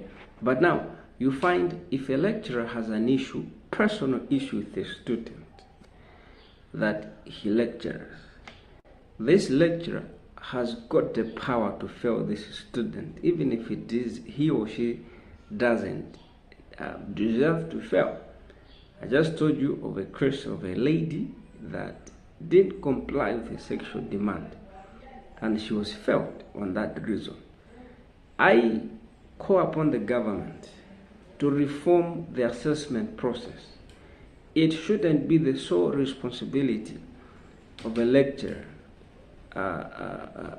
because many lecturers abuse their right, abuse their power to administer exams. There should be, I think colleges can institute an independent body to be administering exams, rather than leaving it for a lecturer. Because if if a student picks a quarrel with a student on an academic matters, that student stays with fear, and in most cases they don't make it through the college life. I call upon the government to reform the assessment process. There should be some significant reforms to make sure students are not victimized in as far as assessments are concerned. Thank you so much for your time, and I wish you the very best, and let's have an engagement that will be productive and that will change, that will revolutionize our education in Africa and beyond, and of course the whole world. Thank you so much. A thumbs up to our Malawi country rep for that wonderful contribution, because it speaks very loudly to two articles from the Commonwealth School and Student Safety Agreement. It speaks about Article 5, that talks about student protest. It speaks to Article 9, that speaks about victimization of our students. So this goes a long way to validate this document, to say that there are no aspects of student and school security, safety and security issues that are not properly covered in this agreement, which is why I would like to use this opportunity to inform our member organizations that in adopting this document, it is also important that we bring them to, we bring it to the doorstep of the respective institutions in our country, because these documents should be applicable, in these respective institutions. The content therein speaks to a lot of deep-seated issues that we have in our campuses, in our primary schools, in our secondary schools. So in adopting it as an organization, it's also important that we ensure that it is adopted, country-wise. Thank you very much, Japheth, for that brilliant submission. I'll now call on Ms. Dothia to continue with our presentation, please. Over to you, Ms. Dothia.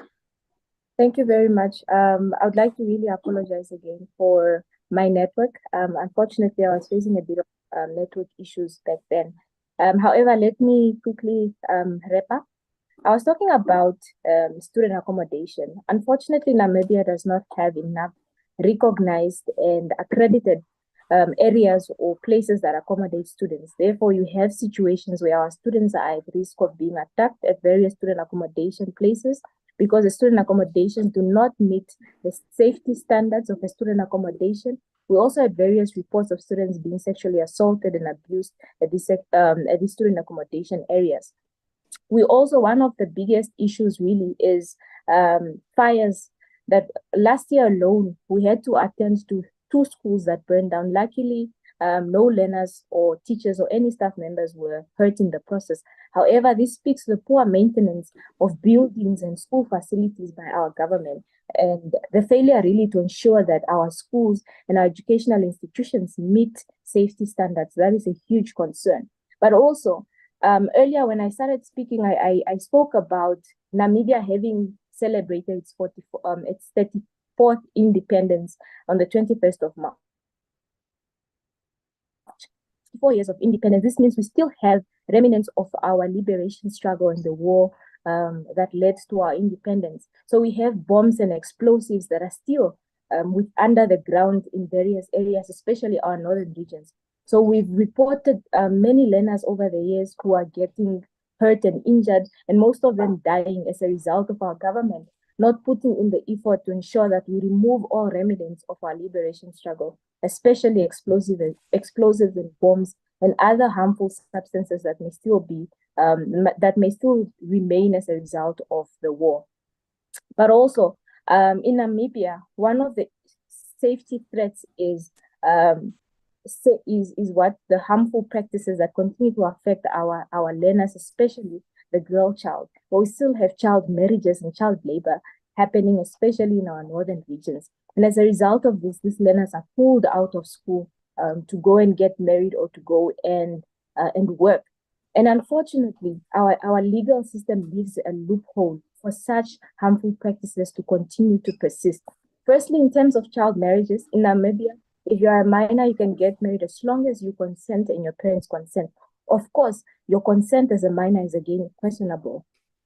And in Namibia, we recognize customary law is one of our sources of law. Again, under customary law, most of our cultures recognize and accept early marriages and childhood marriages. So there's little really that can be done because our law as it stands allows for such harmful practices to persist. So really, we continue to call for our government to do better in terms of safeguarding our learners. But also another issue is the targeting of student leaders. Primarily here, I'm not talking about Namibia alone, but also the rest of the African countries that experience a similar safety issue. Across Africa over the past few months or the past few years, thousands of student leaders have been targeted by their governments. Many of them have been pushed out of the schooling system because of their advocacy, and many of them have also been killed, if not tortured, by their government. So really, there's a lot of work that needs to be done at an international level to ensure that our student leaders are safe and that we're able to participate in advocating for the rights of our constituents without fearing for our academic right and also fearing for our own safety as student leaders. So really the call to action from the Namibia National Students Organization here is not just to our government, but it's an international obligation on everybody who's participating in this very conversation, because the issue persists, especially in Africa, where we have thousands of learners that are being taken, pulled out of schools, kidnapped by various rebel groups every single year. We have thousands of our learners who are being pulled out of schools because of early childhood marriages and child labor, with thousands of our learners, thousands of our comrades and advocates in this space who continue to be at risk at the hands of their governments because they are fighting for the rights of their constituents. So a lot of work needs to be done. But really, in terms of Namibia, we continue to call on our government and engage our government to not just implement an education levy to resolve the issue of a commodified higher education, but we call on our government to do more in terms of policy.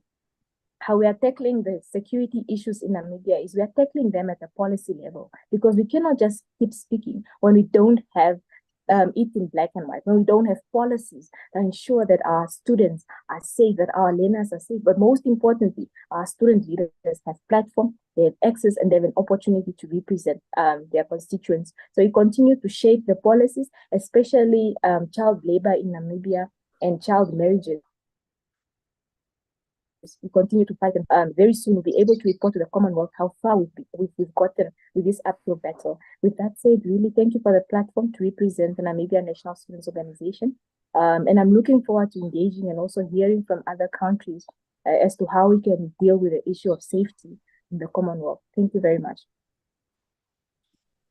Thank you very much, Ms. Dorothea, for your wonderful submission. One particular interesting point that you made was the issue of protection for student leaders, which is something that I had a conversation with our Uganda country rep sometime in, I think, November last year, where student leaders in Uganda, in the course of advocating for the rights of students, the UNSA now, the Uganda National Students Association, in the course of advocating for the rights of students, and all of that, they get threatened. Some of them receive some death-threatening calls, asking, political members, asking them to drop off from the struggle and all of that. So there have been issues of, threats to student leaders, to student, and this has in one way hindered persons who have the ambition to serve students' rights, to serve and to protect the mandate of students from coming forward to serve, in these positions, because a lot of persons are afraid to speak up.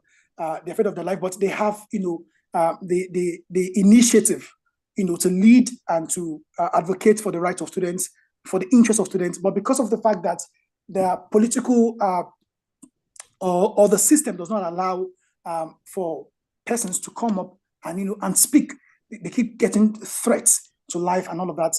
It has, in one way or another, hindered credible persons from coming to lead the student community. And this is something that we must really take very serious. And I think in the course of the upcoming Commonwealth Education Ministers meeting, part of the submission of the CSA should be in this respect. It is very important that we highlight this, to the attention of education ministers in the Commonwealth. Thank you so much, Ms. Dorothea, for your brilliant submission.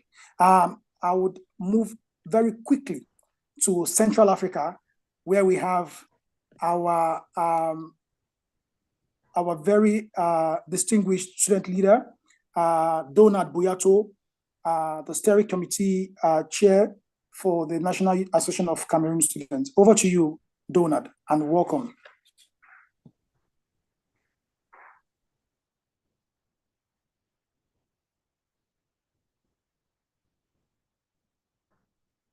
Donald, you have the floor now.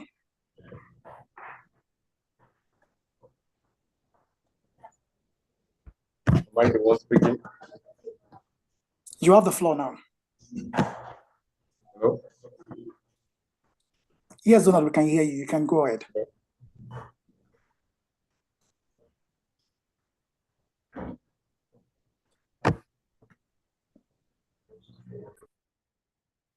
Donald, can you hear me?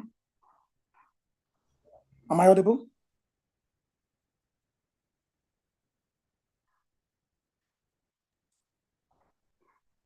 Donald. Yes. You can go ahead, please. You can go ahead. The floor is yours.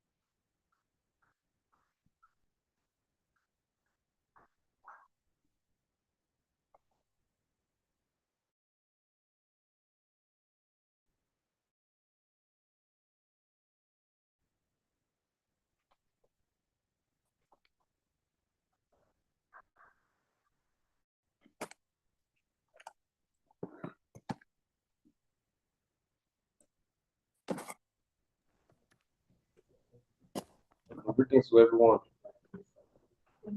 I'm having some challenges getting you. I can't get you. I don't know if you're getting me. Um, I'm Walter Donald. All right. I'm Walter Donald, chair of the steering committee of the National Federation of Cameroonian Students.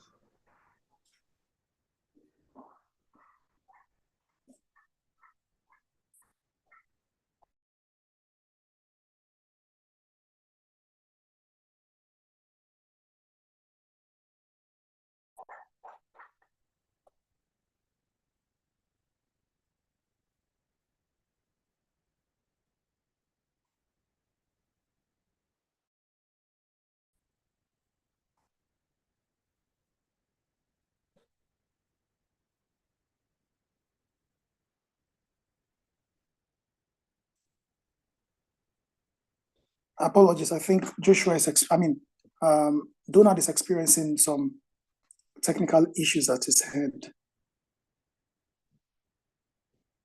Oh, he jumped off from the call.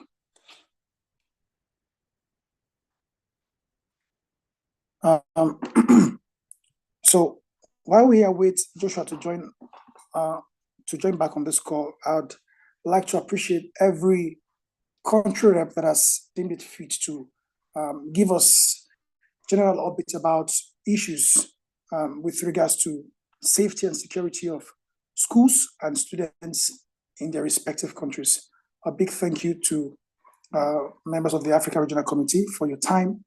Thank you for your contributions. Thank you for all that you have done so far to ensure that this particular advocacy issue is, the awareness is heightened in your respective countries. And we believe that you will continue to work hand in hand with your respective, with your respective student organizations to amplify this particular issue in your country, because it is important that we have discussion like this going forward, up onto the grassroots level, that schools, managements adopt this document, member organizations, national student organizations, civil society organizations, government, ministries of education, adopt these documents and ensure its practice in the reality of things with respect to the diverse issues that may be occurring in respective countries. Thank you very much. It has been a pleasure to be on this call. While I wait Donald from Cameroon to join us, I would hand over now to Benjamin, the chairperson, to take this forward. Over to you, Benjamin.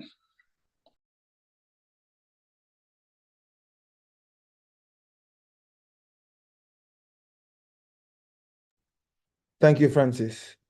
Thank you to everyone who has contributed up to this point. Just a moment.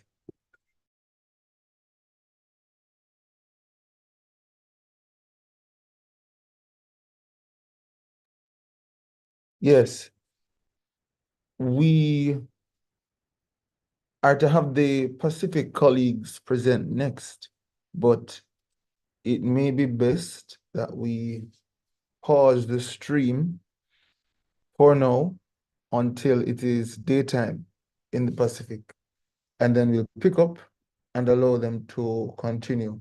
But I see that Chris Sylvia from Noaru is present, so we'll invite him to speak, and for the remaining countries in the Pacific, we will pick up with them some hours from now.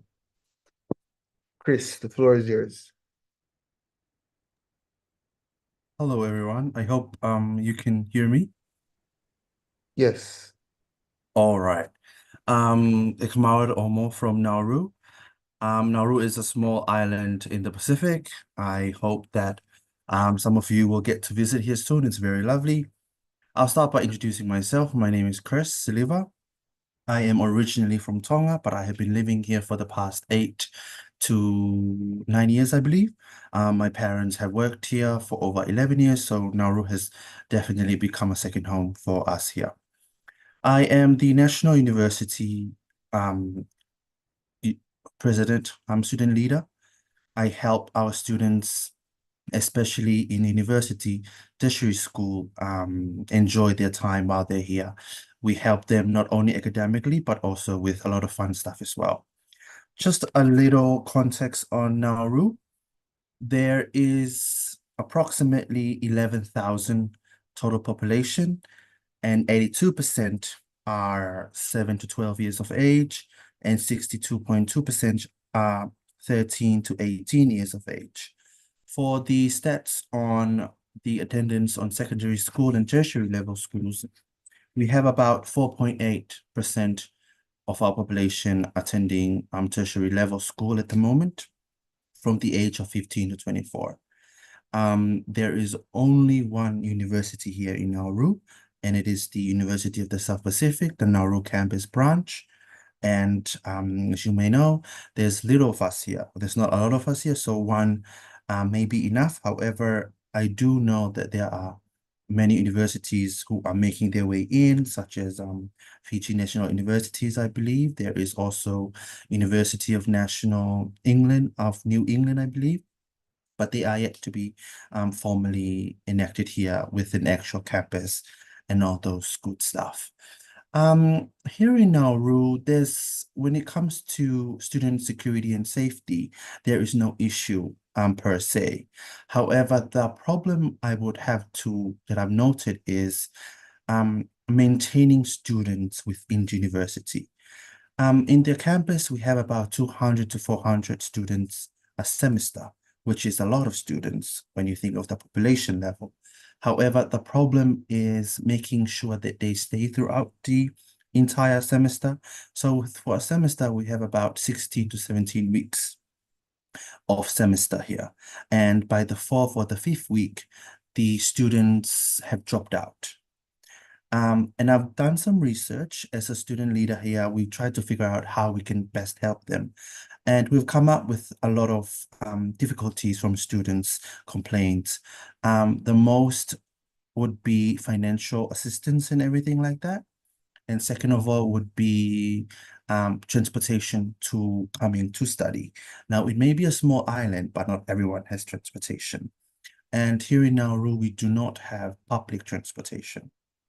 So that means our students would have to find their way to the university. Now, my committee and I, we've decided to help our students as much as we can. We've introduced a Uber kind of service for the students. We did a taxi buddy where students can call us and we can come and pick them up from wherever they are to make sure that they get to school. The government here have introduced so many scholarships for our students so that finance is not really an issue. It's more likely their time and their commitment to bring to the table on how much they want to commit, because most of our students are matured students. They are not like the youth per se, where they freshly out of high school and then they come to university. Most of our students, when they finish high school, they went directly to work. And from then on, they would come in and take a few courses here and there. And of course, by then, they are very, they don't have the time or the full commitment to the studies because they have their families at home, and then they have their employment, which puts food on their table. So by joining this meeting, I'm very grateful that I get to voice how the crucial and the significance of making sure that we cater for the student needs as well. Most governments and most countries, they introduce a plan or policy that makes students come to school, or they do this or do that. But from my point of view, sometimes we also need to adapt to the students and their needs as well. Which includes flexible hours of learning. It can include flexible hours of studies with planning out how many years they can go, because for mature students, it's unlikely that they would like to pursue education for 3 years when they're 50 because they would finish by 53. So if there's a way we can go down and say you can just do this within 1 year, that would be one way to go. Thinking of those things, I kind of want to take back our topic to what I said before on how we can use to adapt to the student needs. I really think that, without the students, this is a saying I like to say, without the students, there wouldn't be any universities, as I'm trying to say, that are more focusing on tertiary level skills and tertiary level education here in Nauru, sorry, because that is the main problem here. Our people would go to high school, secondary level schools, and straight after that, they don't feel the need to go to tertiary level unless they are being pushed. And when they're being pushed to the tertiary level, they feel that there's so many demands that they can't really balance their life. And of course, one might say, well, you need to make sacrifices because you're studying. You need to make sacrifices because if you want to get this done, it has to go through this and this. But I basically don't believe that's true. I believe that if you want our people to thrive, if they want them to be successful, we also need to adapt to their needs and introduce policies and initiatives that might help them, that makes them feel like, okay, we got your back. You can rely. You can come into school, study, and we'll do everything we can to make sure that it aligns and it goes well with whatever you're going through at home or whatever you're going through at work. There's always a way and there's a balance. And I know I don't have a lot of time, but that is all I have for you for now from Nauru. And thank you so much for this opportunity and for this time. Thank you, Benjamin. Thank you so much, Chris. We heard from the largest country in the Commonwealth some hours ago. And am I correct to say that Nauru is the smallest or among the smallest? Yes, I believe this is the second to the smallest country in the world, I believe. Just behind the Vatican City, I believe, or Monaco. I think we're the third. Okay. Okay. Well, thank you so much for representing your country. And we have Donald back with us, who is going to speak on behalf of the students of Cameroon.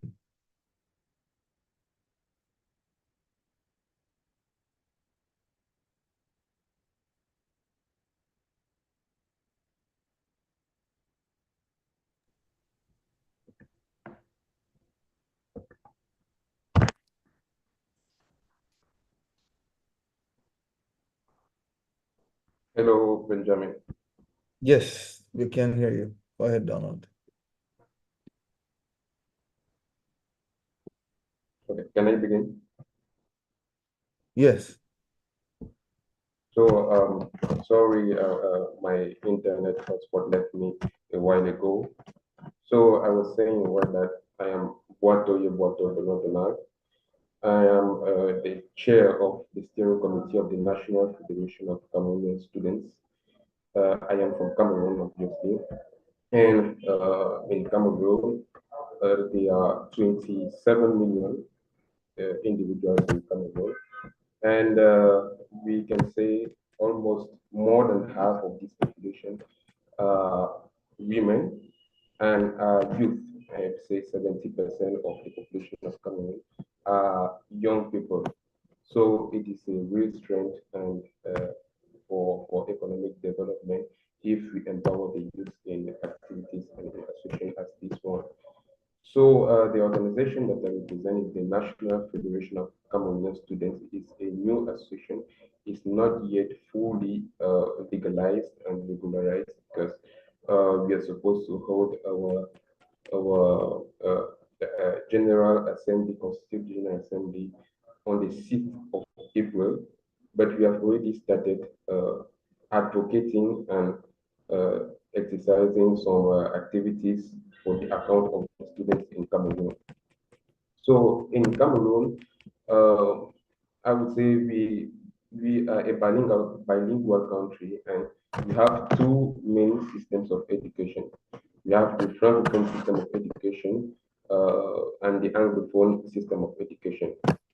at the secondary level, that is high school, it ends with the baccalaureate in the French section and with the GCA level in the English section. So after this, at the university level, everything or everybody practices the same system of education, which I would say is a Cameroonian system, though inspired a little bit by the American for some private universities and the French and the British systems. In Cameroon, we have 11 state universities that are public universities. Since we have 10 regions, we have 2 of these universities in the capital and the 9 others in the other regions of the country. And we have more than 40 vocational schools and more than 400 private universities. And yes, in the context of the private universities, all institutions are left to use their own system of education. For example, as I said, most of these universities use the American system, especially Anglophone universities, and most of the Francophone universities use the French system of education at the higher levels. Okay, and now talking about the main theme of our meeting today, which is the state of student safety and security in our respective countries. Talking about Cameroon, I can say that the government of Cameroon, in synergy with all private institutions and public institutions as well, and with the students, with the collaboration of the students, have engaged in a lot of reforms to ensure the safety and security of students.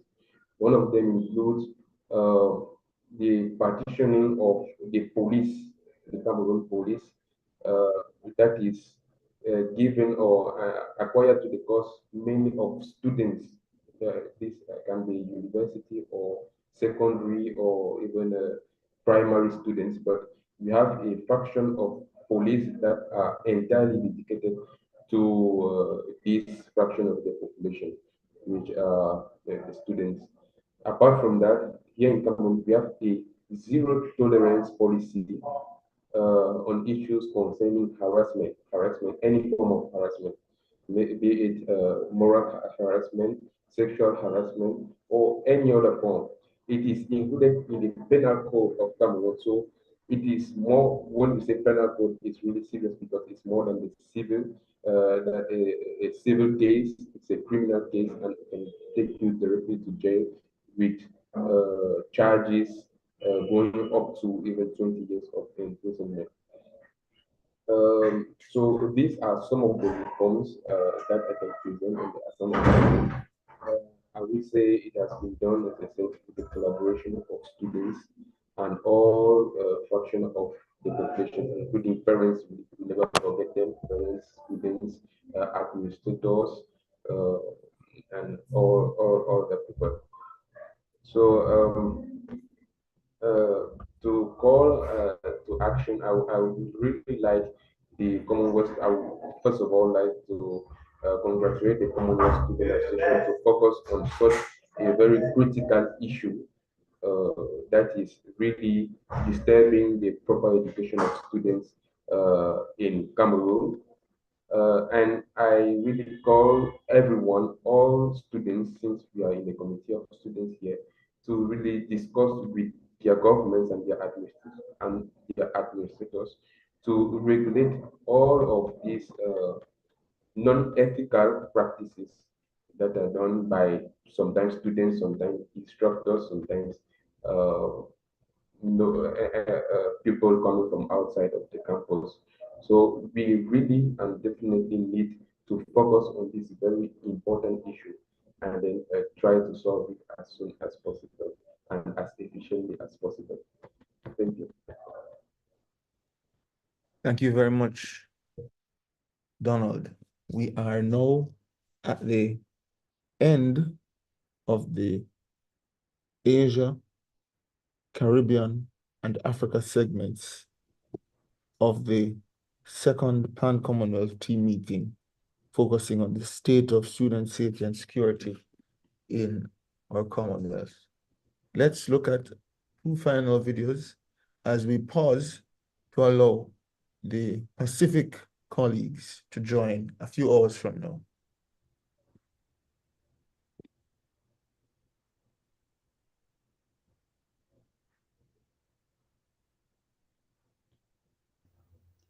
Article 7 of the CSA Student Safety and Security Agreement highlights the use of force. The use of force against students in protests requires careful handling to respect their right and safety. It's essential to prioritize using the least force necessary, with non-lethal means being preferred and force being the last resort. And using force, especially with weapons, in non-violent protests is disproportionate and should be avoided. Preservation of life and safety for all involved should be top priority of law enforcement. Force should match the level of threat and resistance, avoiding excessive tactics. Clear rules should govern when and how a force should be used, with communications and warnings given before resorting to force. Mechanisms for oversight and accountability of law enforcement actions during protests should be established. Personnel should receive training in de-escalation techniques and conflict resolution to ensure compliance with law and regulation.